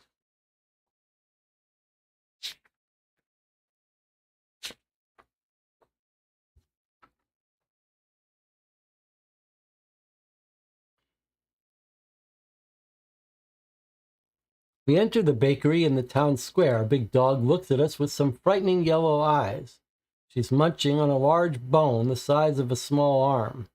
It's lying right in the opening of a door to the back room of the bakery. Though the small bell by the door rung as we entered, there's no one in the shop to greet us, and as we approach the back room entrance, the dog jumps up and snarls, showing his sharp teeth. We withdraw quickly and exit the store and proceed to the back door of the shop. We carefully open the door to avoid any sound that will alarm the dog. As we open the door, we can see the baker sleeping on the floor using a sack of flour as a pillow. He's snoring slightly. The dog lies still by the entrance to the shop.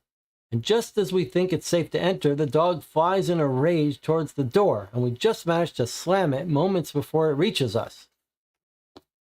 It barks and growls and crashes into the door, a loud shout from the inside, and suddenly all is still. The door is opened by the baker, now wholly awake, though still looking rather confused. The dog stands by his side, wagging its tail, looking like the cutest family dog ever. Oh, sorry about tomorrow's behavior. Come on in, sirs. I've been so damn tired all day. He yawns and dries a bit of sweat off his forehead.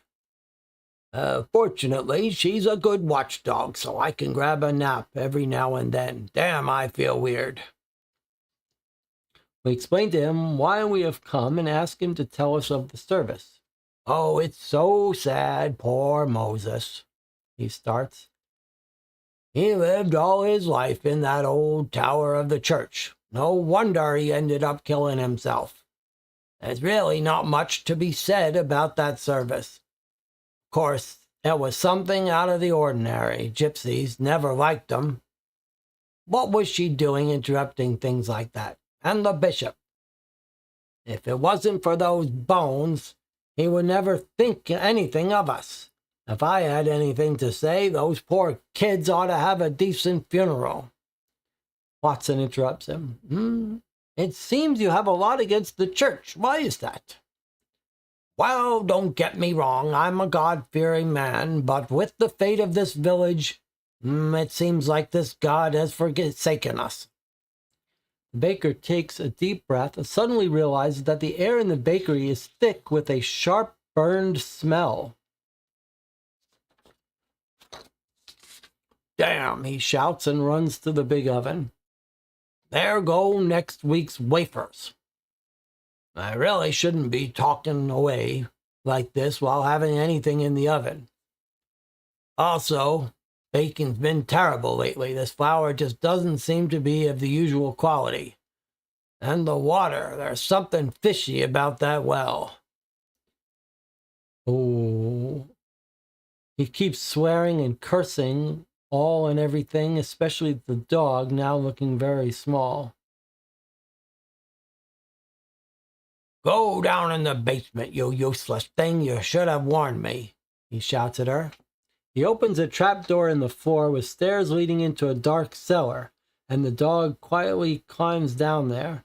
As he closes the door, we just catch a glimpse of some odd drawings on the floor, but he leaves no room for further inquiries. Now leave. I've no more time to chit-chat. Are these kids down there that he's keeping that are drawing? Maybe I wish we had looked up the cult.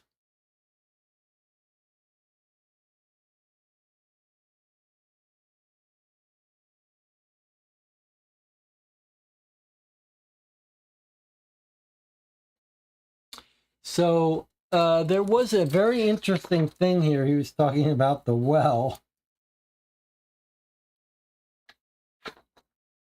The flowers of bad quality, something fishy about that well. Like, have they put kids in the well?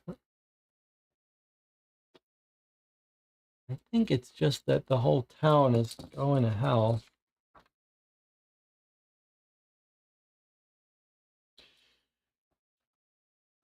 Okay. Well, we're just about done here. John says, I think it's just cult symbols, not kids. All right, let's go in the main door of the orphanage and see if there's anything new to see there.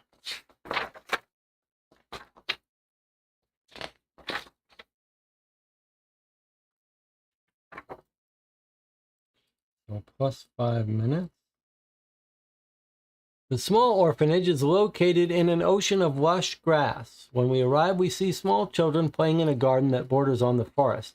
Among the children is an elderly nurse who carefully plays alongside them, looking very caring and motherly. Hello, Watson calls out and waves his hand. The nurse turns around and looks at us with a smile. Even though she's no longer young, her white uniform sways invitingly in the wind as she moves towards us, leaving the children to play with a small ball behind her. Hello, gentlemen. You've come to adopt. We have so many kind children here. I'm sure you'll find them nice. I'm sorry, we're here on a more grave matter, ma'am. Please, just call me Linda. I'm used to the kids using my first name. I'm the nurse here at the orphanage, and I've been so for years. I've been here as long as there's been an orphanage on these grounds. I look after the children on my own. Occasionally, the doctor visits too, and Father Caxton, of course. I guess you're here due to the death of Moses yesterday. I was there at the service. Terrible, so terrible. But how can I help you? All right, well, we actually went to all these. We talked to her. We went in the orphanage and talked to the boy. And we walked around the garden.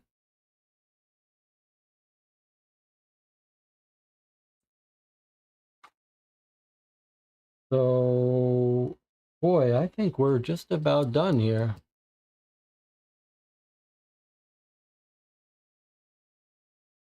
John says, look at the people that visited. Those are going to be the people that the kid says he might have recognized. Father Caxton, which we already knew about, and the doctor.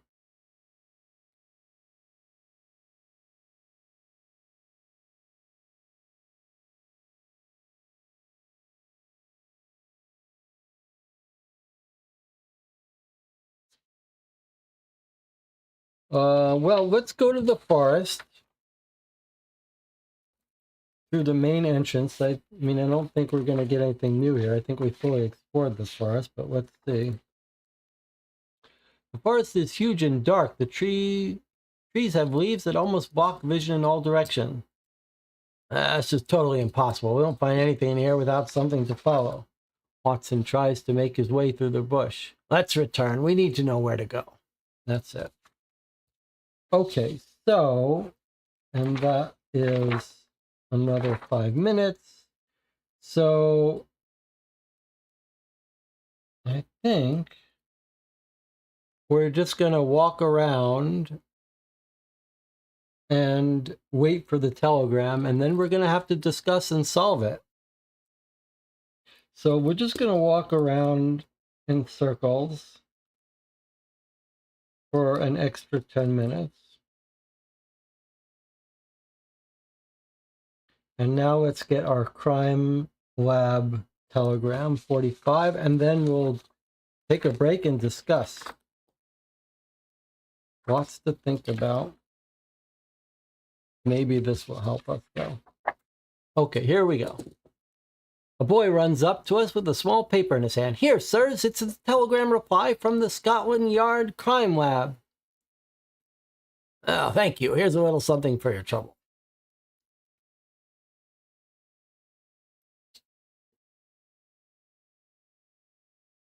Watson hands the boy a small coin and reads the telegram. Altar wine used in service is poison. Stop. Ash is new. Stop. Bottles in tower, not poisoned wine. Stop. Holy bones in crypt, not 18 years old. Stop. Well, that certainly answers a bunch of questions. The ash is new. The bones of the boys were replaced. The bottles in the Moses's room were not poisoned. We're told he has bottles of wine. But the bottle used in the altar service was poisoned, which completely makes sense with our theory of how everyone is getting sick, but it doesn't really tell us why. And that's it. So they did replace the bones.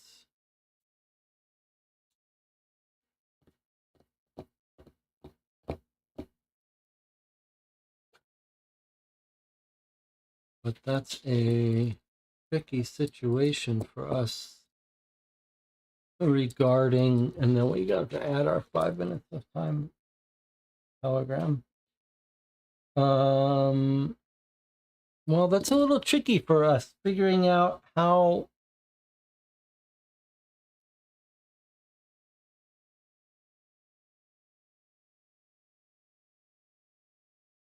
I mean, it kind of seems like we've got two separate things here. Like,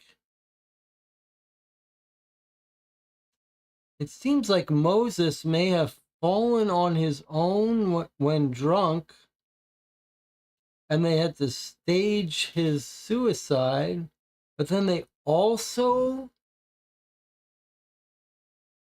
planned to poison the bishop, which they did, and then they also had to steal new boys to replace the relics. We think that Moses and the nurse may have stolen the gold bones and buried them. It just seems a little odd that you would actually kill babies, kill kids, to replace them, but it does make sense that it would be 3.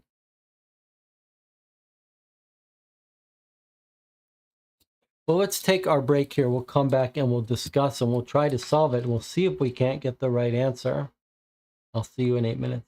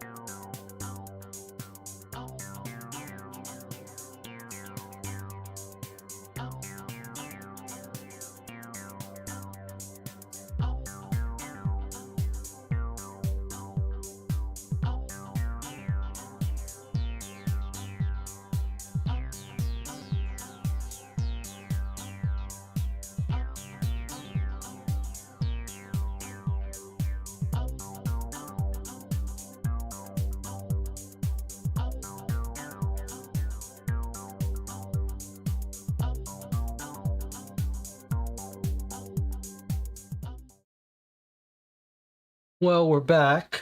I was trying to... I made a note of a couple places I'd like to reread.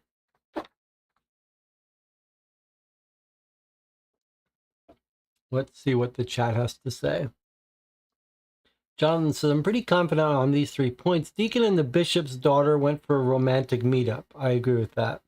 Moses and nurse stole and buried the original bones. I agree with that. Caxton, the vicar Caxton, and an accomplice murdered children for new bones. It does seem like that's correct.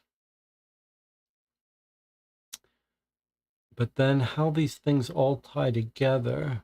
Maybe they do believe in sacrifice. That's why even they intend to poison the bishop. They believe they need to sacrifice the boys so better things will happen. I believe in the sacrifice thing so better things will happen. I just don't know how to connect that with poisoning the bishop. Replace the bones, make a sacrifice for prosperity. 2 birds, 1 stone. John says, here's the theory. Maybe the poison Caxton had was just to kill the kids before burning them. And the town got sick from coincidental contaminated well water. That's a good idea, except we're told explicitly from the crime lab that the wine in the altar was poison.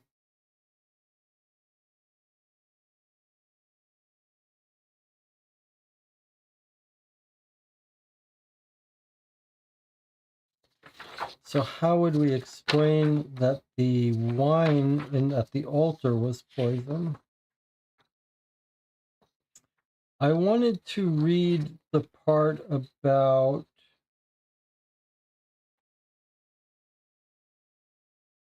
how Moses's body, because we're told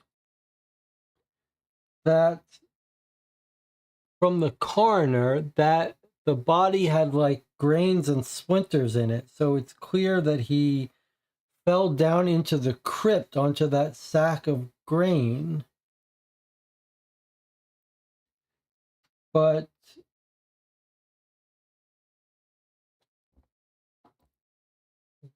it sounds like they didn't hear it ring. They say, put the noose around his neck, broke the trap door in the bell tower, stamping on it. Ran to the to the tower to free poor Moses, ringing the bell. They couldn't get him down. I'm just trying to cut. It's hard. It's hard that no one has given us a very clear picture. Are we saying that he was hanging above the ground and therefore he didn't hit the grain? And so when the coroner says there's grain and stuff on the body, that we should assume that that means it was staged? Or is it the simplest explanation that he committed suicide from guilt? Like, wouldn't that be a cleaner explanation that he really did commit suicide because he realizes by stealing the bones, he's set in motion this murdering of these 3 replacement kids? But that is all down to this scene of the crime that I'm confused about.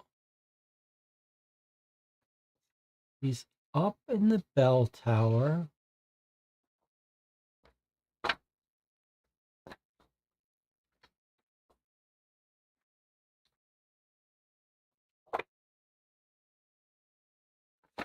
Just so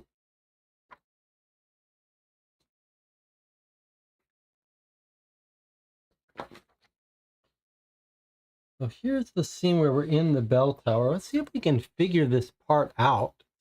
I'm confused by this, how his body was found and taken down, if it is inconsistent with the coroner report. They find empty old bottles, so he's drank some wine. Watson walks over almost steps on a broken wooden trapdoor.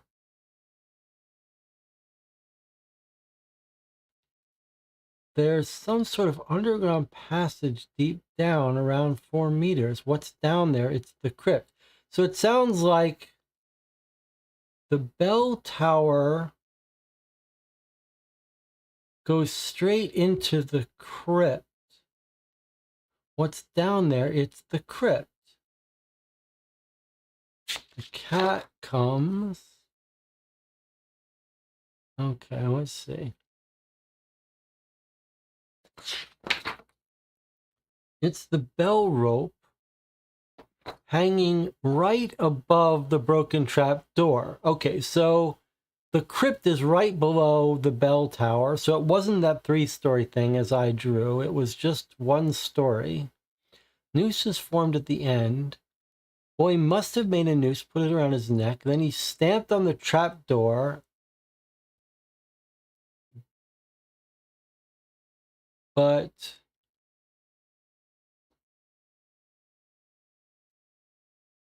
then they ring the bell. It's easy. So why didn't the bell ring when he committed suicide? This is all the details that lead us to believe that it wasn't a suicide.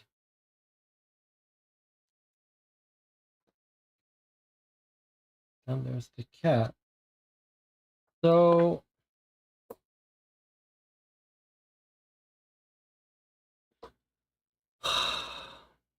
DJ's, let's see. DJ says, it seems crazy. Signs point to Moses getting drunk, climbing the rope to get his cat, then fell through the trap door. Marco says, I think the cult is just a pagan thing done to get relief for the crops. It goes deep in the culture of the town, but is not related with the death of Moses. That's where I was headed, that the cult is just killing animals, not people. John says, the odd thing about the suicide is the nurse stuck her head in there after the bells were heard at the start and didn't see him. And I don't picture being high enough for him to be hidden. She sees the cat going up, so I don't think she could miss it. We could reread what she says. I got the feeling that it was dark. I'm not sure we could see whatever she sees.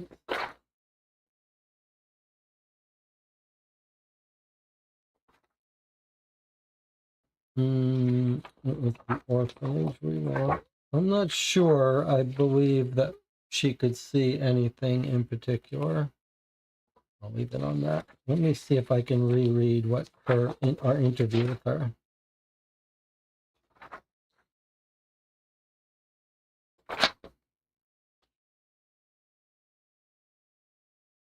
Okay, she talks about the kids, how their bones were taken into the crypt. The bishop blessed them.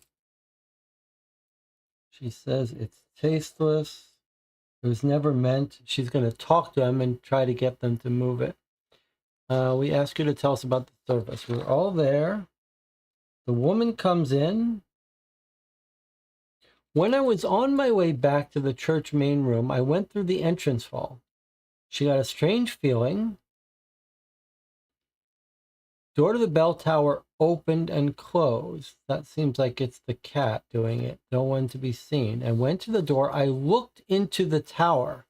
It was all dark, but no one was to be seen except Moses's cat. I saw it climbing through the bell rope to the hole in the roof that the rope passes through. So it's all dark in there. Did you notice anything unusual? No, everything was as it should be. I remember the trap door to the crypt was intact and closed. This is important. She's saying in the bell tower, the trap door is intact and closed. Then she goes back. Then she heard the trap door break during the service.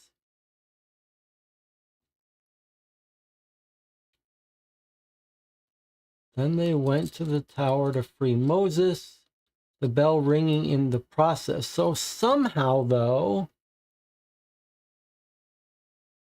during the service, it broke and he hung, but the bell didn't ring. That doesn't really make sense. Except if the cat somehow prevented it from ringing. Is that possible? The cat is up on the rope and in the bell, and so it doesn't ring?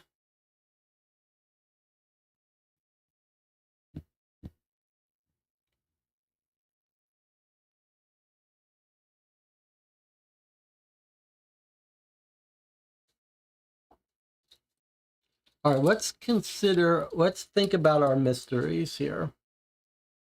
We've got Moses, the bell ringer, who's found dead hanging from the rope over the broken trap door. The coroner says his neck did snap, says fairly definitively from hanging, but the coroner also says that he wasn't poisoned, but he was drunk. We know he does like to steal and drink. And that he had grain or stuff, traces of grain and splinters found on his leg, neck broken due to hanging. That seems very definitive. So this thing that we've seen, body bruised, stop, traces of grain, this is the thing that makes us think he fell into the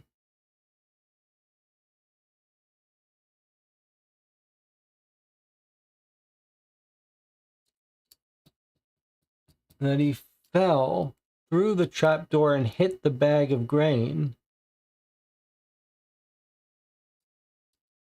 Very drunk.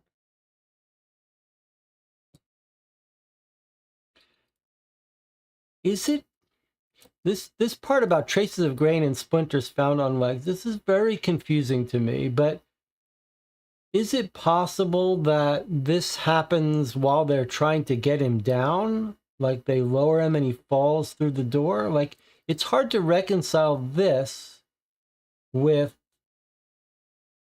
him hanging from the noose. Like, why would he have traces of grain on his legs unless he fell through it and landed on the grain?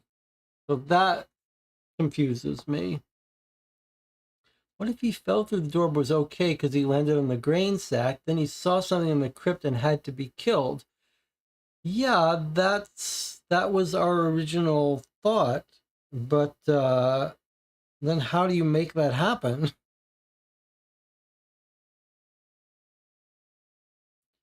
Don't forget also, here's a big clue. Here's a big clue.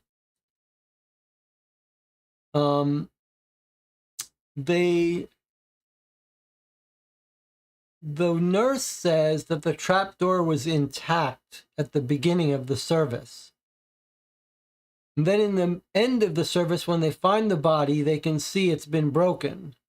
So it had to have been physically broken during the service. So he must have fallen during the service.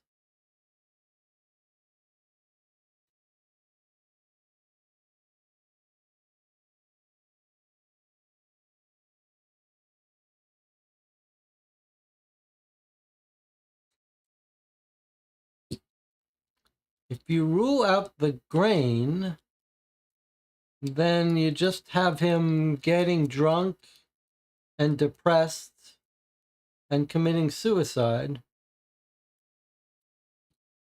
without a murder, just a suicide.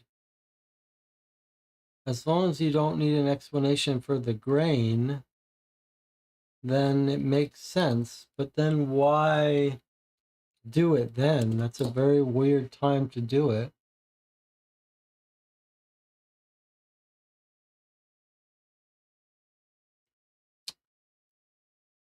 So that's one of our mysteries. Our other mystery is why is everyone being poisoned? Why is there poison in the altar wine? We think we found poison in the vicar's items in his basement. But is there a mistake that ended up with everyone getting poisoned? And why does he have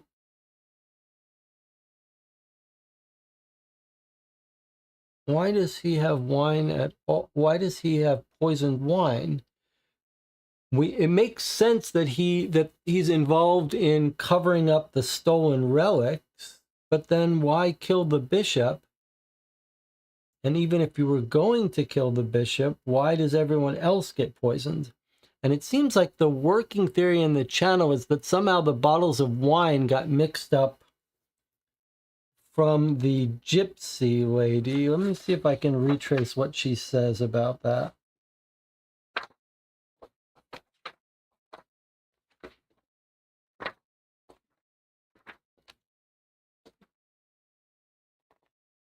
We got the hunter. He says animal trap. Beginning of harvest, they're starting to disappear. Then we found the altar, but it looked like it might be small animal altar, not a person altar, but that could be wrong. Then we go to the gypsy camp. Okay, let's see. Joanne. She's a tarot reader. She admits she interrupts it. She couldn't have children. Told him to come by. Okay, told the young man he should bring a fine bottle of wine. That would help the process. So here's where we're thinking wine was stolen.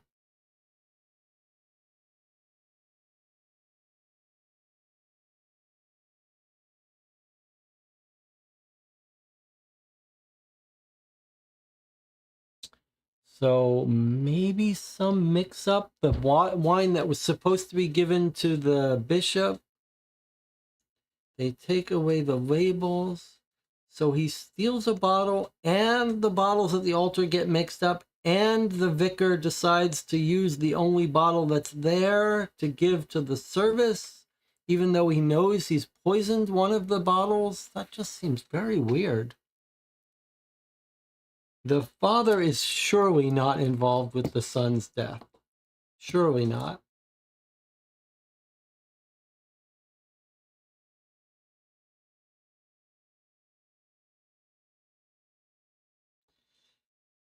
And there's a discussion for about who's unaccounted for.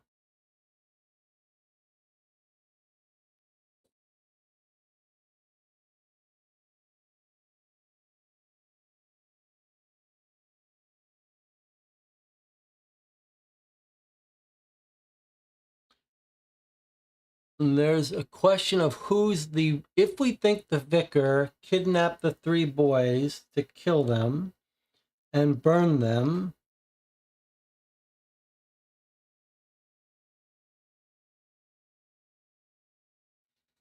who would have been able to burn them? Blackmore Farm. Which of unless they were all, surely they're not all in on it. We know that.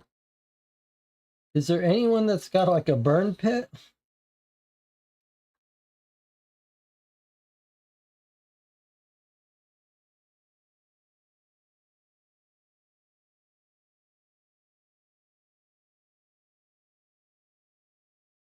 We are told here that they all got together while Peter was taking a nap.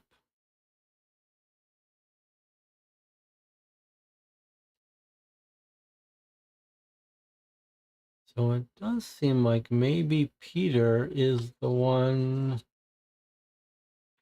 Miller needs flour.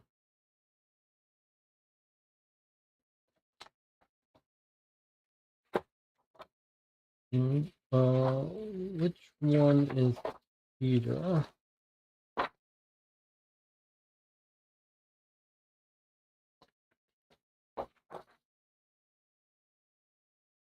Peter Sharman, the baker. He's the guy with the dog.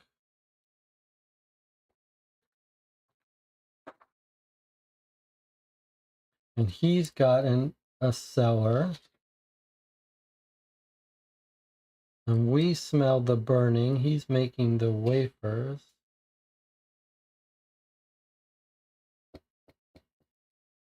But he wants the kids returned to have a proper burial instead of the relic. Something fishy with the water.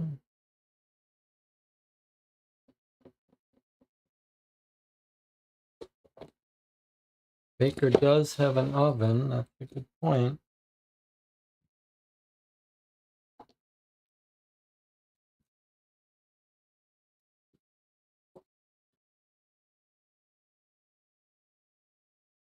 He does have an oven. That's a good point.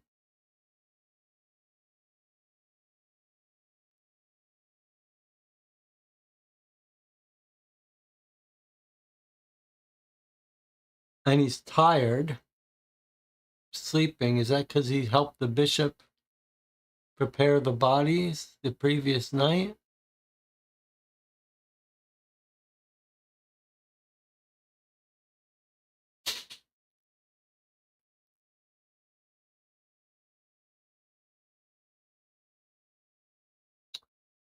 Jonathan says there are ashes in the baptismal fount, so that could have been used to bury bodies. It's not so easy to burn bodies. But a commercial oven for a baker could do it.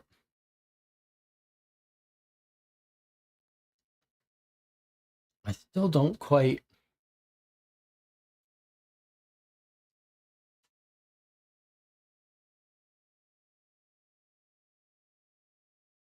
Well, okay.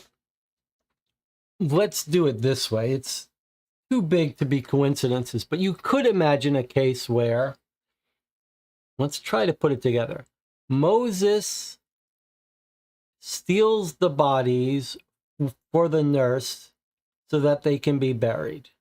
That's what sets off this problem.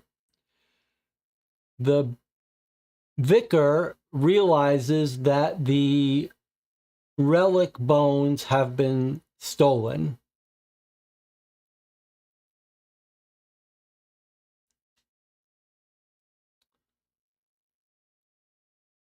And he goes to his friend Peter, the baker, and they come up with a scheme to kill new kids and burn them and use their bones as the new fake relics so that the bishop who's visiting will see them and keep the town in his good stead. And Moses finds out, sees it, overhears.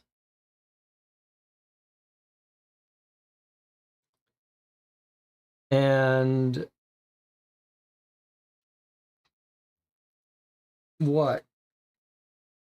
Gets drunk and kills himself? Or they murder him? But how did they murder him? I mean, they could get him drunk and push him. They get him drunk, they push him through. It doesn't make sense. The only way, I'm going to have to assume that the whole grain thing is after death, because the trap door,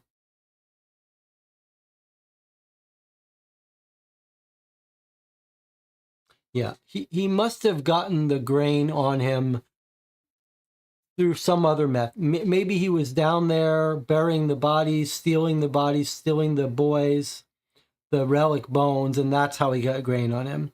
Because he had to have fallen through the trap door during the ceremony. I don't know why the bell didn't ring.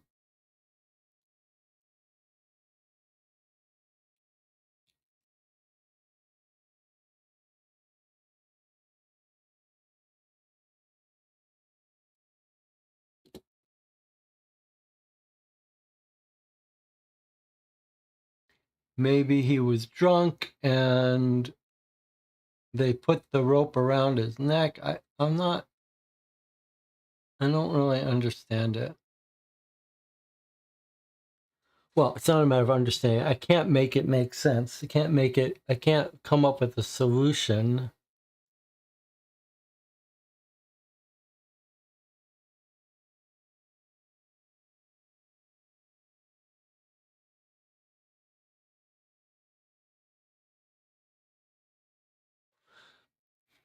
Let's put it a different way.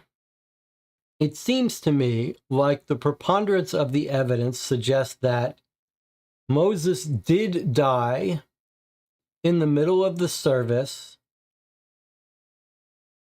hung on that noose, having fallen through the trap door.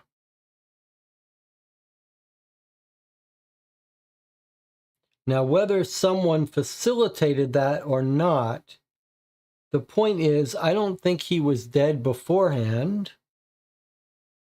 and I don't think he fell beforehand. Trapdoor is intact until the break. So I think that he fell and had his neck snapped during the service. And it makes the most sense that he actually committed suicide. That's the cleanest explanation, that he felt guilty and committed suicide.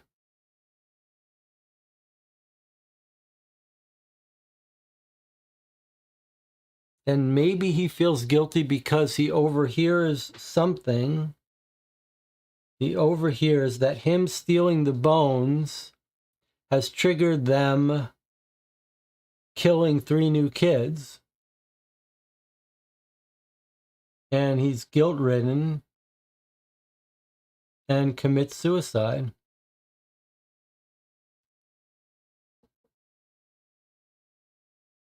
He's drunk. He got drunk and committed suicide.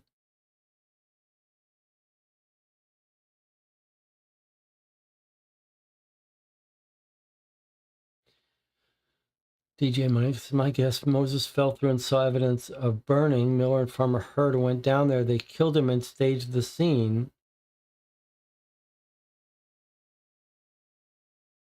From a meta perspective, I still feel the fact that there were 2 trapdoors to the crypt makes me think it was some trick where someone jumped down there after breaking the trapdoor.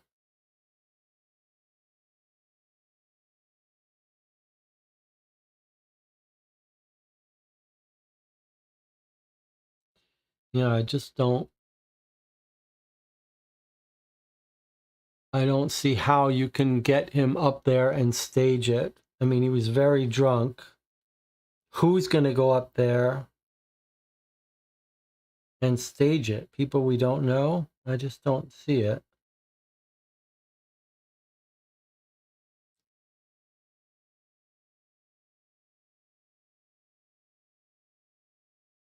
It's a lot cleaner to just say it was suicide, though, isn't it? All right, let's put that aside for a second, whether we assume it's suicide or not. We then have the issue. So we still have the issue of, this is a town that believes in sacrificing, blood sacrifice, etc. And the relics are stolen, the bones are stolen, the vicar panics, is going to lose his job, so he works with someone to kidnap the new bodies. If I had to guess, I would guess Peter the baker.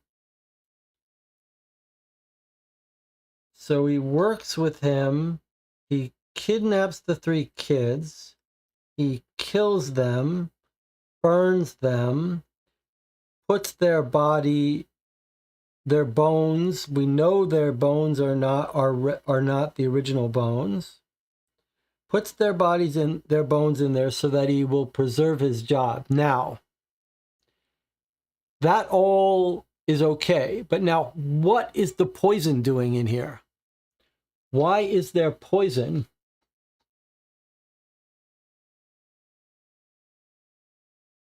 Like, if you've swapped out new bones, then if you're the vicar, shouldn't you want the bishop alive? So that when he eventually dies, he names you? Like, there's no final decision got made by the bishop. So killing him would be very dangerous before he's made his final decision. And then why does everyone else get poisoned?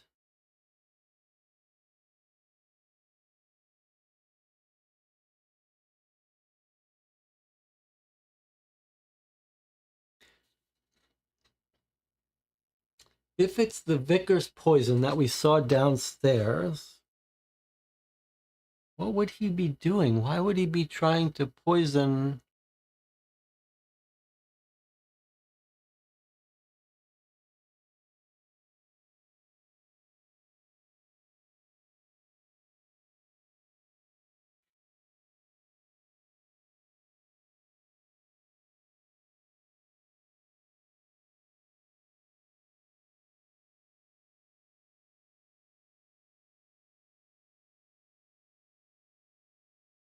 I like the idea that there's some sort of mix-up between bottles of wine, and by accident, the poison wine got into the altar wine that everyone was served. Is it possible the intention was to poison Moses? Like, he has a confrontation with Moses, who's figured out that they've killed new boys. And so the vicar is like, here, take all this wine. But the wine has been swapped by the deacon.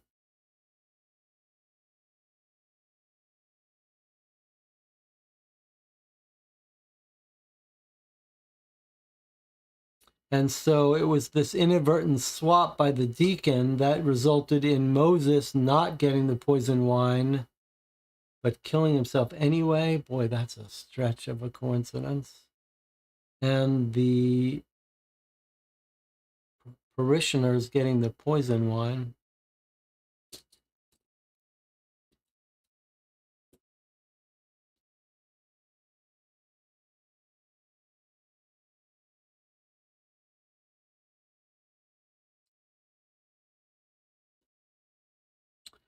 Or was the poison wine kept to kill the kids?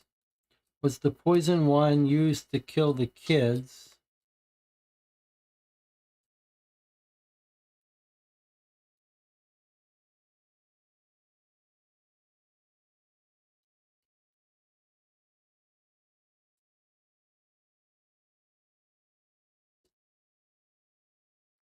And somehow it got swapped in by accident by the deacon when he was bringing a bottle of wine to the gypsy.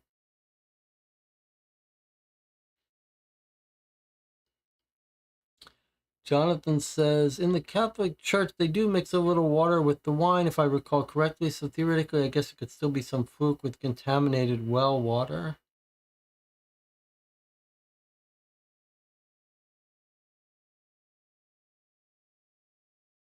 But we're told that the crime lab analyzed the altar wine and found the altar wine to be poisoned.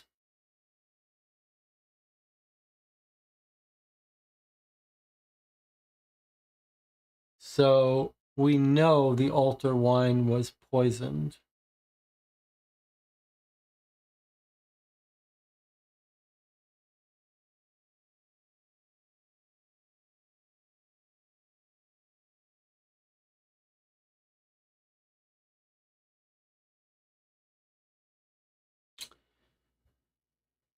Should we go to the station and read the questions?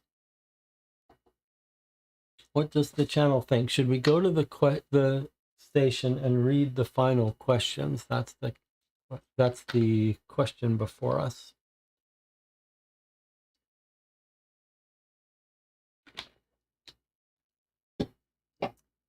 DJ Moneycut says, let's go.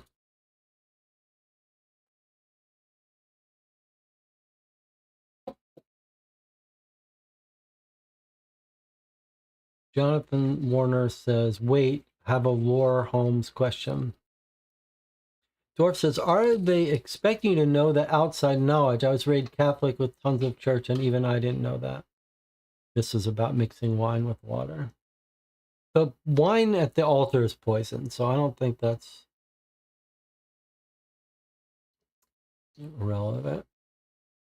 I'm not sure. Has Jonathan got more to say? Do we think there's something fishy going on with Watson saying his friend is dead? I didn't take that to mean anything.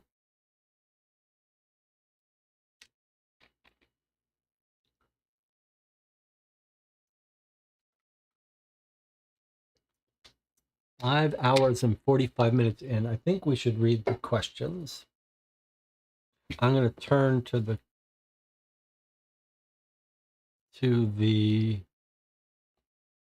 69. Let's at least read our questions. Or see what happens when we go to the station. Okay. So 69 says, if your total investigation time is less than 1 hour and 50 minutes, well, it's not, it's way over, go to 71. Okay. Here's 71. When we arrive at the station, we find Holmes waiting there. Where have you been? There are some minor points I would like to investigate further, but we can go over the major details of this case together now. Then I'll go get the last things settled, and we will meet here again at sunset. Take the quiz now. It's located at the end of the game book. Okay. Here is our quiz. Who killed Moses? Why was he killed? Why did Moses not ring the bell? Where are the holy bones located? Part 2. Why did the old woman interrupt the service? Where are the hunter's stolen animals? What caused the strange illness of most of the villagers? What is Moses' real first and last name? All right, well, let's see what we know. We know this answer. The gypsy interrupted it to give the signal to the deacon and Miss Finley. Where are the hunter's stolen animals? I think they're being used at the ruins altar.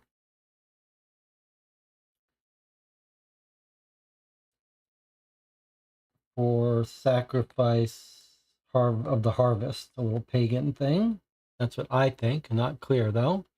What caused the strange illness of most of the villagers? This is either the altar wine being poisoned or the well is being poisoned. No. Depends whether you think it's only the people who attend the church or not. Moses' first and last name. Well, we know it's the doctor's son, Sarvi. Were we told? Oh, and so we know his son's name is as well from the gravestone.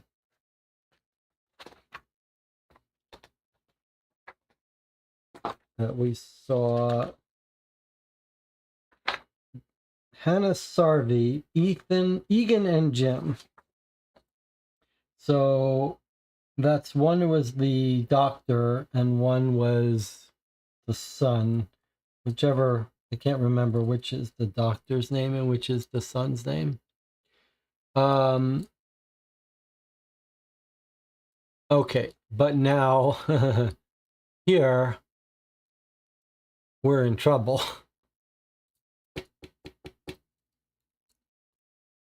So we know that the nurse buried them. I can't remember if she said where she would bury them, though. Probably in the... Oh, with those... I'll bet she buried them with the 3 flowers. I'll bet she buried them with the 3-flower fence. What do you think about that? She recovered them with Moses, and I'll bet she buried them with the 3 flowers. Jonathan says, good call. Okay, that's a very symbolic thing to do. Now, here it gets much tougher.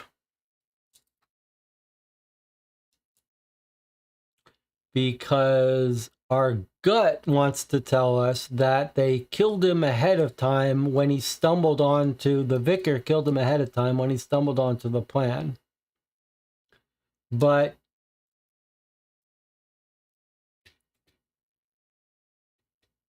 I just can't find evidence for that. I don't understand how it could be made to happen.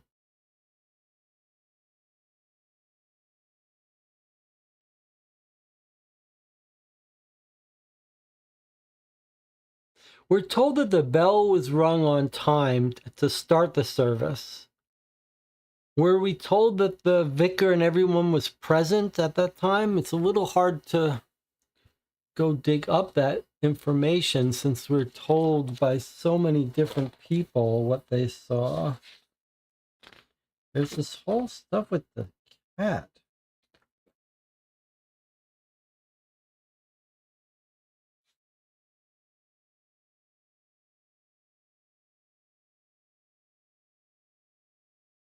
We even got a special altar wine for the service. So the special altar wine was supposed to be used during the service. The whole village gathered in the church. Okay, so this I think confirms the poison thing, was they all got poisoned by the altar wine. Because all the village is in the church.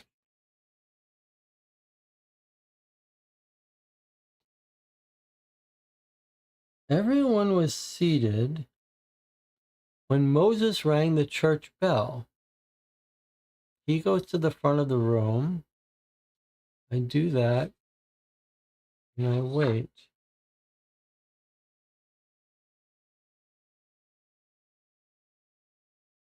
I'm just trying to find, like, if the vicar doesn't show up until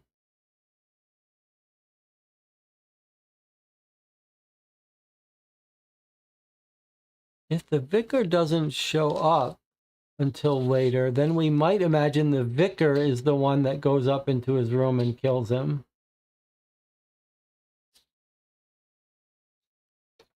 But we're not going to get it from him.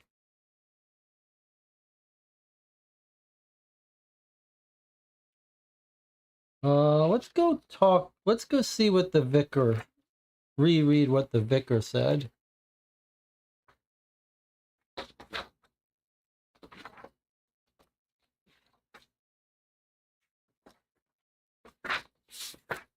Why haven't we read 55?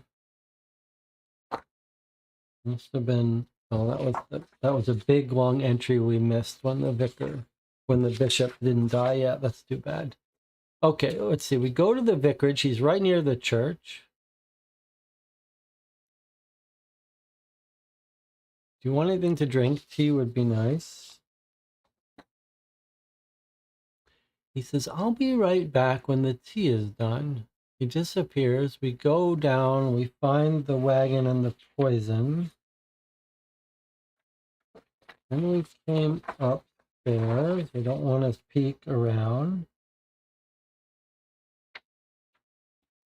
All right, let's hear what he says. He drinks his tea. Moses was the son I'll never forget. I trained him. I knew something was wrong. Tell us what happened. Okay, let's see. The bishop was in the church with his daughter. I even bought a single bottle of fine altar wine to serve at the service.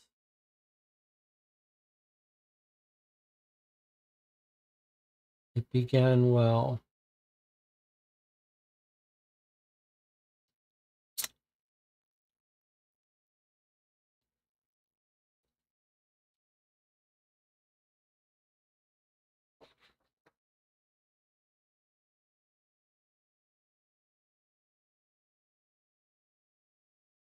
They found him dangling.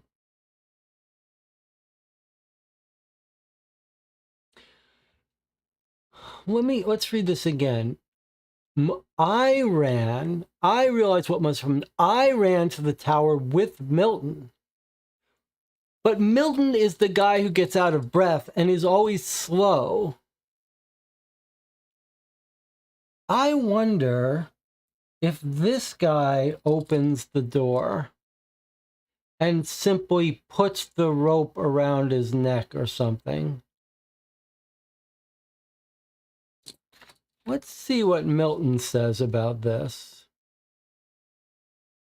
And look at this shouting to the roof. This is fake. Okay, but now let's see how Milton describes finding the body. Because now I'm starting to think that it's just the two of them that discover the body, and maybe it was really the vicar who discovered it.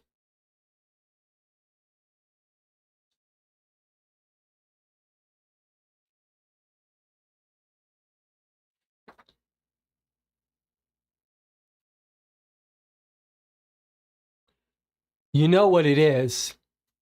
You know what it is.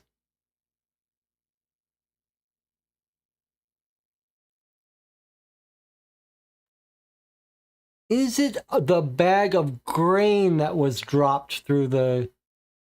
It's the bag of grain that was dropped through the trapdoor.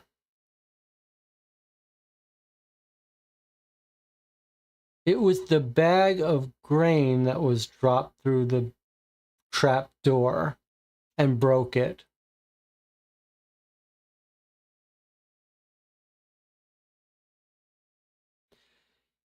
Okay, let's see.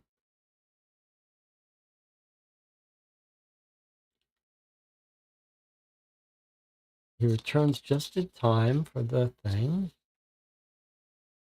Moses should have rung the bell. Father Keston and I went to the bell tower to free poor Moses. After I tried to calm everyone down, we saw him dangling from a noose. I think that the deacon gets there late. I think the father is the first one to get into the room. I ran to the tower. I quickly realized what must have happened. So I ran to the tower with Milton, who we know wheezes out of breath. He came back late from the forest. He came back late when we ran. I think he might have dropped.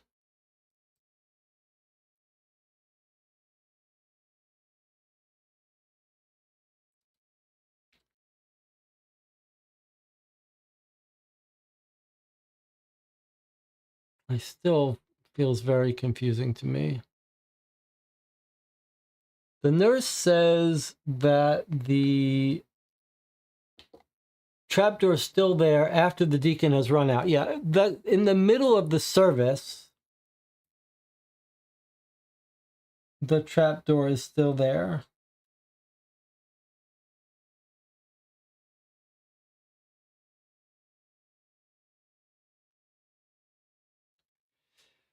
Farmer and Miller 2 saw evidence of burned bodies. 3, he was dead.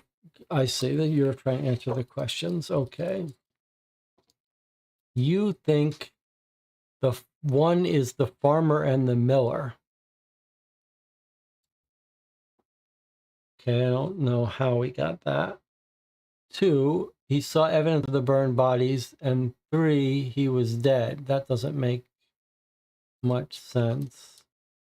Why did he not ring the bell? Should this question be, why did the bell not sound when he fell? Isn't that the better question? The nurse also claimed she heard the trapdoor breaking at some point, but maybe she's mistaken.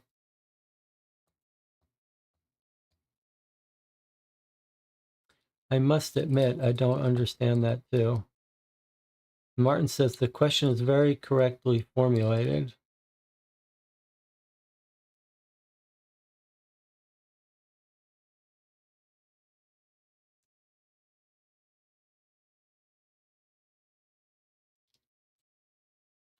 But you could read this as, why did he not pull the rope? Because he was dead. Or you could read it more delicately as saying, why did his body not ring the bell when it fell? It surely should have. Why wouldn't it? Why wouldn't it? Surely that's a big mystery.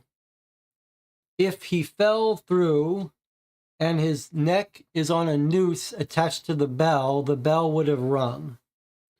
So the question is, why did it not ring? How could you possibly have his body hanging from that rope and not ring?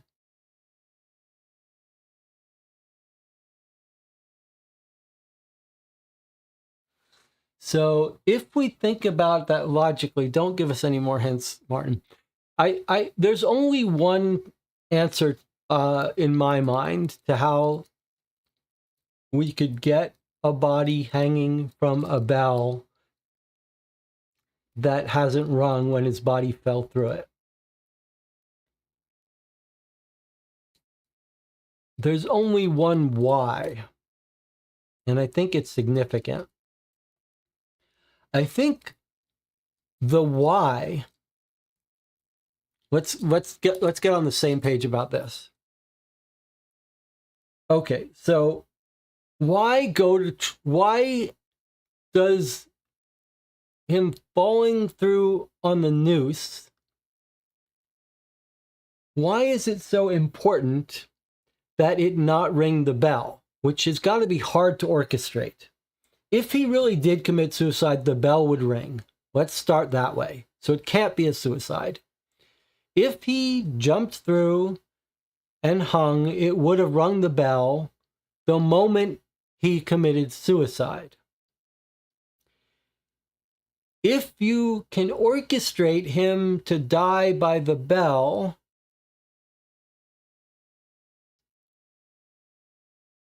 and not have it ring, why would you go to all that trouble? Maybe you take the bell ringer off it, but why would you go to all that trouble? And the answer is that you were staging the body at a time that if it rang, it would call people out or it would alert people to come look, and you don't want to get caught. So I think the answer has to be that he's been killed ahead of time or found killed, and that someone is staging the body during the ceremony. Now, we're not sure where everyone is at the ceremony. It could be that there's people not involved, or it could be that the vicar, who's our main suspect in all of this,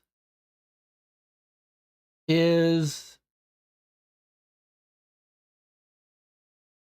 stepped out during the final prayer that our deacon gives and has run upstairs, dropped the grain of rice, put the rope around this guy's neck, gently put him out through the door, and then run back in to the ceremony. And then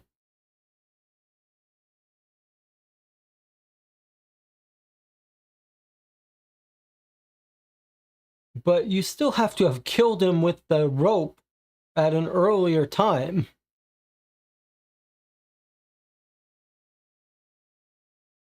And then who rang the bell at the beginning of the ceremony?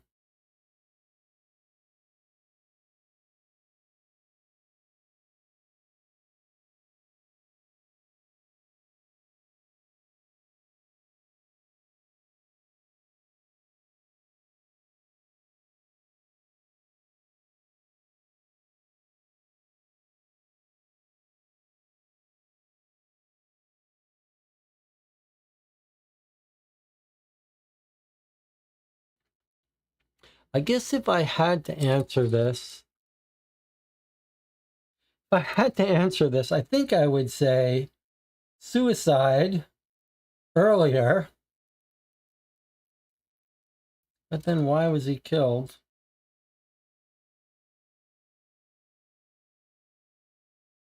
I mean, the coroner says his neck was snapped from noose, so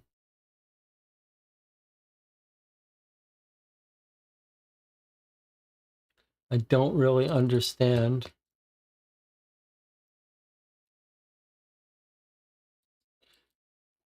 I guess the alternate theory is that he saw the vicar doing evil with the bodies.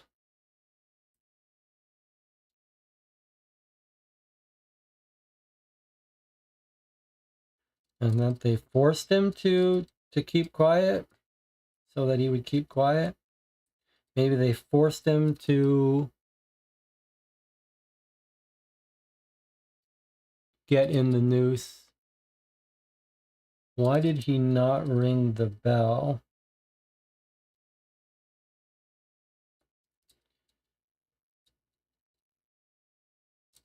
And I'm going to say he was carefully positioned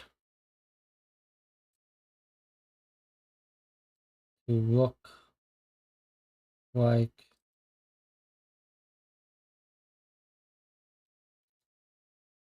he fell through, but he didn't.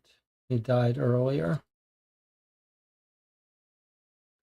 Died earlier.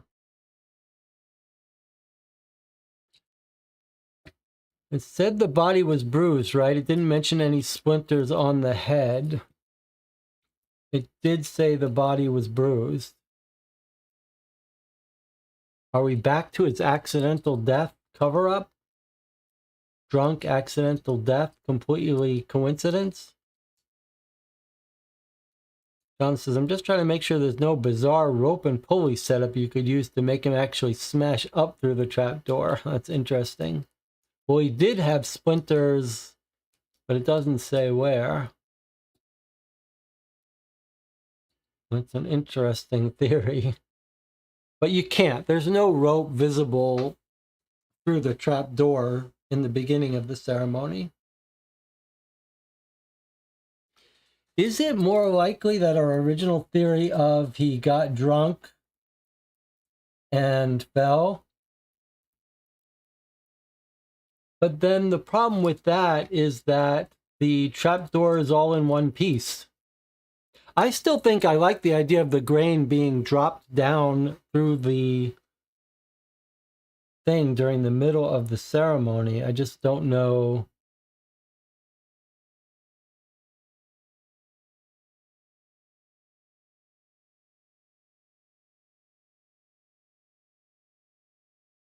Don't know. DJ Moneycut says, what about this? Moses passed out drunk. Someone ties the rope around his neck. Bell rings. Then later, the killer breaks the trapdoor and he falls through and snaps neck. Okay, that can't be the case because if he fell through and snapped his neck, it would ring the bell. So you have to have some scenario where the moment he falls through the trap door, the bell isn't ringing. Now you could purposefully maybe silence the bell. You'd have to have silenced it between the beginning of the ceremony and the end of the ceremony. So I suppose you could say whoever snuck up there kept the bell from ringing, pushed him over through the trap door, but held the bell so it wouldn't ring. But how many people would you need to do that? And where are they? Where is our wallet, too?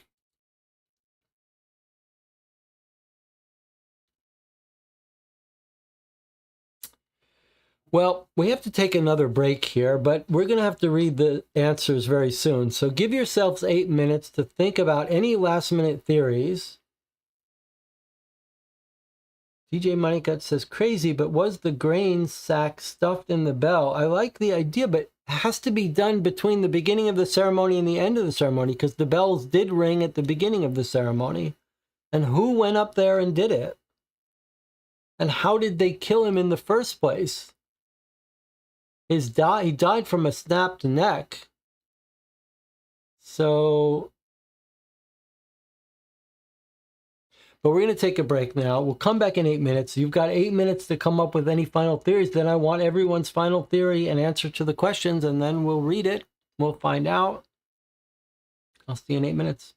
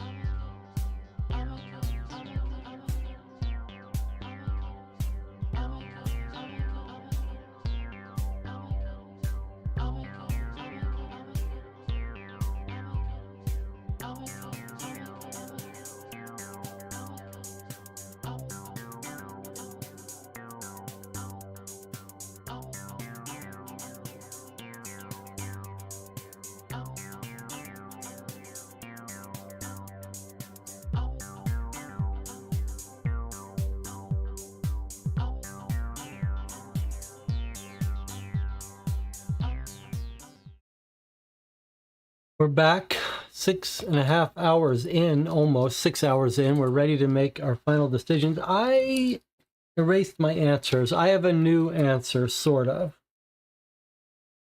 Here's my new answer.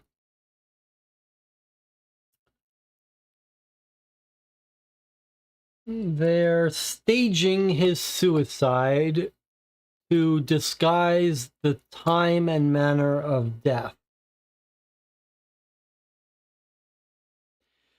And I'm going to say that it's the vicar and the deacon.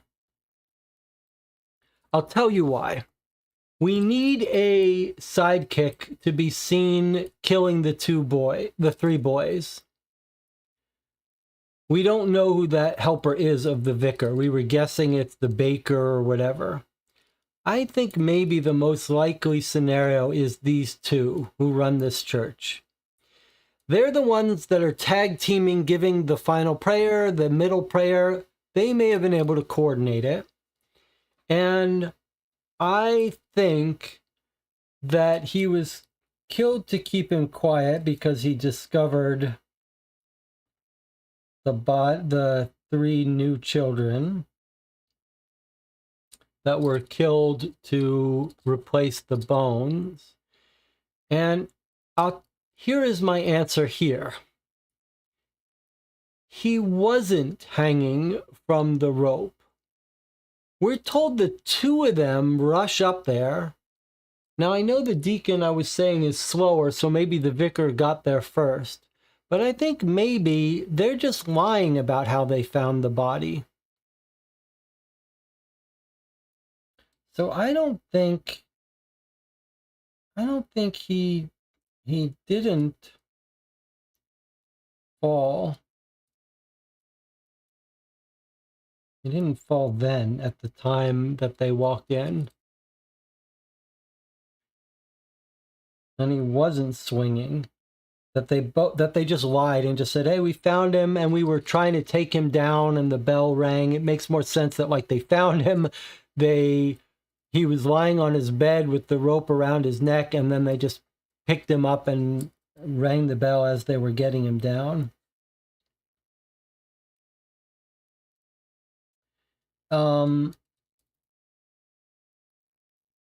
So that's my explanation for that. Now it still has to answer, how did he originally die? He's drunk, he's bruised. I'm not sure how they originally killed him. Maybe he just fell through. Maybe they opened the trap door and he was drunk and he just walked in and fell. All right, let's see what the chat has got on record as answering. DJ Moneycut's final answers are that Moses passed out, the rope tied during the first ring, grain sack put in the bell to prevent further rings, stomp door to break, drop Moses in, bell doesn't ring, sack falls out and down to the basement. Interesting idea. I think the sack was dropped from through and broke open. That's my theory, that the sack was dropped through to break open the trap door during during the middle of the ceremony, to try to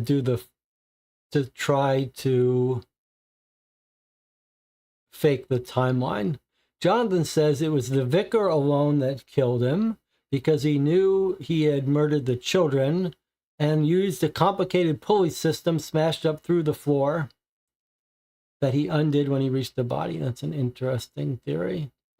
Moneycut says, not my final answer. I'm sticking with the farmer and Miller. Okay, well, we've got 13 people watching. Who else wants to get on record here before we read the solution? And does anyone have a theory about the wine poisoning people? Martin says, I have a theory. Yeah, I'll bet you do. I guess it's a problem with my theory that the vicar and the deacon work together because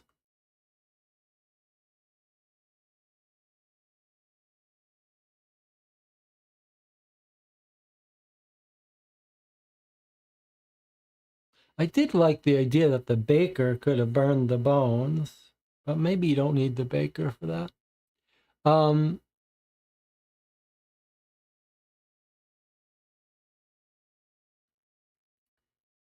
Who else are we? Oh, it's the doctor is the other one. Doctor. I wonder if it's the doctor. And that's why he's upset because he caused his son's death. Is the doctor the helper? I'm going to change my vote to doctor. I don't know what I'm doing. The doctor was the only one at the orphanage who was in and out, right? DJ Moneycut says, I'm still with the accidental poison wine swap. The accidental poison wine swap is why I'm thinking it can't be the deacon, because he would have known about the poison.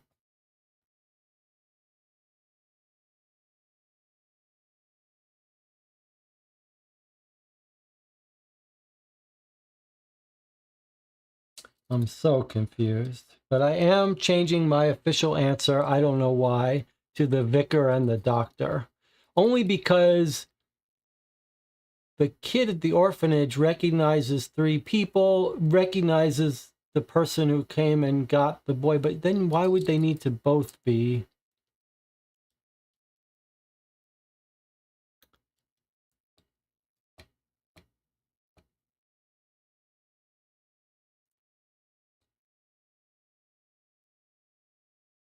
But surely this doesn't make sense. The doctor could be involved with the kids, but the doctor can't be the one killing Moses. That doesn't make sense.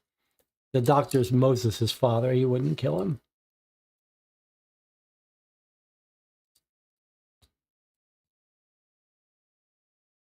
All right, let's do it this way.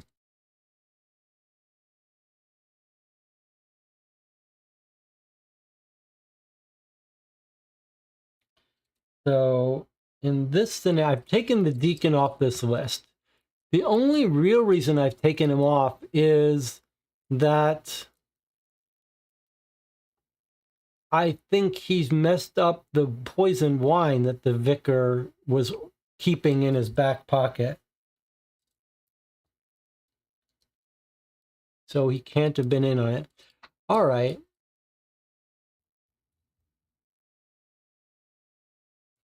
Jonathan is saying something about, like, people would be expecting a doctor to come back to treat the bishop, so would be looking out for him. I'm not. I see. People would be watching him. Either the miller or farmer was 6'6", so they make a good accomplice. Yeah, but we don't have any evidence for them.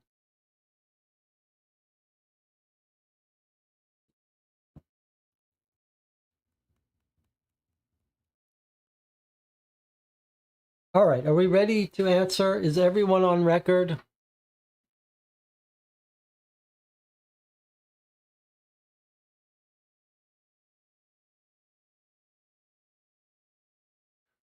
Who killed Moses? Victor Caxton. Why was he killed? To keep him quiet about the children, the new children that were killed. Why did Moses not ring the bell? Because he didn't fall when it appeared like he fell. He wasn't actually hanging. I think the vicar got up there early and said, here he is, he's hanging. Where are the bones located? At the 3 flowers in the fenced-in flowers by the nurse.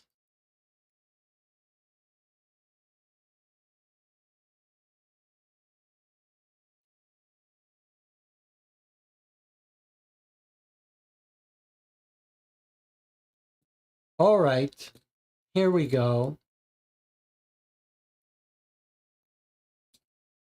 Let's read our solution. I wonder if we shouldn't listen to Martin reading the solution. What do you think? Should we have Martin? Should we play the audio where Martin reveals the solution? Let me see if I can get it up here for us. Okay. So I need to reset the audio. Let's see if this works.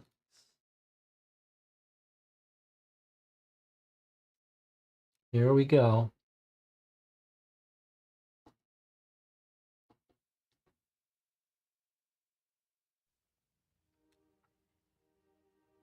Can you hear anything?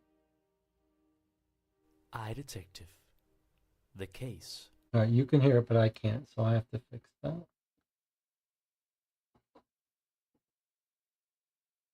Of the roped ringer. Solution. Hurry up, Watson. We have no time to lose. Holmes drags us into the carriage, which soon flies through the monochrome landscape. He has a serious look on his face as he stares out the window in deep thought. Why the hurry, Holmes? The silence is only broken by the noise of the carriage wheels against the dusty road. In order to understand all this, we'll have to go years back to the year 1870. The whole story began when Dr. Savi's wife died, leaving him in grief and with a son of only 2 months. The doctor decided that it would be best to leave the baby at the orphanage because he was in no state to take care of it alone. It was a twist of fate, however, that soon after a great fire broke out at the orphanage and killed almost everyone there, except for Nurse Embry and Dr. Savi's son.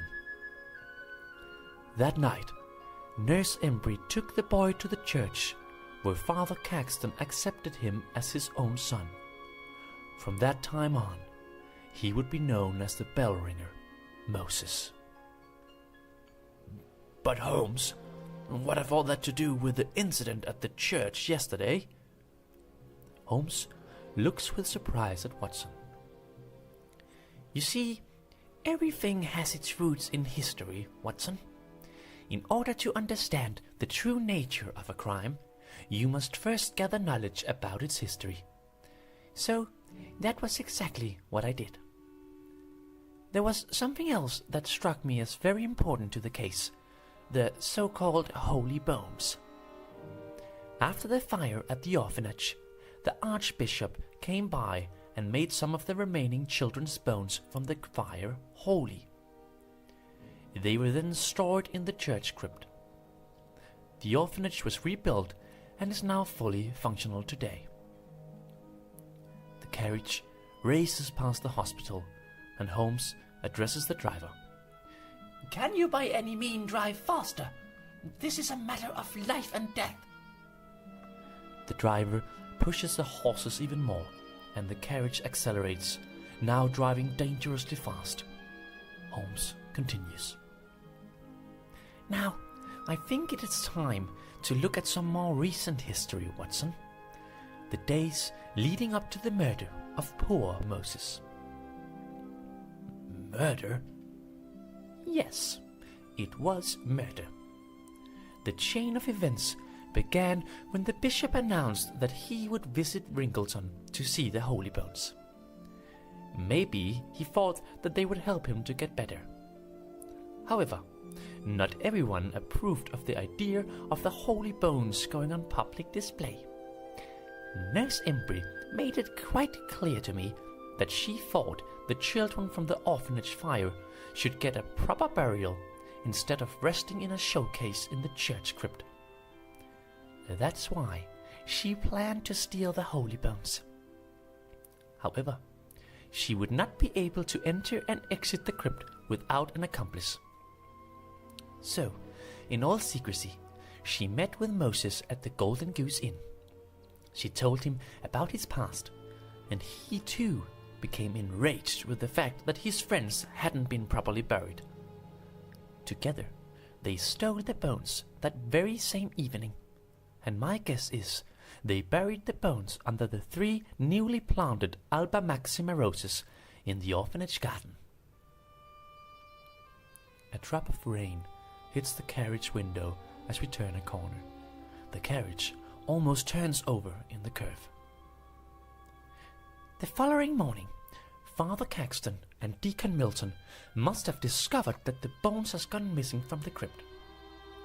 Father Caxton knew that the only reason the bishop would appoint him as the next bishop was due to the holy bones, so he was horrified by the discovery. Deacon Milton was equally shocked, as he was going to be the next vicar after Father Caxton. Besides, Milton would only be allowed to marry the bishop's daughter with whom he was in love, if he was at least the rank of priest.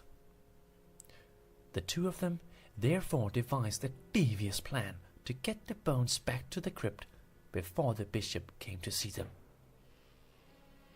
The rain was now drumming on the windows, and the ground outside was muddy and wet.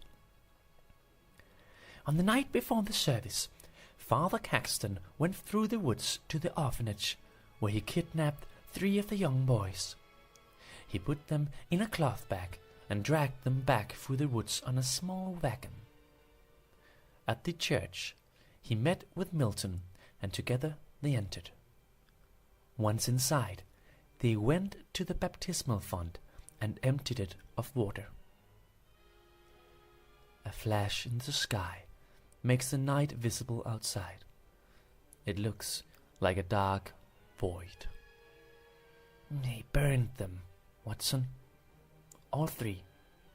In the baptismal font. The void seems to be spinning, forming a spiral-shaped darkness to hide the madness of man. They placed the children's bone in the showcase in the crypt as replacements for the original holy bones. In that way, the bishop would not be able to see that the bones were missing. The carriage suddenly comes to a stop, and the driver turns to Holmes. "We are here, sir." Towering on top of the hill in front of us stands Ringleton Church, bathed in the light from the lightning sky. A small light is visible through the mosaic windows of the church. "Come, Watson. We must proceed with great care." As we ascend the hill, we whisper quietly together. "But Holmes, what has all the holy bone stuff to do with Moses?" I see that you have forgotten a very important detail, just like Father Caxton and Milton did. That Moses lived in the bell tower. He must have overheard Father Caxton and Milton that fatal night in the church. I believe that Moses went to Father Caxton to confront him with the fact, and he told him that he was going to tell everyone after the service yesterday. Father Caxton took matters in his own hands and decided to try to poison the ringer. As you might know, Moses had a keen taste for alcoholic drinks. Father Caxton knew that a new wine had been bought for the service yesterday, and that it was safely locked in a small cupboard in the main church room. He therefore poisoned one of the old altar wine bottles and hoped that Moses would drink it. But that was not what happened. We are nearing the top of the hill, and the church grows bigger and bigger in front of us. No, Deacon Milton was not going to rely solely on Father Caxton being appointed the next bishop. He wanted to be able to marry the bishop's daughter regardless. That's why he talked to one of the gypsies from the forest, Joanne, who promised to help the couple in conceiving a baby. If Donna Finley was pregnant, the bishop would have to approve of their marriage. Joanne required that Milton took a fine wine with him so he stole the newly bought altar wine and replaced it with the poison bottled from the supply of old altar wine. And that's why all the villagers that attended the service yesterday have become ill. But Holmes, if the... Holmes lifted his fingers to his lips.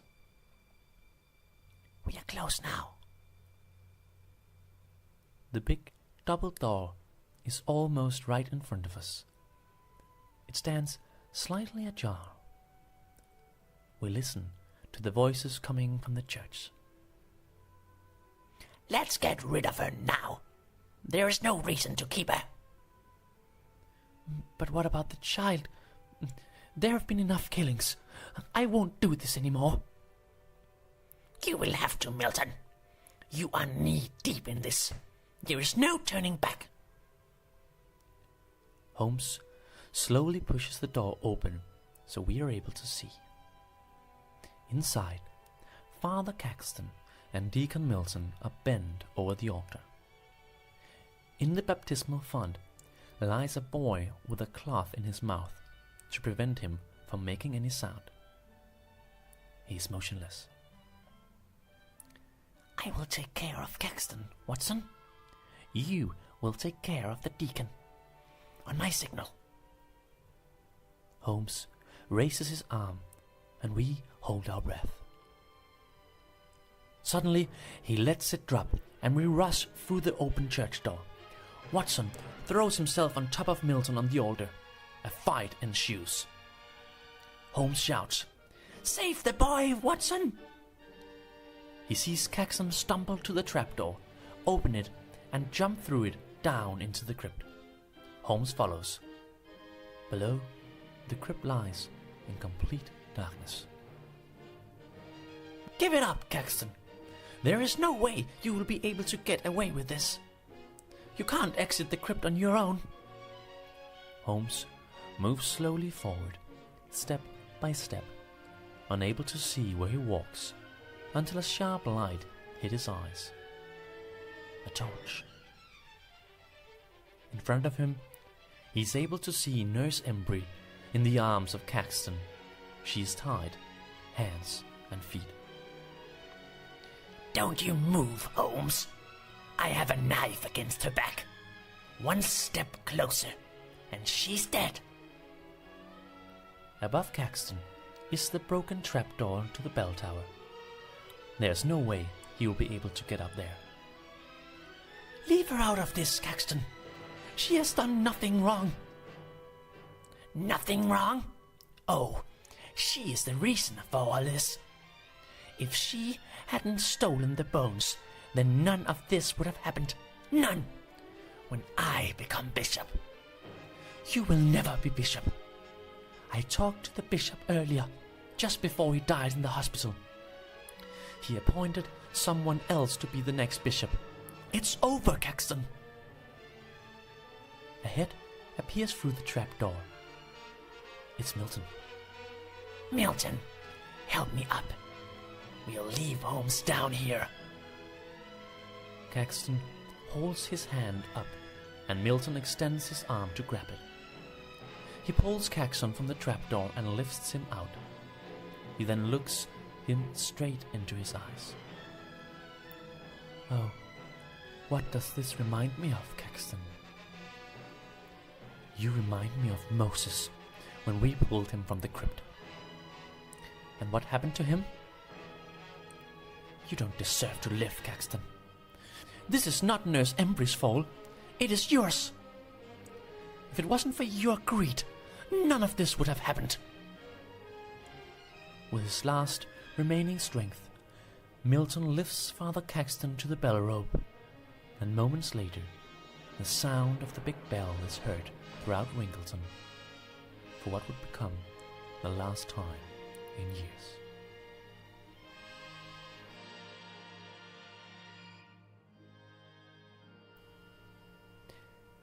Nothing like a day of travel, don't you think, Watson?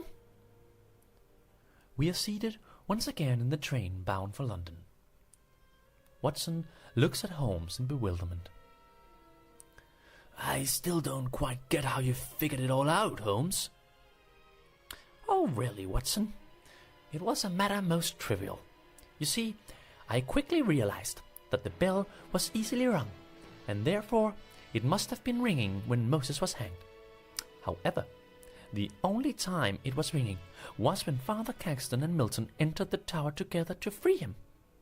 So they must have been hanging him at that time, not trying to free him. But if Moses didn't break the trapdoor himself, then who did? Ah, he did indeed break it himself, Watson. You know, it puzzled me for a long time why Moses didn't ring the bell at the end of service as he should. Two things are important to realize. That there was a hole in the wall that separated the upper part of the bell tower from the main church room, and that the ringer had been drinking a lot of the old order wine. I simply think that Moses climbed the rope at the beginning of the service, ringing the bell in the progress. He did it so he was able to see the service through the small hole in the wall in the upper part of the bell tower. His cat crawled the rope at some point to join her master, and Moses went to help it. But because he was very drunk, he fell down the hole that the rope runs through, and right through the trapdoor, which broke. Luckily for him, there was a large sack of grain below in the crypt, so he wasn't hurt badly. He was, however, weak and unable to move. When Father Caxton and Milton later came to investigate why he hadn't been ringing, Caxton quickly made a plan that would make it look like he committed suicide. So, they hanged him together. Did you venture into the woods, Holmes? Oh yes, I went to talk with a couple of people in there. Regarding the cultic activities, you will find that it is just a harmless cult, shat rave, that sacrifices animals stolen from a local hunter's trap in order to improve the harvest. Its members are Peter Sharman, the baker, John Graham, the miller, and Mr. Blackmore, a local farmer.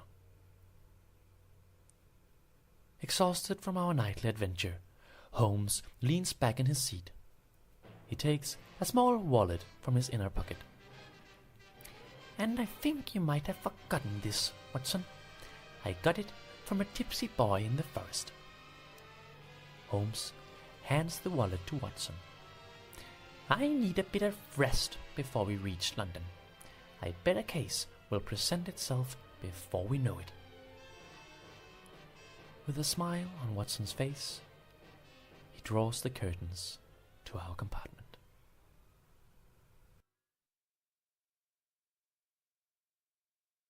Okay. I have some mixed thoughts about that, but let's just look at the solution we just read. 1, 2, 3, 4, 5, 6, 7, 8. Holmes solved it in 1 hour and 50 minutes, so there are points. Now I changed my answer to the vicar and the deacon, but then I talked myself out of it.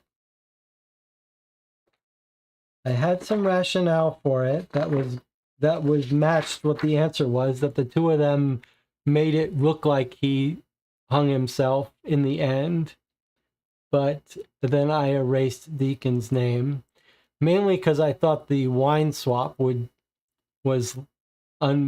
make it unlikely that he worked with the deacon. Okay, to keep him quiet, that was right. He didn't fall then, and he wasn't hanging. That was right. That was right. So we got partial for the first one. We got that one right. This one, I'm going to give credit for that, but it was a weird explanation for when that happened. The official explanation is that happened in the middle of the service, and that he fell through and then walked back up. That's why it wasn't broken till the end. And then we got this right. And then we got this right. And then 2 was altar for satanic animal use. So that right. We got that right. And we got that right. So we got them all right, except this first one. I had them both, but then I removed it. So we don't get full points for that. So it's 85 points for here, and then 40 points here, which is 125 points. But then it doesn't remind us here that we should subtract from our time. But what was the official rule for that? We're going to talk about the ending in a second here. The official rules were subtract 1 point for every 5 minutes you used. So I think that's going to end up getting rid of a good chunk of most of our score here. Maybe something like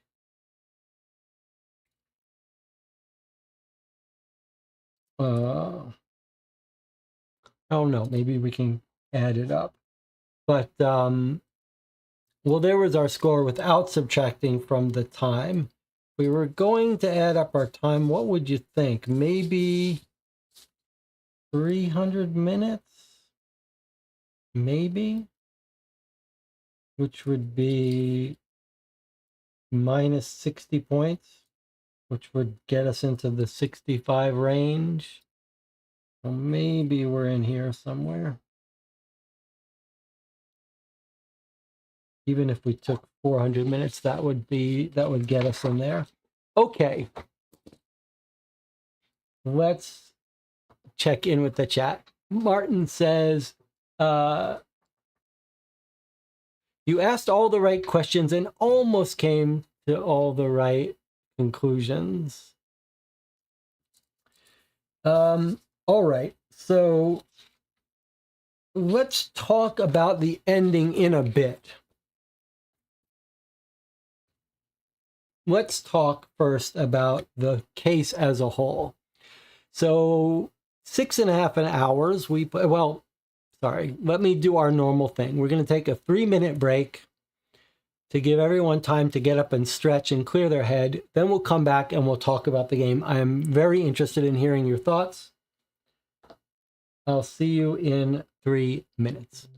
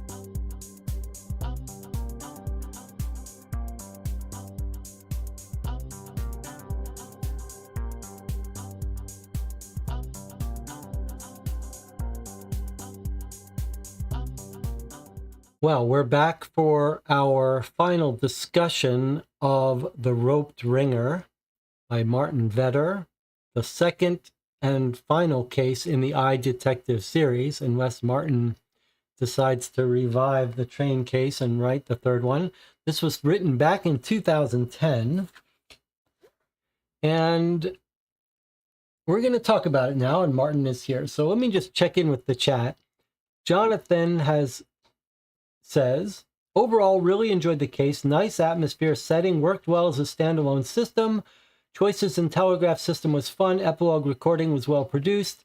Ending solution doesn't completely come together for me, and maybe there should be a few more questions. Feels like a couple big points never really got quizzed, but understand the worry about leaking. Martin says, happy to answer questions. DJ Moneycut says, I liked how everything worked mechanically, very clean. I liked how the locations connected. There were a good amount of clues to everything except for what happened to Moses. Okay, let me talk for a little bit about this, and then we'll check in with the chat to get more thoughts. First of all, I thought the writing was fantastic, and that goes a long way for me. In fact, that if you've got good writing and the pacing of the paragraphs are nice and the imagery is nice and the characters are interesting, well, it's like reading a novel. Everything else almost becomes, no matter what happens, if the reading and the writing is enjoyable enough, it's going to be a good experience. And that's what we got here. So there's that.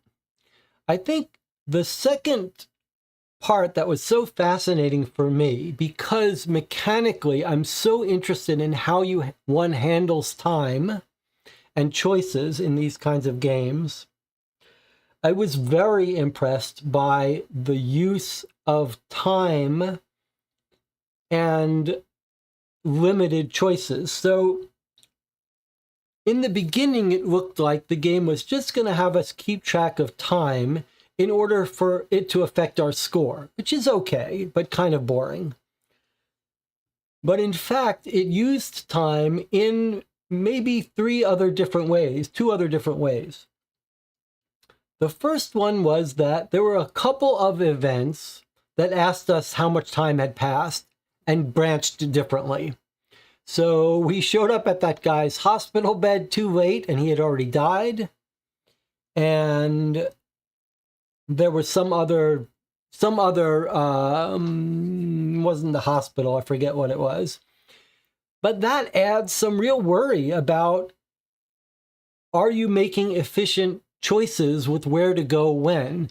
And you really don't need much to change the whole feel of the game. There doesn't have to be much consequence to making decisions, as long as the player has some fear that if they're inefficient or choose the wrong place to go first, there'll be consequences. And this game had that. And that does make the feel of the game more weighty, feels more significant, your decisions. The other thing I loved, and it's fascinating to see that Martin did this in 2010, because I thought it was sort of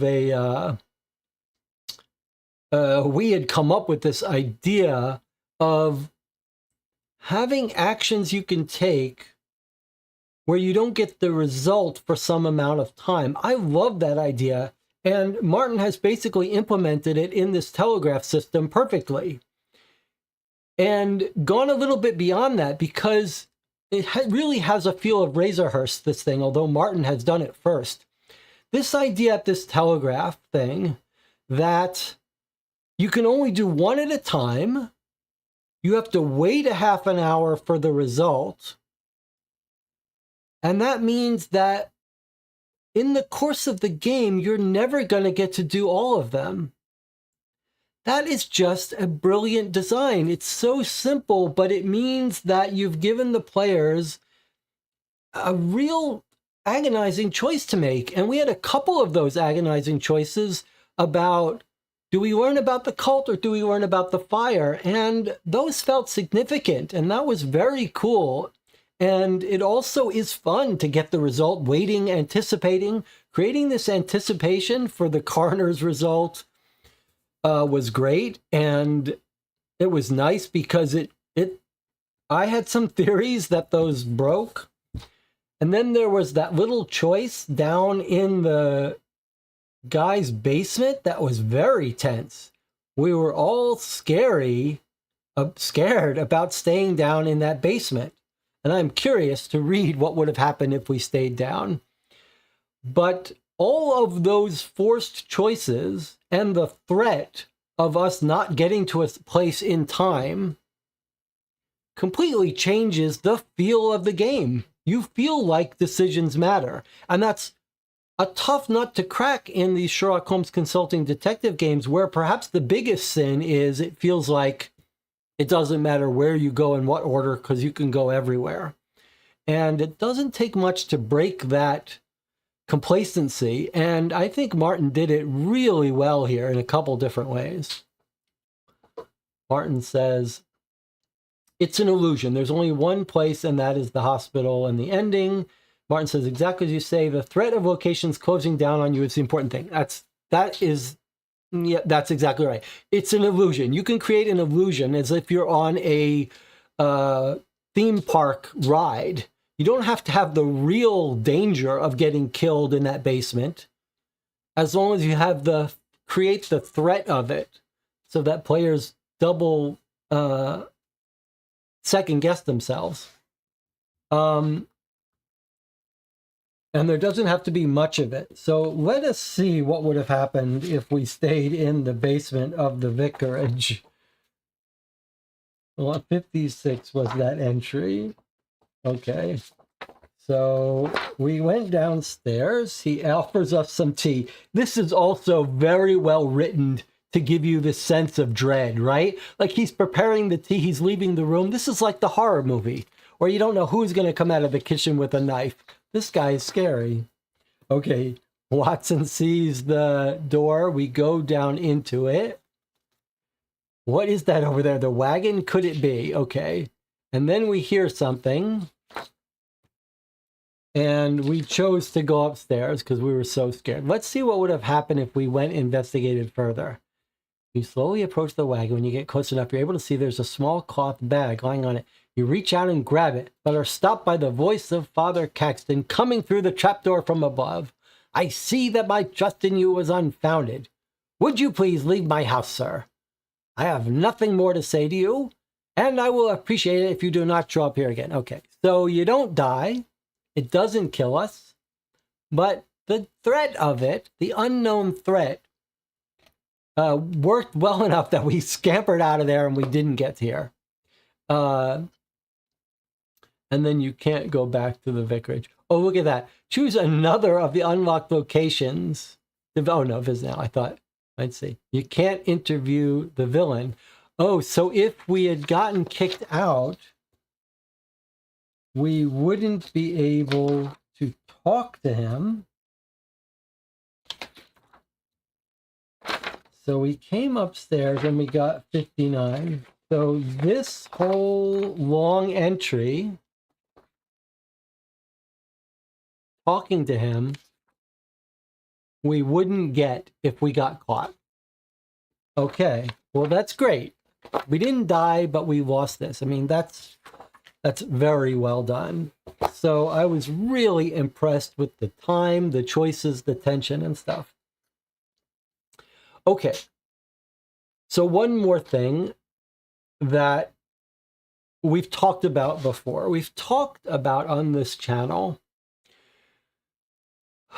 our favorite kinds of cases. What makes a case so enjoyable? And then we've talked about the difference between sort of the perfect case and then if you have to choose what your second thing is. So one of the things that's common with the cases that we enjoy the most is that we end up with a lot of debates about theory. And the easiest way that happens is, and often the most enjoyable, is we get a case where We're not overloaded with facts, but we have irreconcilable facts. And I feel like almost all of our favorite cases have this feature, where we're trying to understand facts that we can see don't make sense. We can see there's a nut that has to be cracked. And that was this guy who didn't ring the bell when he was hanging, and it was clear he should have rung the bell. And the facts around that, of the trapdoor being broken, we couldn't make it make sense. We couldn't square the circle. We've got this timeline of the bell ringing in the beginning, not ringing at the end. It didn't make sense to us. And the wine was a similar thing. It's like, well, we knew the wine must be poisoned. We knew who had the poison, the vicar, but we couldn't make sense out of how the poison gets given to the parishioners. And there's something, when you've got a situation where you can't reconcile the facts and you're just thrashing about looking for a consistent explanation for those facts, makes for the most interesting debate. And we had a lot of debate trying to solve it here. Now, I think what we've said before holds true. The very best cases, when you figure it out, when you finally can reconcile those facts, things do click into place. And you're like, oh, that was hard to come up with that theory. But once we do, it all clicks into place and makes sense. Then the second best is still to have that irreconcilable facts setup, contradicted facts, but then have the solution feel like, I don't quite buy it. But it's still better to have the contradictory, irreconcilable facts and then the implausible solution is preferable to the facts that are too simple to solve, which happens a lot.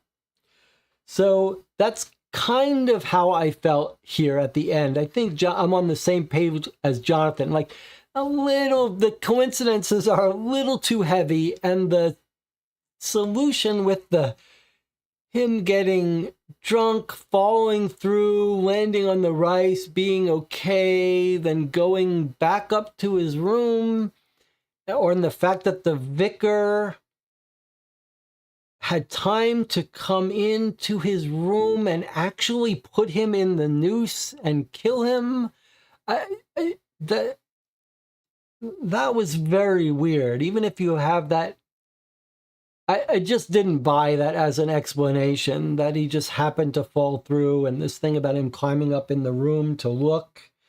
I think it would have been better if we had evidence that he actually died the night before by blunt force trauma, and that they had to make it look like he died during the ceremony.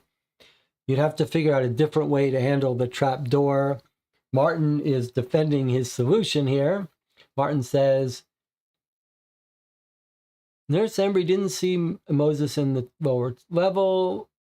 She hears the trapdoor break during the service because he happened to fall down. You asked the right question. Why poison the bishop in the first place? Because it was not the one poison attempt was against. But that was still a little weird. Like, somehow you've planned to poison him with the wine, but he doesn't get the wine. But then there's also a coincidence that the deacon takes the non-poison wine and switches it. It was just a bridge too far for me. Martin says he did have corn on his legs and splinters from falling through it. Well, we did absolutely consider that idea, that he had fallen through previously. It was just a bridge too far for us to expect us to believe that he fell through on that night during the service and then got up and was fine, walked back to his room where he was then killed. I think it would have made more sense if we could believe that he was killed the previous night and they had to stage it to look like he was killed that day. In the real solution, he did ring the bell the first time, and then he did fall through. So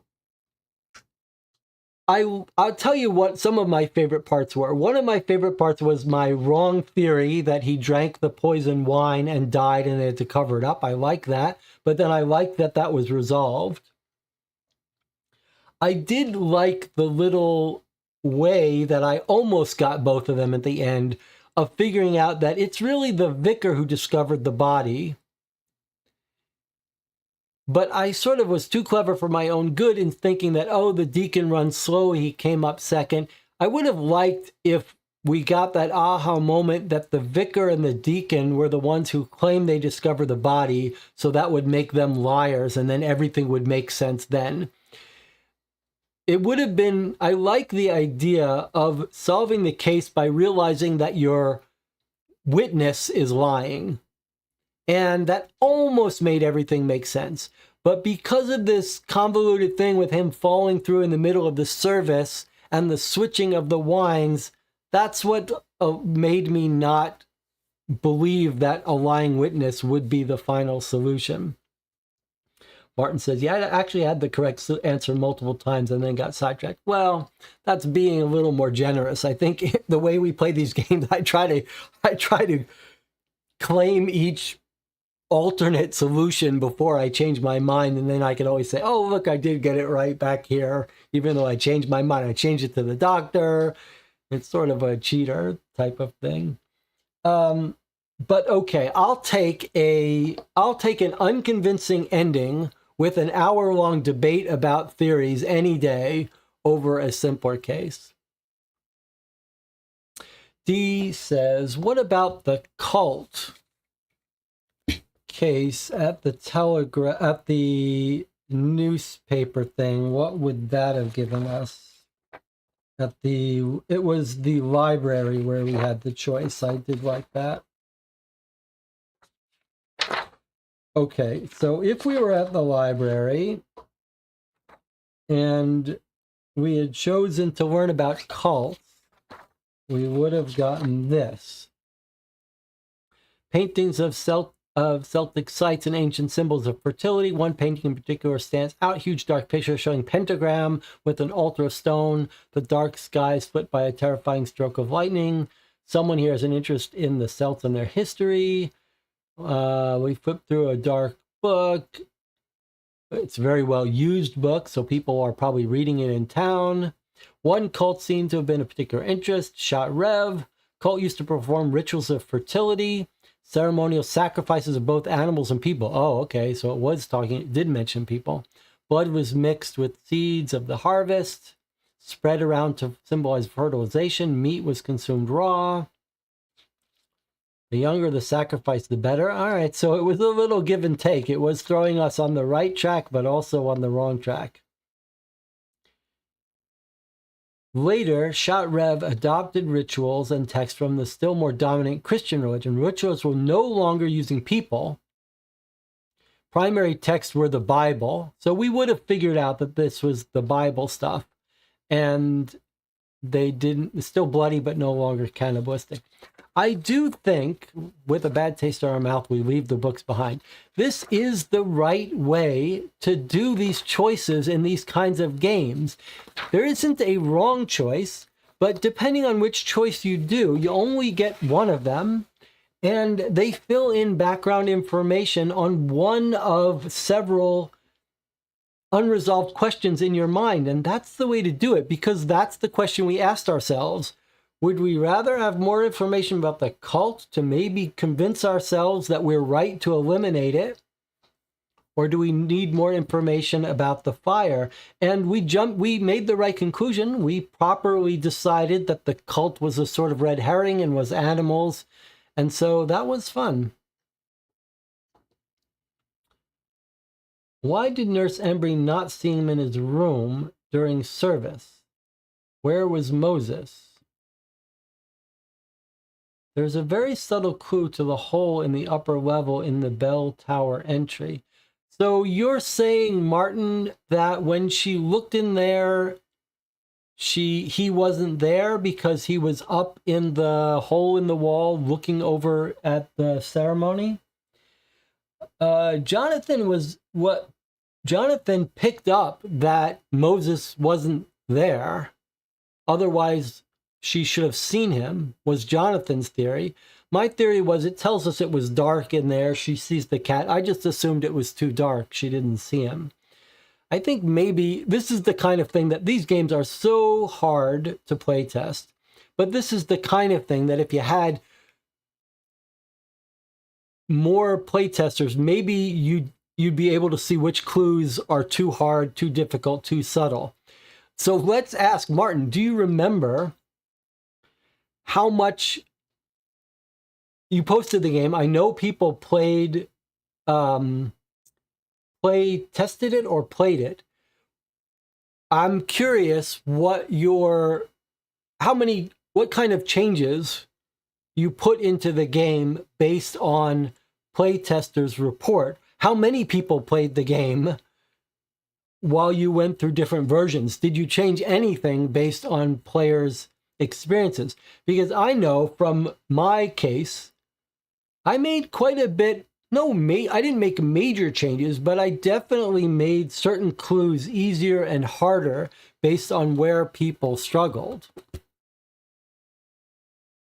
I'm curious if you can remember how much you changed based on people's struggles. I know some people did struggle with the game because I've seen some of the posts and just skimmed them. And I know there were some struggles with it. All right, and Martin was saying, see if you can look at the bell tower entry. Let me see if I can find the bell tower entry while Martin is answering that question.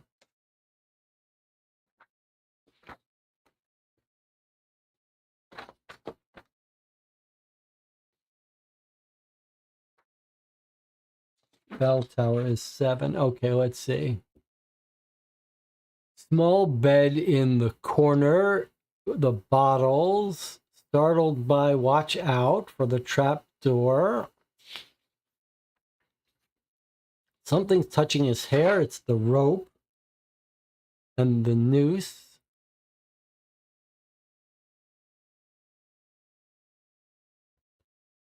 Follows the rope upwards. It passes through a large opening in the upper floor and ends in a big bell hanging above him. May I try this? He echoes it. Didn't even put much weight. A small beam of light escapes from the church's main room and enters through a small hole in the wall on the upper level, hitting the bell while it slowly stops ringing. Yeah, I guess that's the clue. I don't know.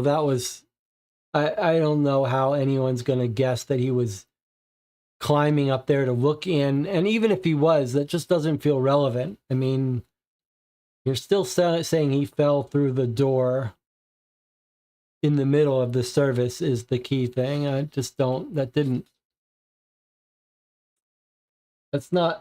doesn't work for me, that part of it. But okay, let's see. Martin says, we put in the telegram help from Quink in the intro to make sure players go there early. Okay, that makes sense. I always put something in the solution that almost no players pick up, so there's a small aha moment for every player, no matter how smart they are. I like that idea. That is a good idea. Looking through the holes just for fun, really. You don't need it to figure out the solutions, just have something that no one figures. I think that's a good idea. I like that design principle. Overall, very enjoyable. I really liked it a lot, and I liked how much debate we have. I do think the solution is not perfect for me. DJ Monica says, I just had to run off a bear who was getting in my trash can. Okay, there you go. There's an unbelievable fact, but it's true.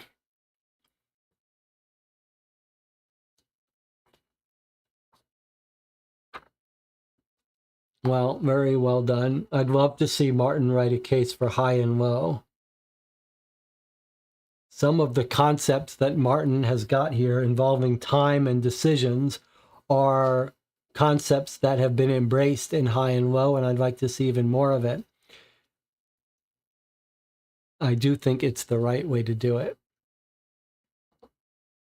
Johnson says, yeah, fun case. Martin says, anything else that didn't make sense in the solution? I think the two pieces that don't quite feel right to me. One is the poison wine switching attempt to poison Moses with the wine.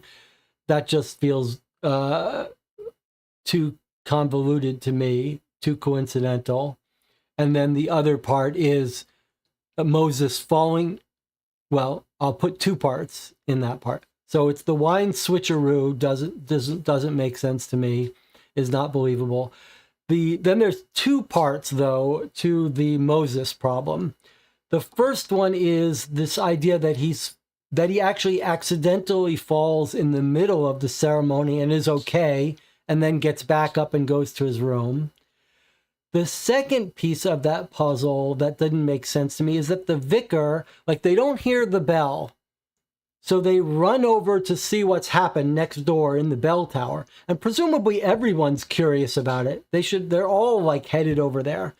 And somehow we're told that the vicar goes up to his room and maybe with the deacon, and he's drunk and tired on his bed, and they somehow tie a noose, put it around his neck, and then kill him from it. Remember, he's got a drop to snap someone's neck from a rope.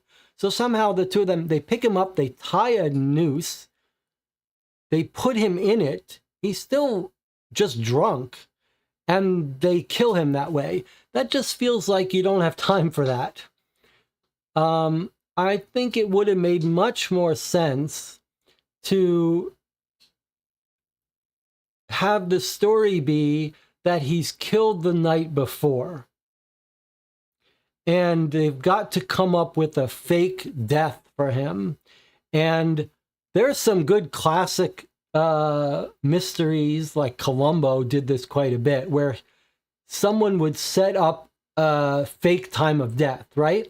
And it's not that uncommon that people use their timeline alibi to pretend why they couldn't have been there at the time of death. And so they fake time of death. And so I liked that idea, but I think it would have worked better if he was killed the night before. And then they have to orchestrate some arrangement to make it look like he died then and there. This was a weird case where he actually did die from hanging, and he did die exactly when moments after they said he did, because they put him in the rope, they tie the noose, and then they force him to die at that moment. That was just a little bit too much. Or he got killed by the accidental falling in the crypt. I think it would have made more sense if he drank the poisoned wine, but then there's still a question of why the wine was poisoned. That was a little bit weird. But if it made too much sense, it wouldn't be as interesting a debate. I think maybe there's a good lesson though to talk about. If you look at all the complaints about the solution, what is the common element of the complaints? I mean, leaving out the details of the complaint. I think the complaint is what contradicts. I think Sherlock Holmes said there are no coincidences, but some mystery writer said there are no coincidences. And I think that's the danger, that's the area that the case might have slipped up in the solution.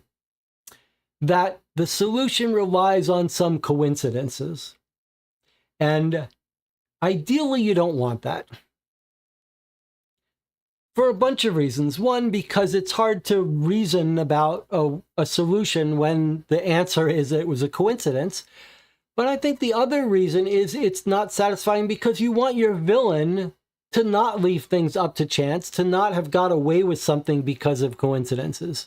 You'd rather have your villain be super clever and a worthy adversary. And that means he didn't rely on coincidences. In fact, there's a Columbo episode. I think it's one with Leonard Nimoy. And in the end, it's either Leonard Nimoy or I forget, someone else. But in the end of the case, Columbo goes and he reconstructs how the killer got away with it, right? And he's reconstructing. He's saying then the record player dropped, and then the book dropped that fired the gun, and you got lucky because it just happened to fall in this way. And then this happened and you got lucky because of this, and here I've solved the case. And he so infuriates the mastermind, who says, what are you? You're so stupid. You think I would leave that up to chance that the book would fall in this way? No, that's ridiculous. That's not how I would do it. That's crazy. You can't leave that up to chance. I did it this way. And he realizes after he explains it all that he's just confessed. And that's what you ideally want. You ideally want an explanation that says, of course there wasn't a coincidence. Of course he didn't just happen to fall in the middle of the thing. Of course it didn't anyway. Martin, what's the plan on case 3? Maybe you can plug it also. Remember, this was written in 2010, so Martin never got around to the case 3. All right. Leonard Nimoy one is the one where he killed someone while operating on him. There is some case that involves a record player and a gun going off.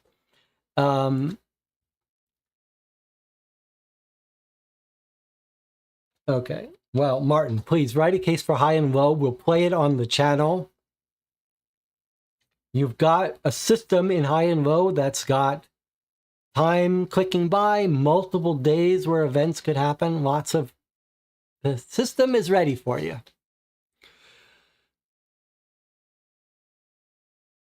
All right. Well, 7.5 hours. We've been talking about the game for a half hour. It's time to wrap up here. A real pleasure to play with this group.